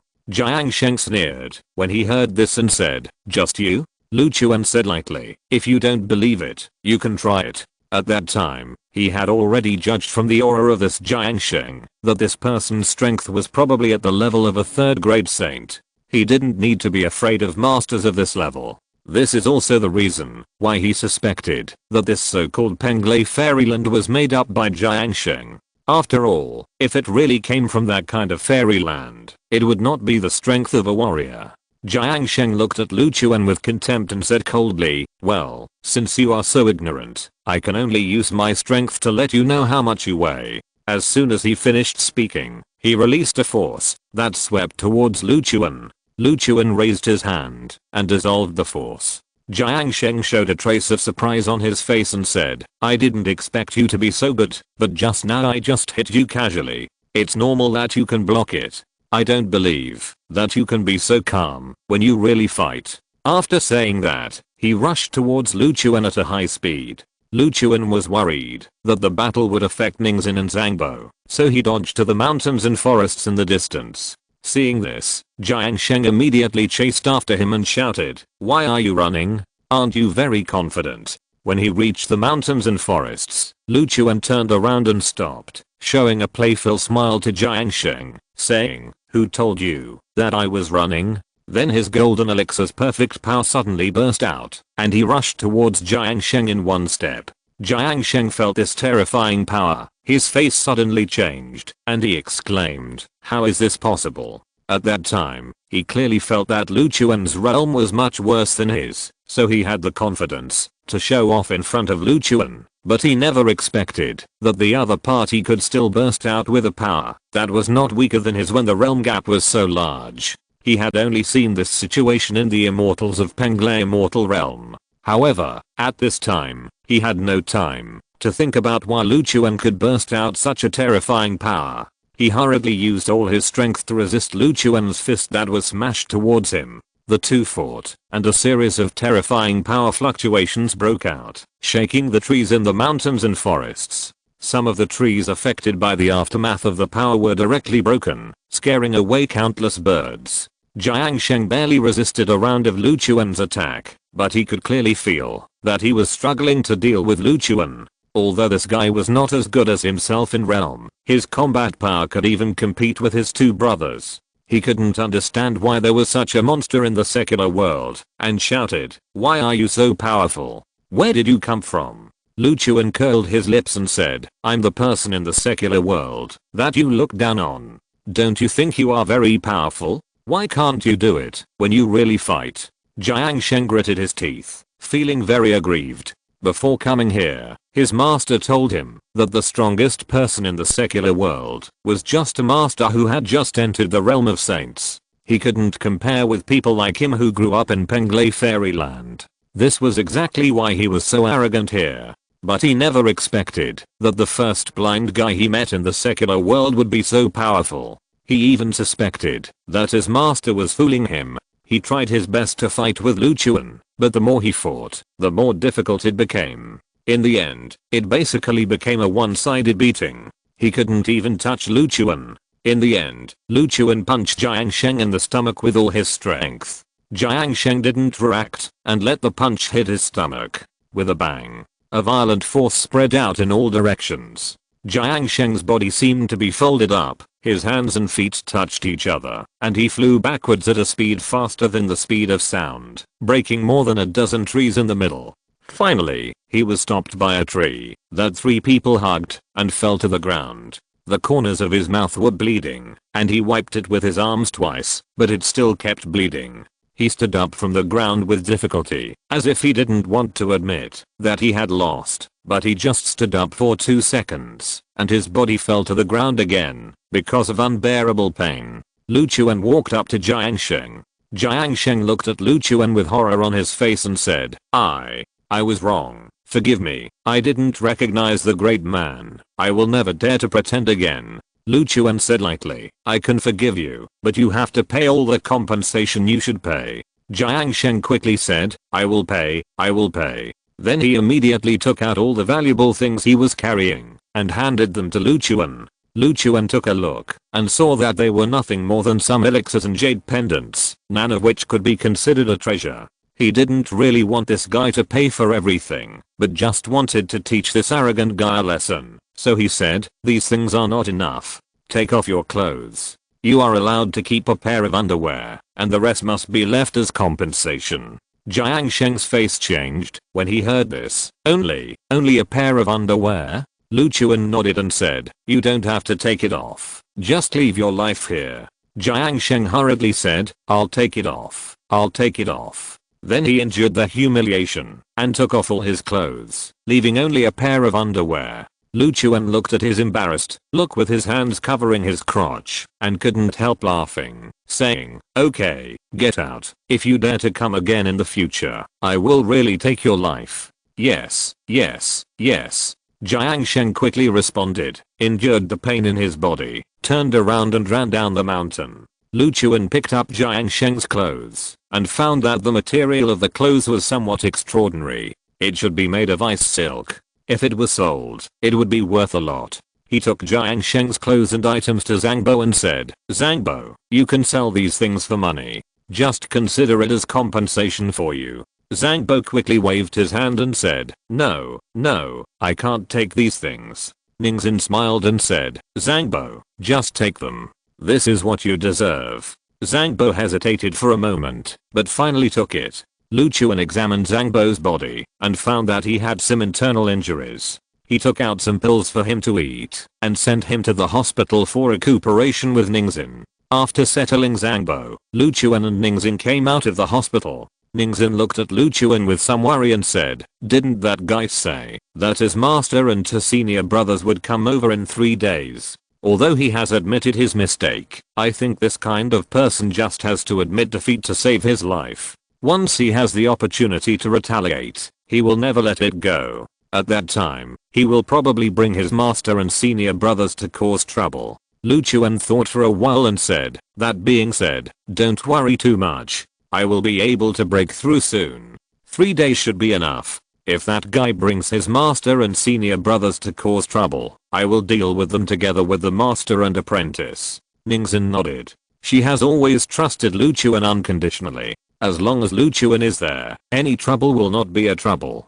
The two returned to the Ning family together and told Ning Sukun what happened today. Lu Chuan asked Ning Sukun to call back all the masters in the family to prevent any accidents. He told Ning Sukun that he needed 3 days to break through. Even if Jiang Sheng really brought his master and senior brothers to cause trouble, he had already successfully broken through, so Ning Sukun didn't have to worry. After arranging everything, he went to Yunwu Mountain that night to prepare for a breakthrough. At the top of Yunwu Mountain, Lu Chuan sat cross-legged in a place with the most abundant spiritual energy. He took out the soul melting pill and soul orb, and after confirming that his condition had returned to its peak, he took the soul melting pill without hesitation and officially began to break through. He did not notice that at the same time as he began to break through, the demon suppression tower in his dungeon also underwent an undetectable change. The first floor of the demon suppression tower was actually emitting rays of light, and lion roars rang out, as if some terrifying existence had awakened. Chapter 421 Nascent Soul Realm. 3 days later, on the top of Yunwu Mountain, Lu Chuan sat cross-legged on the ground, surrounded by a rich spiritual energy, which was entering his body little by little through his pores. All these spiritual energies gathered in the dungeon and rushed towards the natal golden elixir. Finally, the spiritual energy absorbed by the golden elixir reached its limit, transmitting a strange wave. Lu Chuan suddenly opened his eyes and immediately connected the natal golden elixir with the power of the soul, and the two began to slowly merge. At this moment, he felt that his natal golden elixir became extremely eager for the power of the soul and began to absorb the power of the soul in his body frantically. However, in just a few breaths, the soul power accumulated by Lu Chuan was completely absorbed, and this was obviously not enough for the natal golden elixir. Lu Chuan did not hesitate and immediately took out the soul bead and swallowed it without saying a word. The majestic power of the soul appeared in his body and continuously rushed towards the natal golden elixir. His soul also began to change because of the mighty soul power in the soul bead.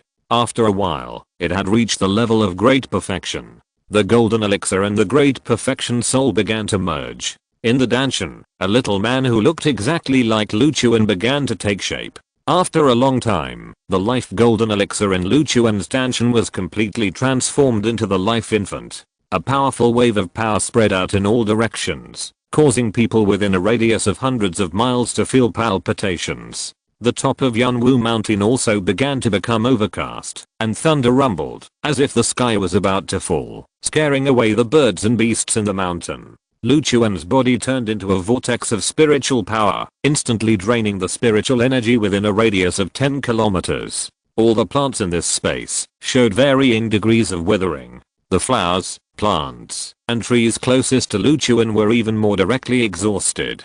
Fortunately, few people came here, and such a strange phenomenon would not be discovered by too many people. Otherwise, this sudden abnormal change alone would be enough to be filmed in 10 episodes of Into Science.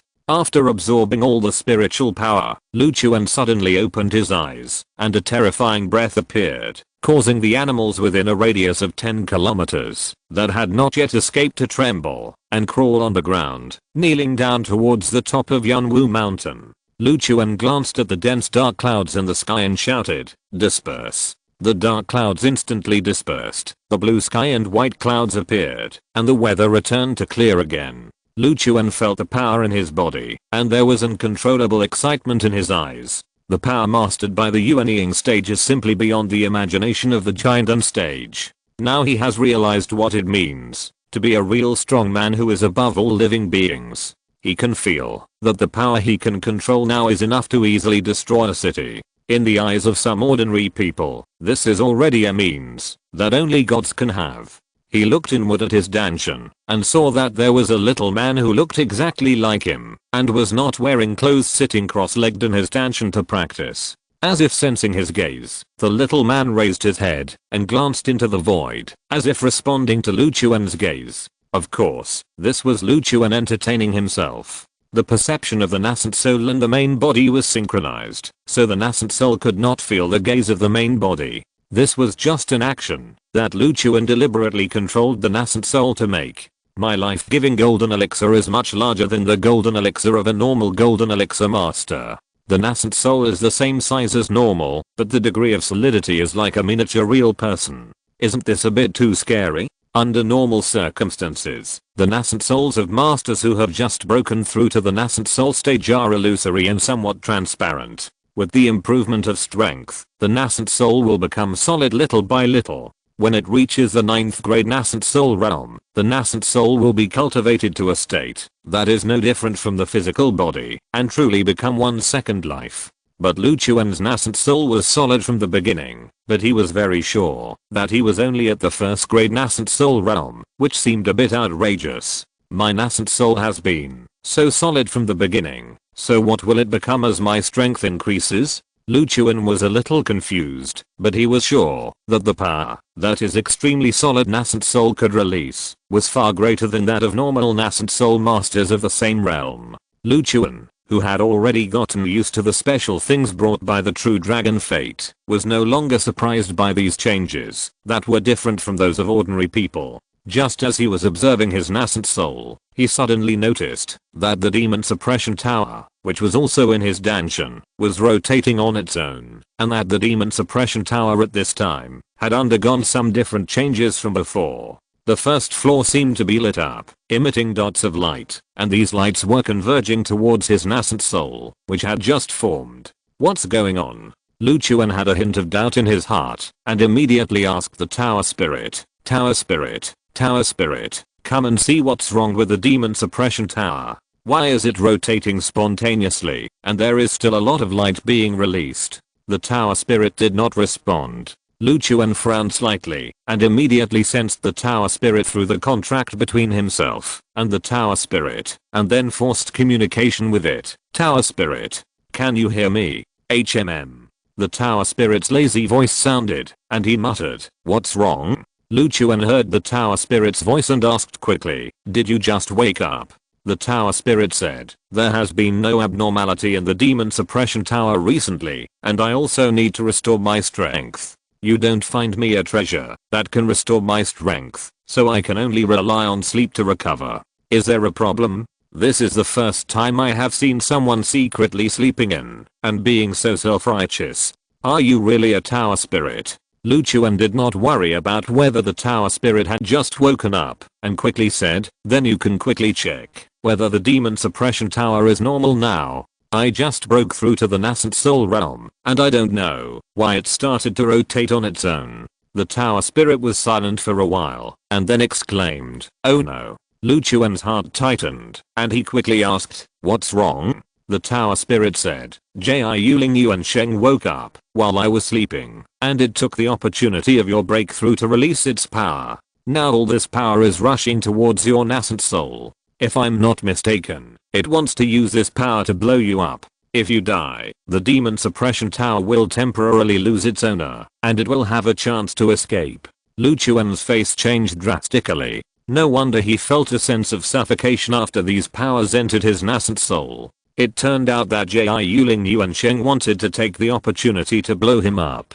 Can you be more reliable? Is this kind of a mission something you, a tower spirit, should have? Lu Chuan shouted angrily. The tower spirit said with some guilt, "How could I know that you suddenly broke through? Besides, couldn't you tell me before you broke through? It was you who didn't say hello, and now you blame me." Lu Chuan said speechlessly. If I didn't tell you, wouldn't you observe my condition yourself? The tower spirit said rather unhappily. Why would I observe you when I have nothing to do? You do those unspeakable things with those women all day long, and I'm tired of seeing you.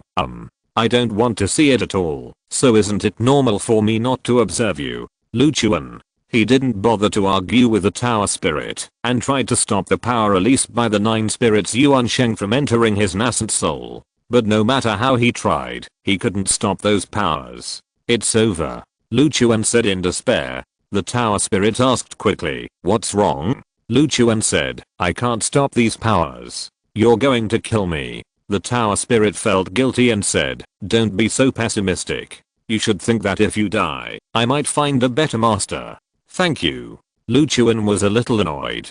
If it weren't for the fact that the tower spirit had no physical form, he would have spanked this guy's ass. As the power of Jialing Yuan Sheng continued to be injected into Lu Chuan's nascent soul, Lu Chuan felt a heat and felt that his body was beginning to feel uncomfortable. If these powers continued to flow into his nascent soul, it wouldn't take long before he would explode and die. The tower spirit felt regret for its negligence. It tried to control the demon suppression tower and isolate the power of Jialing Yuan Sheng inside the demon suppression tower, but it didn't work. Jialing Yuan Sheng had established a connection with Lu Chuan's nascent soul while Lu Chuan was breaking through. Now, unless someone can completely control the demon suppression tower and cut off this connection, even the tower spirit can't stop Jialing Yuan Sheng from transmitting power to the outside world. Just when it was in despair, it received a divine thought from Jialing Yuan Sheng. The tower spirit was stunned for a moment, and after a long while, it said to Lu Chuan, you won't die. Lu Chuan was puzzled and asked, have you found a way to prevent these powers from entering my body? The tower spirit said, that's not the case, but Jialing Yuan Sheng told me just now that it has no ill will towards you, and it actually wants to help you by sending these powers to you. Lu Chuan frowned. Help me? My body is about to burst, and this counts as helping me? The tower spirit said, why are you so stupid? Try to use the exercises to absorb these powers. Lu Chuan was skeptical and tried to use the exercises to absorb some of the power from Jialing Yuan Sheng. As a result, he was surprised to find that these powers turned into his own power without any hindrance, and the quality of these powers was many times purer than spiritual power. Does Jialing Yuan Sheng really want to help me? Lu Chuan's face was full of astonishment. The tower spirit said, at present, it is indeed the case. Lu Chuan said, why would it do this? It is willing to give me such pure power. It must want me to pay an unbearable price, right? Tell it. I will not agree. The tower spirit said, it had put forward a condition. Lu Chuan asked quickly, what condition? If it is a condition that I cannot bear, you'd better help me reject it directly. The tower spirit said. It said it wanted to eat candied whores. Lu Chuan. The tower spirit. Anyway, this is a good thing for you. You should absorb those powers first, otherwise you will really explode and die later. Lu Chuan thought that Jialing Yuan Sheng was imprisoned in the demon suppressing tower because of his breakthrough, and the tower spirit happened to be asleep, so he found an opportunity to transfer power to his nascent soul. Regardless of whether the conditions Jialing Yuan Sheng said were true, even if he absorbed these powers now, it could not do anything to him. So he stopped struggling and quickly operated the skills to absorb those powers. Because these powers were too powerful, he could not be distracted, so he forgot the time. At the same time, on the street in front of the Ning family's residence in Kyoto, a white-haired old man in white clothes led 3 young men to walk forward. The old man in white clothes had a sense of transcendence, which attracted the attention of passers-by, who suspected that this person was not immortal at all. This person was the Taoist who moved mountains from Penglai Fairyland. The 3 young men behind him were naturally his 3 disciples, one of whom was Jiang Sheng, who was beaten up by Lu Chuan and robbed of only a pair of underwear. Jiang Sheng pointed to the gate of the Ning family mansion in front of him and said, Master, 2 senior brothers, the Ning family is in front. I have already found out that the guy who beat me seriously is the son-in-law of this Ning family. The Yunwu mountain that we have our eyes on also belongs to the Ning family's property. Master and senior brothers, please make the decision for me and teach that hateful guy and this ungrateful Ning family a lesson. Taoist Yishan smiled slightly and said, don't worry, we came to the secular world this time to let these mortals recognize their status. Your master will seek justice for you. At this moment, he suddenly felt something in his heart. He turned his head and looked in the direction of Yunwu Mountain. His eyes slightly narrowed. There are strange phenomena in the sky and the spiritual energy is surging. Could it be that a cultivator has broken through to the nascent soul stage? Jiang Sheng hurriedly asked, Master, what happened? Taoist Yishan shook his head and murmured, the spiritual energy between heaven and earth is scarce, and the path of cultivation has been cut off. Now there are still cultivators in Penglei. How could there be cultivators in this secular world, let alone break through to the nascent soul stage through cultivation? It must be my illusion. He glanced at Jiang Sheng, smiled and said, it's okay, let's go and ask the Ning family for an explanation. If you're listening to this novel on a channel other than Fanfic World, it means they downloaded and uploaded it without effort. We cordially invite you to visit our channel, Mundo Fanfic Novelos. There you'll find the original version of this story and you can explore many other novels of various genres. We're waiting for you to immerse yourself in a world of incredible novels. Chapter 422, Ning Family Crisis. Ning Family Mansion.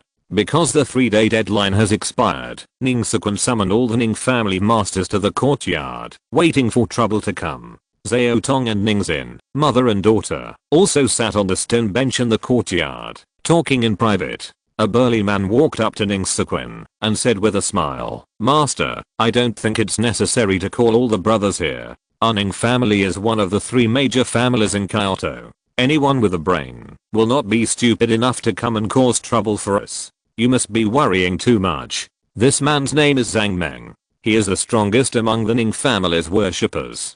He had reached the 9th level of the mysterious realm 3 years ago and is a famous master in Kyoto. Yes, master, it's enough to have 3 of us brothers at home. Let the other brothers do other things to avoid delaying other things. 2 more big men came over and one of them said with a smile. The 2 were also the Ning family's worshippers, and their strength had reached the 9th level of the mysterious realm. Together with Zhang Meng, they were called the 3 heroes of the Ning family. It was precisely because the 3 of them joined hands that they had few rivals in the entire Kyoto, and basically no one dared to confront the 3 brothers head on, so they felt that Ning Sequan's call for all the masters of the Ning family was a bit redundant. Ning Sequan glanced at the 3 people and said, this time the trouble is different. Lu Chuan emphasized to me that if someone really comes to cause trouble, then the opponent's strength is definitely not something that our Ning family can handle with their force. So just in case, it's better to call everyone over.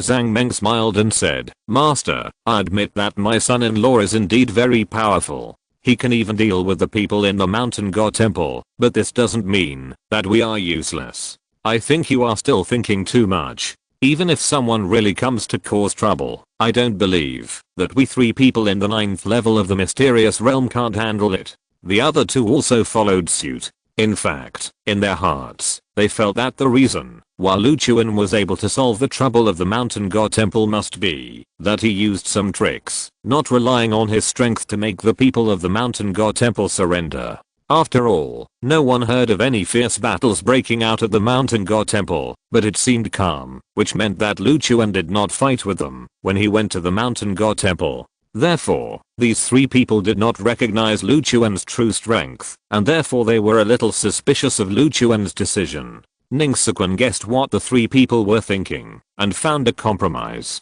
He said, what you said is indeed not unreasonable, but since everyone has gathered here, it is not appropriate to let everyone go back. How about this? If no one comes to cause trouble tomorrow, I will let everyone disperse, and leave only the 3 of you brothers here. How about it? Zhang Meng smiled and said, the head of the family is wise. In fact, I think that person went to Yunwu Mountain to smash the mountain gate because he was new here and didn't know the status of our Ning family in Kyoto. When he goes back and finds out about the reputation of the Ning family, he will definitely not dare to cause trouble. Ning Sequan did not comment on Zhang Meng's words. In his heart, he naturally believed Lu Chuan more because he could feel the sense of oppression from Lu Chuan that Zhang Meng and his three brothers did not have. Logically speaking, Lu Chuan should have broken through and returned, but he has not shown up until now. I don't know if something happened, Ning Sequan murmured in his heart. At this moment, a bang sounded, and the door of the Ning family mansion was suddenly kicked away and fell to the ground.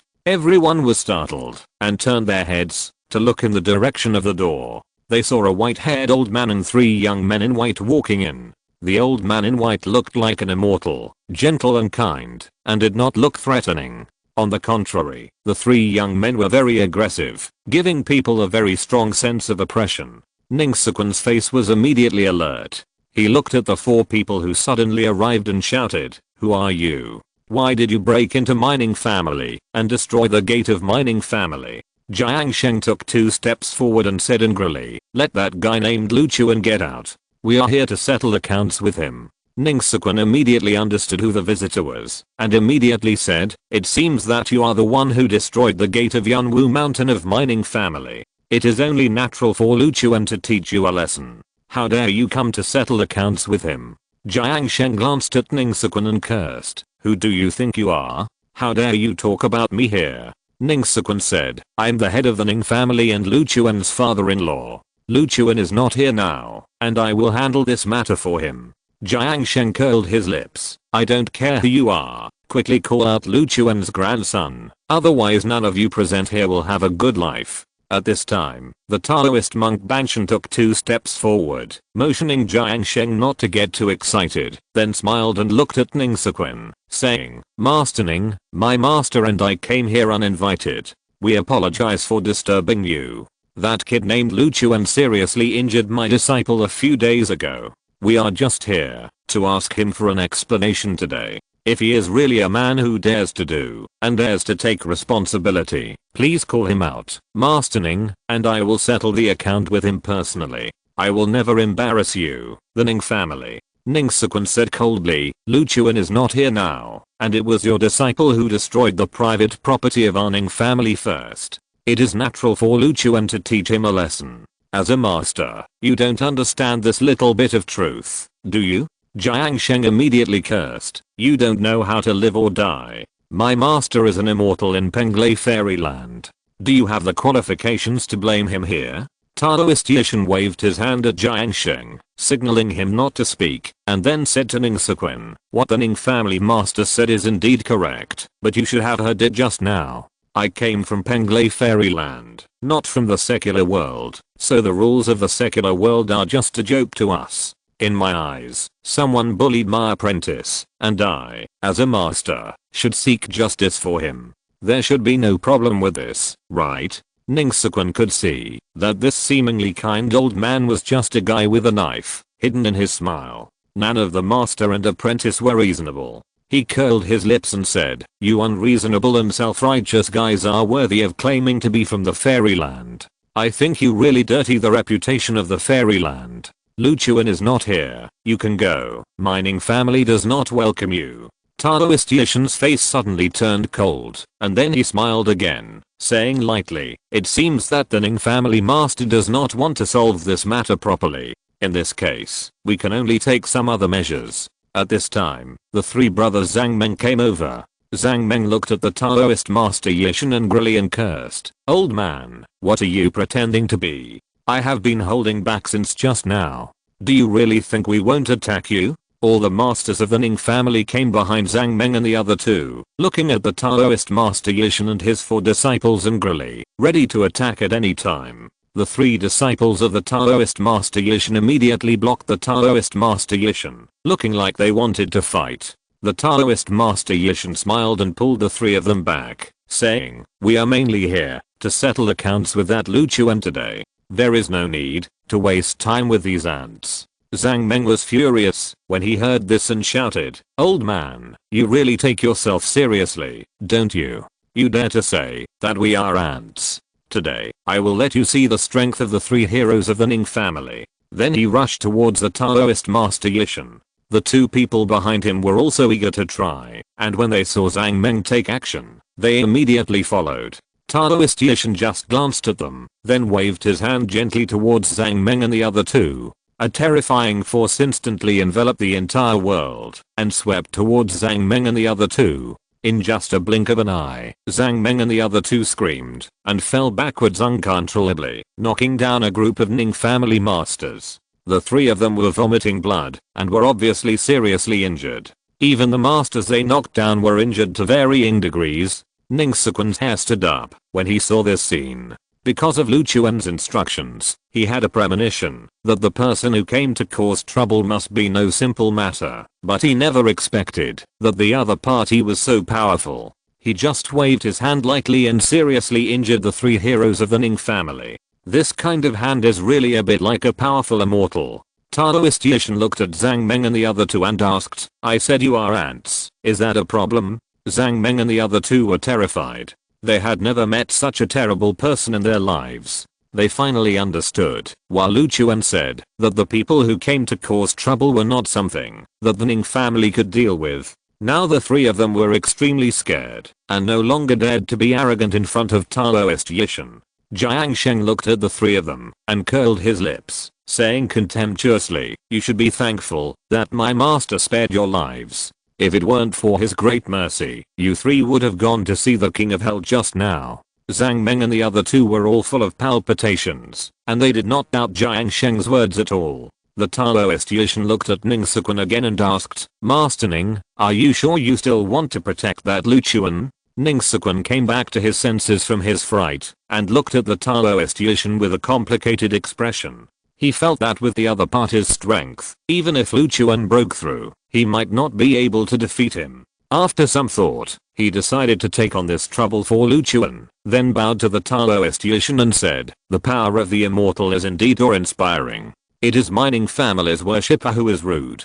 Please don't blame me, immortal. But Lu Chuan is really not here now, and he won't be back for a while. It is indeed wrong for him to injure your apprentice. Why don't I apologize to you on his behalf? For this, my Ning family is willing to give out 20% of the industry as compensation. Is that feasible?" Everyone in the Ning family was shocked. They didn't expect Ning Siquan to actually give out 20% of the Ning family's industry as compensation. You must know that doing so would greatly damage the foundation of the Ning family. Taoist Yishan smiled and said, "You just offended me. Shouldn't this compensation be given?" Ning Siquan's face changed when he heard this. He didn't expect this guy to be so shameless. However, due to the other party's terrifying strength, he didn't dare to refute. He could only grit his teeth and say, "Yes, it is indeed what my Ning family should give." Taoist Yishan said lightly, "I will never let that Lu Chuan go. If your Ning family doesn't want to be implicated by him, it's best to draw a clear line with him now.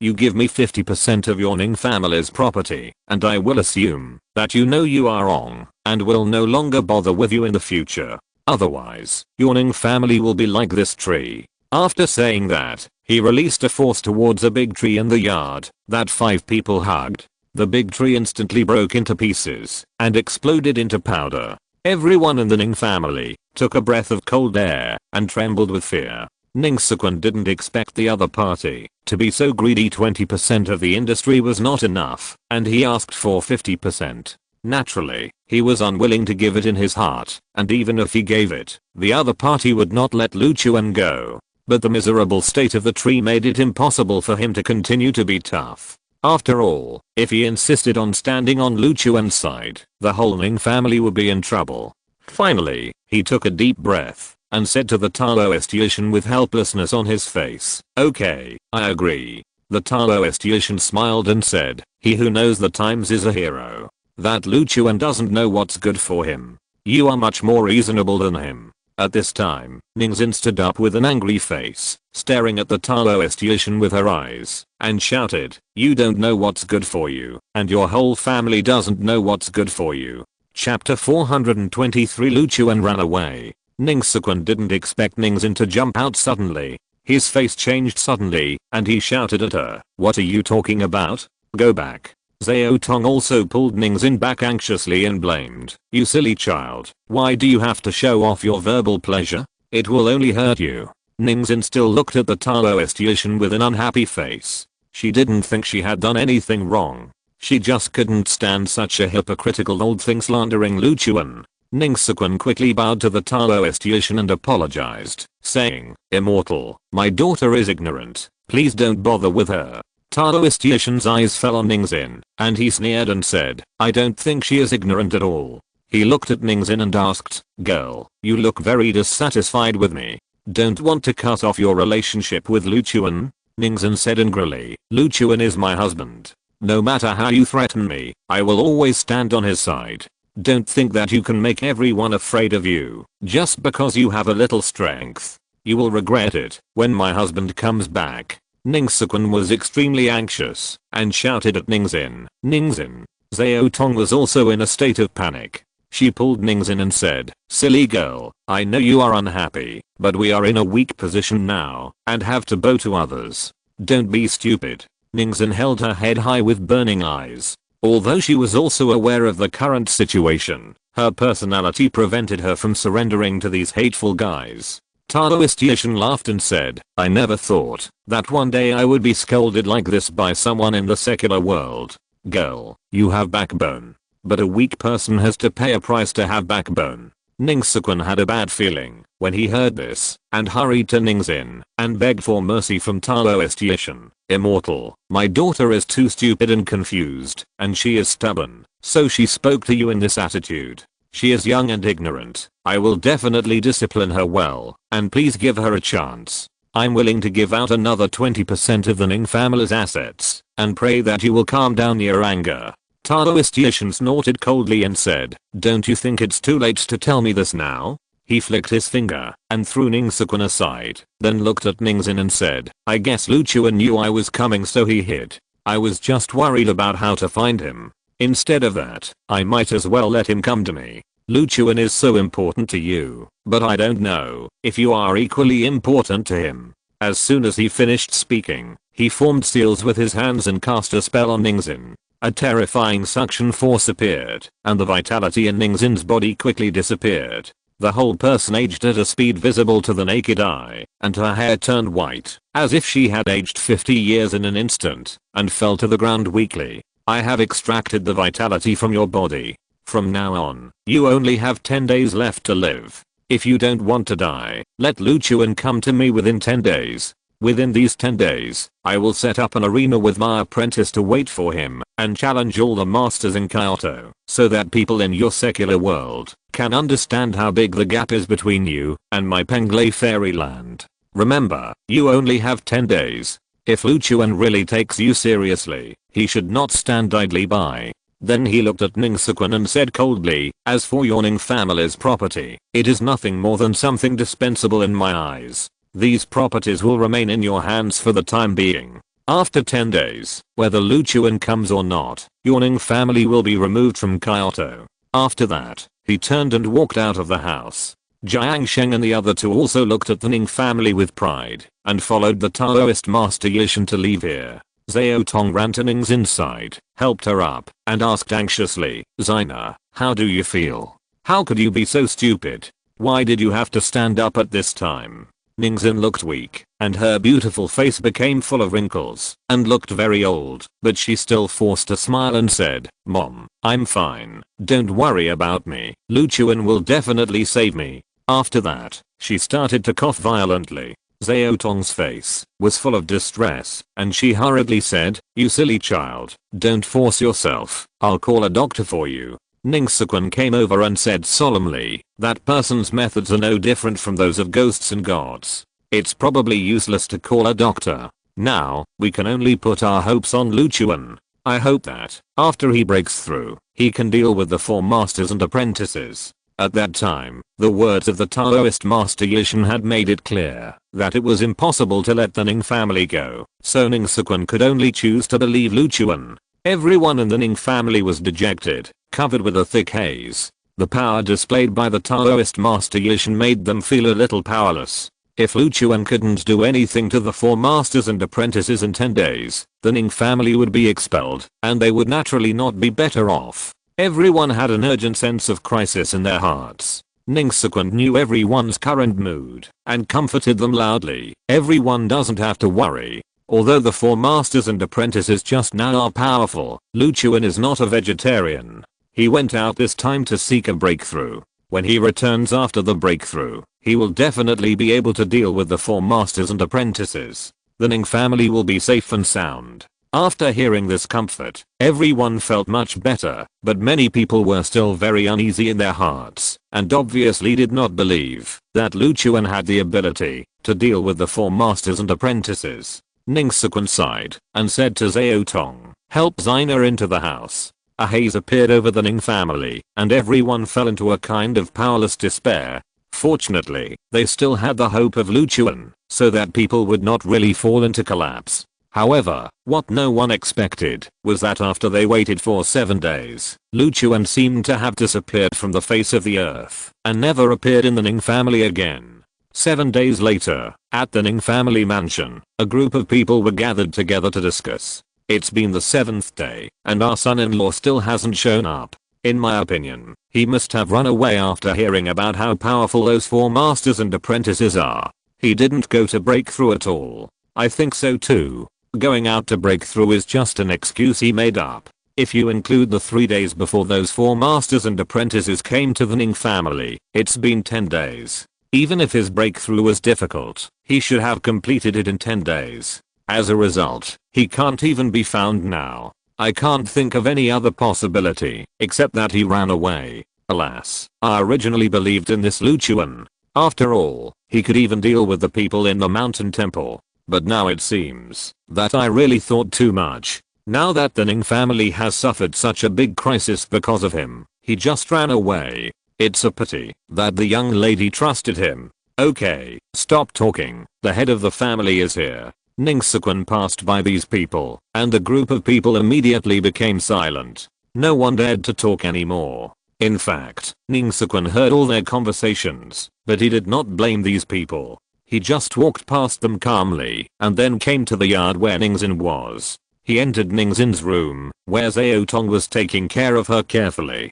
During these 7 days, Ningxin's condition became worse and worse, and she seemed to be dying at any time. Ning Sequan and his wife were very anxious about this, but they could do nothing. They tried various ways to save Ningxin, but to no avail. The methods of Taoist could not be explained by modern medicine at all. How is Xina's condition? Ning Sequan asked. Xiao Tong looked haggard and said, "I just drank some tonic soup and fell asleep." Ning Sequan sighed and said, "You've worked hard during this period. Starting tomorrow, I will take care of Xina. You pack up and go back to your parents' home." Hearing this, Xiao Tong looked at Ning Sequan in disbelief and asked, "What do you mean? Are you really going to give up?" Ning Sequan said helplessly, "You should have heard the rumors about Lu Chuan from those people at home recently. They all said that Lu Chuan knew how powerful the four masters and apprentices were, so he ran away early on the pretext of a breakthrough. I didn't believe these rumors at first, but now it has been 10 days since Lu Chuan left on Ning family to break through. Lu Chuan said at the beginning that he would be back in 3 days, but now there is no news. Even if I don't want to believe it, I'm afraid it's already a fact. I sent someone to Yunwu Mountain again today. Although I don't know why Yunwu Mountain was suddenly shrouded in thick fog recently, with visibility of only about 3 meters. The person I sent is very familiar with Yunwu Mountain and will not get lost even in the fog. He searched the mountain twice, but couldn't find Lu Chuan. After hearing what Ning Sequan said, Xiao Tong couldn't help but burst into tears and sobbed. I thought Lu Chuan was a reliable person at first. With him around, our daughter would be safe. I didn't expect him to be such a coward. Not only did he harm our entire Ning family, he even lied to us that he would come back. I don't know why our daughter fell in love with such a hypocritical guy. Ning Sequan said, "It's no use saying this now. The Taoist master Yishan brought his 3 disciples to set up a fighting arena by the Mingxin River. In name, they were waiting for Lu Chuan to show up and settle their grudges, but in reality, they were trying to provoke all the masters in Kyoto. During these 7 days, both the Mu family and the Luo family, and even the supervisory department, sent out their top masters, but in the end, they were all defeated by the 3 disciples of the Taoist master Yishan. The Taoist master Yishan even said something cruel, saying that the warriors in our secular world are just stronger ants and cannot compare with the masters in their Penglai fairyland. Now the entire martial arts world in Kyoto is dead silent, and many people even put the blame on Lu Chuan, believing that he had provoked a terrifying existence like the Taoist master Yishan, causing the entire martial arts world in Kyoto to lose face. If Lu Chuan heard the news and didn't dare to show up, it would be normal, but he shouldn't have given us hope and made me mistakenly believe that he could really deal with the Taoist master Yishan. Otherwise, Xina wouldn't be like this now. Xiao Tong turned her head and glanced at Ning Xin on the bed and said angrily, "Then I can't forgive Lu Chuan either." Until now, Xina believed that Lu Chuan would definitely come back. The reason why he didn't show up for such a long time must be that something went wrong. I really don't know what kind of magic potion Lu Chuan gave our daughter to make her like this. If I had known that this guy was so unreliable, I would never agree to their marriage. Ning Sekun looked at Xiao Tong with some distress, knowing that her emotions had been suppressed too much during this period, so he didn't persuade her anymore and let her vent. At the same time, Yunwu Mountain. The mountain was filled with fog. On the top of the mountain, Lu Chuan sat there like a fossil, motionless, and completely merged with the world. If someone was here, they would find that the thick fog in the mountain was emitted from Lu Chuan's body. Those thick fogs were actually nothing else but the power that Jialing Yuansheng sent to Lu Chuan. Lu Chuan entered a mysterious state of cultivation at this moment. After refining the power of Jialing Yuansheng, his body would release it from the body. Because these powers were too strong, they turned into mist and scattered throughout the Yunwu mountain, forming a scene of spiritual energy like mist. After a long time, Lu Chuan, who was motionless like a rock, suddenly opened his eyes, and then all the mist-like spiritual energy in the entire Yunwu mountain rushed into his body. This process lasted for about half an hour. After all the mist-like spiritual energy was absorbed into the body, Lu Chuan took a deep breath, completely stabilized his own realm, and then showed an extremely excited expression on his face. After refining the power transmitted by Jialing Yuansheng, at this moment, he actually reached the realm of the third grade Yuanying. Chapter 424, The Magical Power of the Demon Suppression Tower. I never thought that Jialing Yuansheng's power was so terrifying that it allowed me to break through to the third grade nascent soul stage. After reaching the nascent soul stage, the speed of cultivation of normal practitioners will slow down. It takes 10 or even dozens of years to upgrade each grade. Even if I have the fate of a true dragon and my cultivation speed is much faster than that of ordinary people, it is impossible for me to break through as easily as in the past. In a sense, Jialing Yuansheng really helped me a lot this time. Lu Chuan felt the majestic power in his body, and he had a kind of momentum that looked down on the world. This is the confidence brought by the tyrannical strength. He felt that with his current strength, he could walk sideways in the entire secular world, and no one could stop him. Even the supervisory department could be ignored by him. Of course, if there were any hidden supermasters in the supervisory department, it would be another matter. He looked inward at Dunshan, and saw that his extremely solid nascent soul was actually emitting golden light at this moment. It was the appearance of these golden lights that made his nascent soul different from others. In terms of momentum alone, he could leave the nascent soul masters of the same level far behind.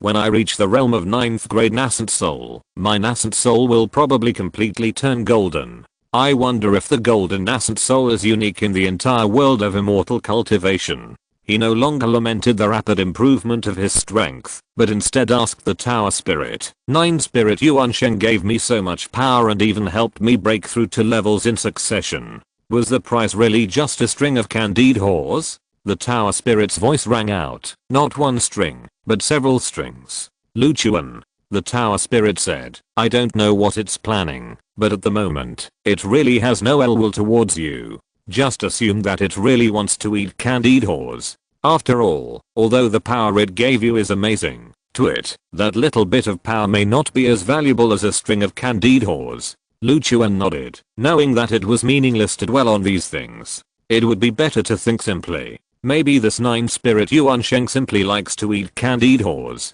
At this moment, he suddenly remembered something and asked, by the way, why did the 9 spirits Yuan Sheng communicate with me through you instead of directly? After all, I'm the master of the demon suppression tower. The tower said lightly, it's not that I look down on you. Although you are now cultivator in the nascent soul stage, you have just officially embarked on the path of cultivation. With your little strength, you are not enough to withstand the divine thoughts of the 9 spirits Yuan Sheng. If it communicates with you directly with divine thoughts, your nascent soul will be instantly destroyed by its terrifying divine thoughts. I feel that you just look down on me. Lu Chuan shouted in his heart, but he also understood that the tower spirit was not kidding him. Originally, he was complacent because he had reached the realm of the 3rd grade nascent soul. Now, after hearing the tower spirit's words, he realized that his little strength was just pretending in the secular world of the Dharma-ending age. If he really encountered a powerful cultivator, he would still be just an ant that could be wiped out by a wave of his hand.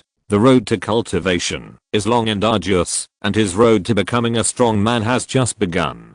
But now that you have reached the nascent soul stage, you have reached the threshold of being able to use the demon suppression tower. In this case, I will tell you about the magical power that the demon suppression tower carries. The voice of the tower spirit sounded slowly. When Lu Chuan heard this, his eyes instantly shone brightly, and he quickly said, okay, you are really the best tower spirit in the world. TSK. The tower spirit made a slight disdainful sound. Lu Chuan was a little puzzled, thinking why this tower spirit was so arrogant. Could it really be a girl?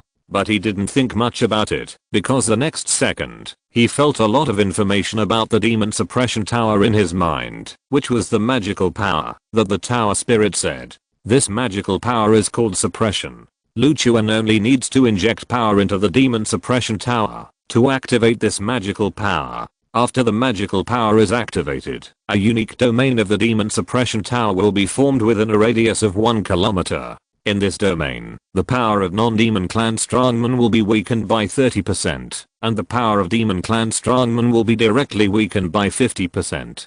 After reading the introduction of this magical power, Lu Chuan showed an excitement that was difficult to conceal on his face. This magical power is simply an excellent means of cross-level combat.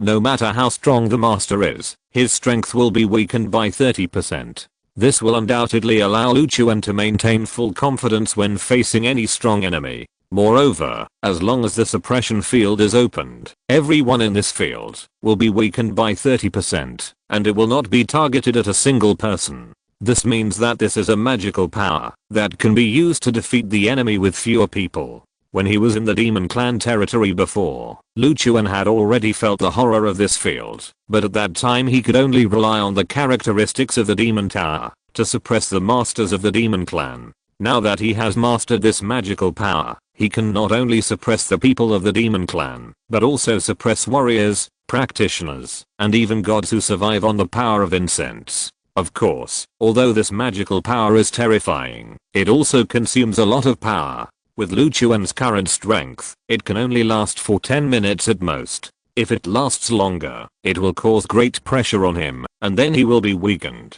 However, at his level, the outcome of the battle was decided in a split second, so 10 minutes was enough for him.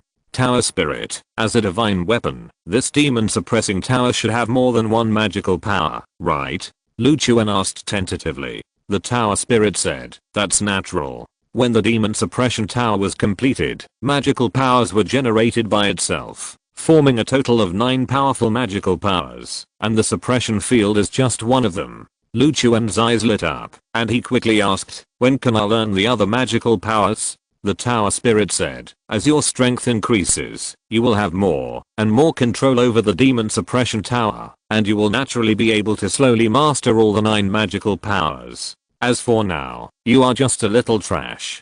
Being able to master one is considered to be a sign that the demon suppression tower respects you, so you'd better not be so foolish as to plan to learn all the 9 magical powers at once. You should understand the principle of biting off more than you can chew. Lu Chuan was not annoyed by the Tower Spirit saying that he was a little trash. Instead, he smiled. The first magical power he mastered was already so powerful, and the remaining 8 magical powers must not be simple. When he masters all the 9 magical powers in the future, he will probably be able to stand at the top of the world. He showed a strong expectation on his face, and he couldn't wait to improve his strength and quickly learn the remaining 8 magical powers. After adapting to his current strength, Lu Chuan suddenly remembered that he had promised Ning Sequin that he would return to the Ning family after he successfully broke through within 3 days. Later, he did not expect that Jialing Yuansheng would suddenly transfer power to him, so that he fell into a state of absorbing power and forgot the time. He quickly asked the tower spirit, after I broke through to the nascent soul stage, how long did it take me to absorb the power of Jialing Yuansheng? The tower spirit said, 7 days. Lu Chuan's face suddenly changed, and he stood up. Jiangsheng had said that his master and 2 other brothers would arrive in Kyoto in 3 days. Now that 7 days have passed, Jiangsheng and his master and apprentice may have already gone to trouble the Ning family. Jiangsheng's strength is already at the 3rd grade saint level, and his master and brothers are naturally not weaker than him. Such combat power is overwhelming in the entire Kyoto, and the Ning family cannot cope with it at all. He was a little panicked, worried that something had happened to the Ning family, and even more worried that something had happened to Ningxin. If Ningxin really got into trouble because he failed to rush back on time as agreed, he would never forgive himself. But he knew in his heart that this was the last resort. At that time, Jialing Yuansheng suddenly gave him power. If he did not absorb it in time, he would be in danger of exploding and dying. He did not want to put the Ning family and Ningxin in danger. He did not hesitate anymore and took off directly into the air, then turned into a stream of light and flew quickly towards the direction of the Ning family mansion. After reaching the nascent soul stage, he already had the ability to fly in the air and no longer had to use his feet to travel like he did in the past. Ning family mansion. A group of people sat together, all dejectedly discussing whether to run away collectively. It was not that they did not want to be loyal to the Ning family. There were only 3 days left in the 10-day deadline mentioned by the Taoist Yishan, and Lu Chuan had not even appeared.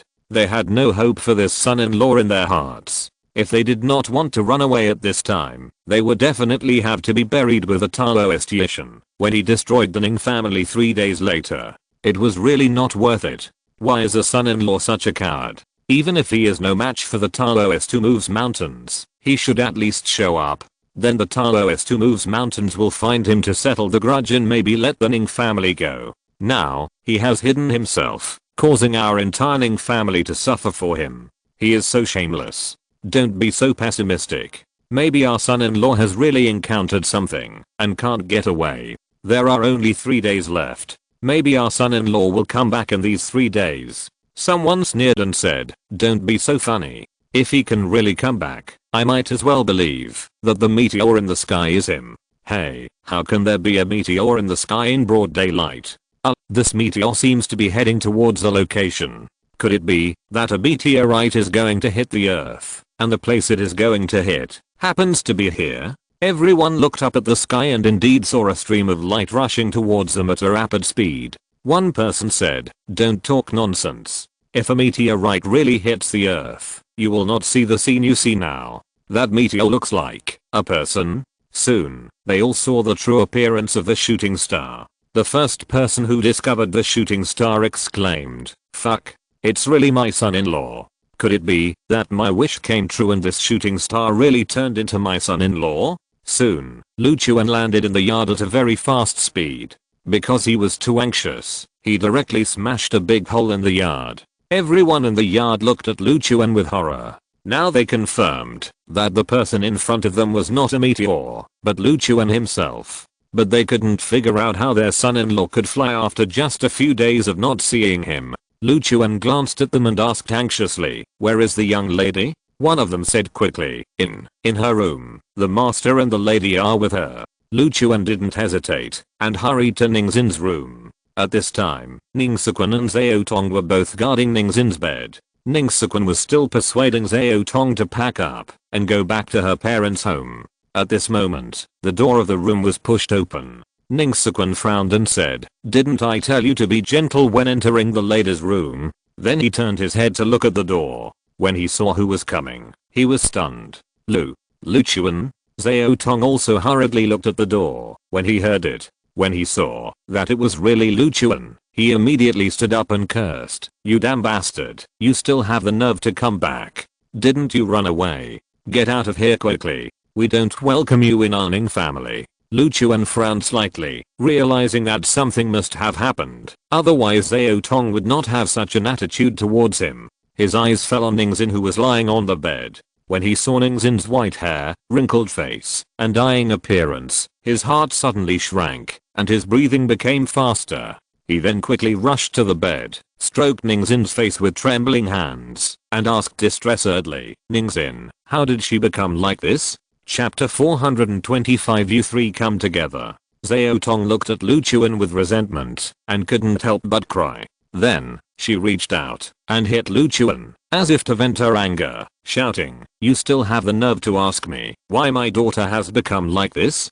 If it weren't for you, a bastard, would she have become like this?" Ning Xin quickly stopped Xiao Tong and said, "Okay, I know you feel bad, but Lu Chuan's back now means he didn't intentionally disappear for so many days. Calm down." Xiao Tong said hysterically. He said he would come back within 3 days to deal with the 4 masters and apprentices, but he broke his promise and made my daughter become like this. How can you expect me to calm down? Lu Chuan looked at Xiao Tong with guilt on his face and said, "I broke my promise. If you have any grievances, vent them on me. I will never have any complaints." Xiao Tong reached out and hit Lu Chuan hard a few times, then sat back on the bed, looking at the sleeping Ning Xin and started crying. Ning Xin sighed helplessly, then looked at Lu Chuan and asked, "Lu Chuan, why did you come back today?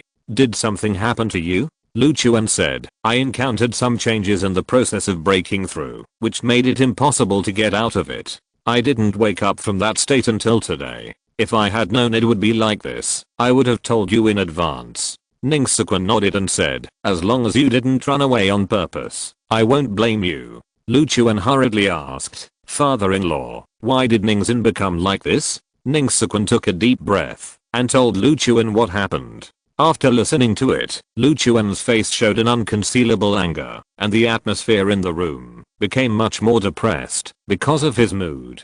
This Taoist who moves mountains is simply too much. This matter was his apprentice's fault from the beginning, but he is so arrogant. He relies on his strong strength and doesn't even talk about the most basic principles. Such a person doesn't deserve to live in the world at all. Lu Chuan was furious and was about to find the Taoist who moves mountains to settle accounts. Ning Xin quickly stopped him and said, "Don't be impulsive. This Taoist who moves mountains and his 3 disciples set up an arena on the banks of the Mingxin River. During these 7 days, countless famous strong men in Kyoto went to challenge them, but without exception, all of them were defeated by the 3 disciples. I heard that a mysterious master from the supervisory department went to this arena specifically to restore the reputation of Kyoto martial arts. As a result, he was defeated by the eldest disciple of the Taoist who moves mountains within 10 moves. This is just the strength of his 3 disciples. The strength of this Taoist who moves mountains must be even more terrifying.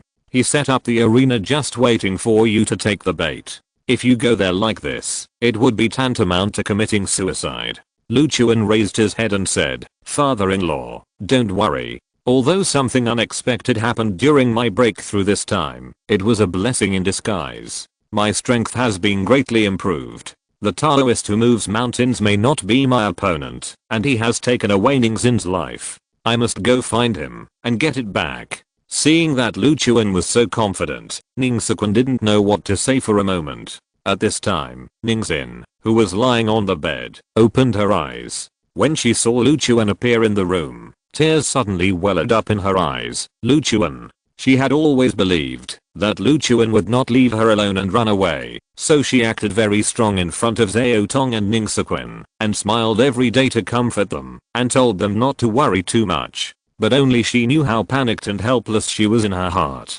Although she believed that Lu Chuan was not the kind of person who would run away, what if? So during this period of time, the torment and panic in her heart were not much lighter than that of Ning Xin and his wife. Moreover, her vitality was taken away, and she only had 10 days left to live. She was not afraid of death, but she was afraid that she would not even see Lu Chuan for the last time before she died. In the entire Ning family, no one was more eager for Lu Chuan to come back than her. No one was more worried than her that Lu Chuan would not come back. So when she saw Lu Chuan appear in this room, her tense nerves finally relaxed, and the big stone in her heart finally fell to the ground, and tears could not be suppressed and flowed out. Seeing this, Lu Chuan hurried to the bedside, bent down to look at Ning Xin, and said with a face full of self-blame, "I'm sorry, I made you suffer." Ning Xin kept shaking her head and said, "I did this voluntarily, because I believed you wouldn't abandon me. It's just, I must look very ugly now, will you dislike me?" Lu Chuan gently stroked Ning Xin's face and said, "Silly, you have always been the most beautiful in my heart, how could I not like you? Don't worry, I will find that Taoist who moves mountains, to get back your vitality, and make you return to normal." Ning Xin was relieved, and said with a smile, "I'm satisfied with your words." Lu Chuan took out a pill, put it into Ning Xin's mouth, and said, "You have a good rest first, I will go to settle accounts with Taoist who moves mountains. If he dares to draw out your vitality, I will make him live a life worse than death." Ning Xin nodded obediently and said, "Be careful in everything." "Yeah." Lu Chuan didn't hesitate anymore. He got up immediately, glanced at Ning Siquan and Xiao Tong, and said, "Father-in-law and mother-in-law, wait for my news." After saying that, he walked out of the room. Ning Siquan was very worried, and felt that it was not appropriate for Lu Chuan to go to the Taoist Master Yishan to settle accounts. He chased Lu Chuan to the courtyard, and wanted to persuade him to discuss it carefully, before making a decision. But as soon as he arrived in the courtyard, he saw Lu Chuan soaring into the air, and flying directly towards the direction of the Mengxin River. He was stunned. After a long time, he came back to his senses and murmured, "Could it be that Lu Chuan has also become an immortal?" Mengxin River. Taoist Master Yishan sat cross-legged on an open space, closed his eyes and practiced. Not far from him, there was a temporary arena. Jiang Sheng and his 3 brothers were sitting cross-legged on the arena, waiting for the martial artists from Kyoto to come and challenge them. The arena was set up for 7 days. They fought a total of 131 battles without a single defeat, which shocked the entire martial arts world in Kyoto. So much so that at this time, no one dared to challenge them. After all, even the strongest people in Kyoto were defeated by them. No one could beat them. Even if no one came to challenge, there were still many people gathered not far from the ring to watch the excitement. Luo Zhenhe and Guan Yu were among them. When the ring was just set up, the top masters of the Luo family also came to challenge, and the final result was naturally failure. Today, Luo Zhenhe and Guan Yu passed by here, and wanted to see if the ring was still going on, so they came to take a look at the excitement. I heard that this arena was originally set up for that guy named Lu Chuan. As a result, Lu Chuan knew that he could not defeat the 4 masters and apprentices, so he ran away and has not shown up until today. This guy really screwed our Kyoto martial arts world. If it weren't for him, our Kyoto martial arts world wouldn't have lost so badly. That's right, Lu Chuan caused trouble for himself, and he also implicated the entire Kyoto martial arts world. Now I'm afraid the whole world knows that there is no one in the Kyoto martial arts world who can fight. For 7 whole days, no one can defeat these 3 apprentices, and the master has never made a move. Isn't that the head of the Luo family over there? I heard that Lu Chuan is the nephew of the head of the Luo family. It is said that he represented the Luo family to win the competition against the Mu family some time ago. Hearing this, Guan Yu quickly retorted, "Don't talk nonsense here. How could a rat like Lu Chuan who ran away when he got into trouble be our nephew? Our Luo family has long expelled him from the Luo family. What he is doing now, and the people he has lost, have nothing to do with our Luo family." Luo Zhenhe coughed twice and then said, "Yes, I, Luo Zhenhe, don't have such a nephew." At first, when they learned that Lu Chuan was a person who even the head of the supervisory department had to respect, they regretted severing their relationship with Lu Chuan, and wanted to find an opportunity to apologize to Lu Chuan. After all, having such a peerless person in the family would bring endless benefits. But not long after, they heard that the Taoist Master Yishan had set up an arena with his apprentices to settle accounts with Lu Chuan. Especially after knowing the horror of the four masters and apprentices, they began to be glad that they had severed their relationship with Luchuan, otherwise the Taoist master Yishan might still cause trouble for their Luo family. At the same time, they also began to gloat over Luchuan's misfortune, thinking that although Luchuan was unexpected, he was just a troublemaker after all. He provoked people he shouldn't have provoked, and then hid, and dared not show up, becoming a rat that the whole Kyoto laughed at. Now they no longer regretted not being able to keep Luchuan that day, and they were even a little lucky. When everyone heard what Luo Zhenhe and his wife said, they didn't think anything of it. After all, if it were them, they would definitely not want to have anything to do with someone like Luchuan. Today is already the 7th day, and these four masters and apprentices have once again demonstrated their strength that shocked the whole of Kyoto. Luchuan will definitely not show up, and he might have been scared and fled overseas. That's right, Luchuan won't show up if we keep waiting, so let's disperse early.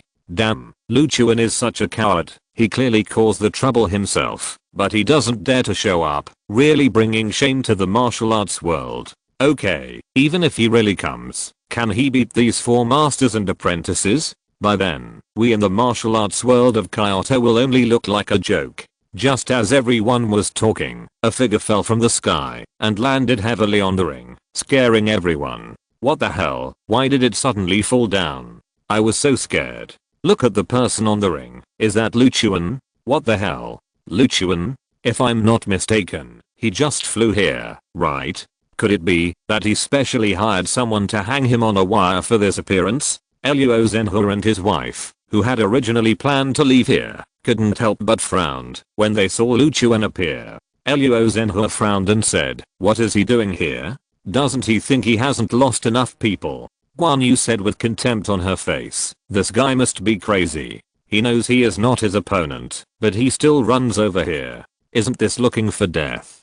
Fortunately, we have severed our relationship with him. Otherwise, I don't know how many people will laugh at our Luo family." The Taoist master Yishan, who was sitting cross-legged not far away, opened his eyes, with a hint of confusion on his face, flying in the air. Is it my illusion? Jiang Sheng and the other two on the ring also opened their eyes. When Jiang Sheng saw Luchuan appear, an excited smile suddenly appeared on his face. He stood up and shouted aggressively, "Luchuan, I didn't expect you to have the courage to come here. I thought you were a coward and didn't dare to come out. But it's better that you came, so that I can have a chance to avenge you for severely injuring me." Luchuan looked at him coldly and said, "So you want to have another fight with me on the ring?" Jiang Sheng immediately shrank his neck. Of course, he knew that he was no match for Luchuan. He quickly retreated behind his two senior brothers and said, "It's my two senior brothers who are going to deal with you. They are both masters of the 5th level of the profound realm. Just say you want to be beaten by my eldest brother or my second brother." Luchuan looked at the three of them and curled his lips and said, "It's too troublesome to deal with them one by one. You three come together." Although his main purpose today is to deal with the Taoist who moves mountains, these three disciples must not be let go. It is a scourge if such people stay in the world. It is better to use them to warm up and then settle the score with the Taoist who moves mountains. End of this chapter. Thank you very much for reaching the end. Don't forget to like. Looking for more exclusive content and immediate access? Subscribe to our Patreon. Remember, every like, subscription, or donation encourages us to continue. Thanks to everyone. See you in the next video.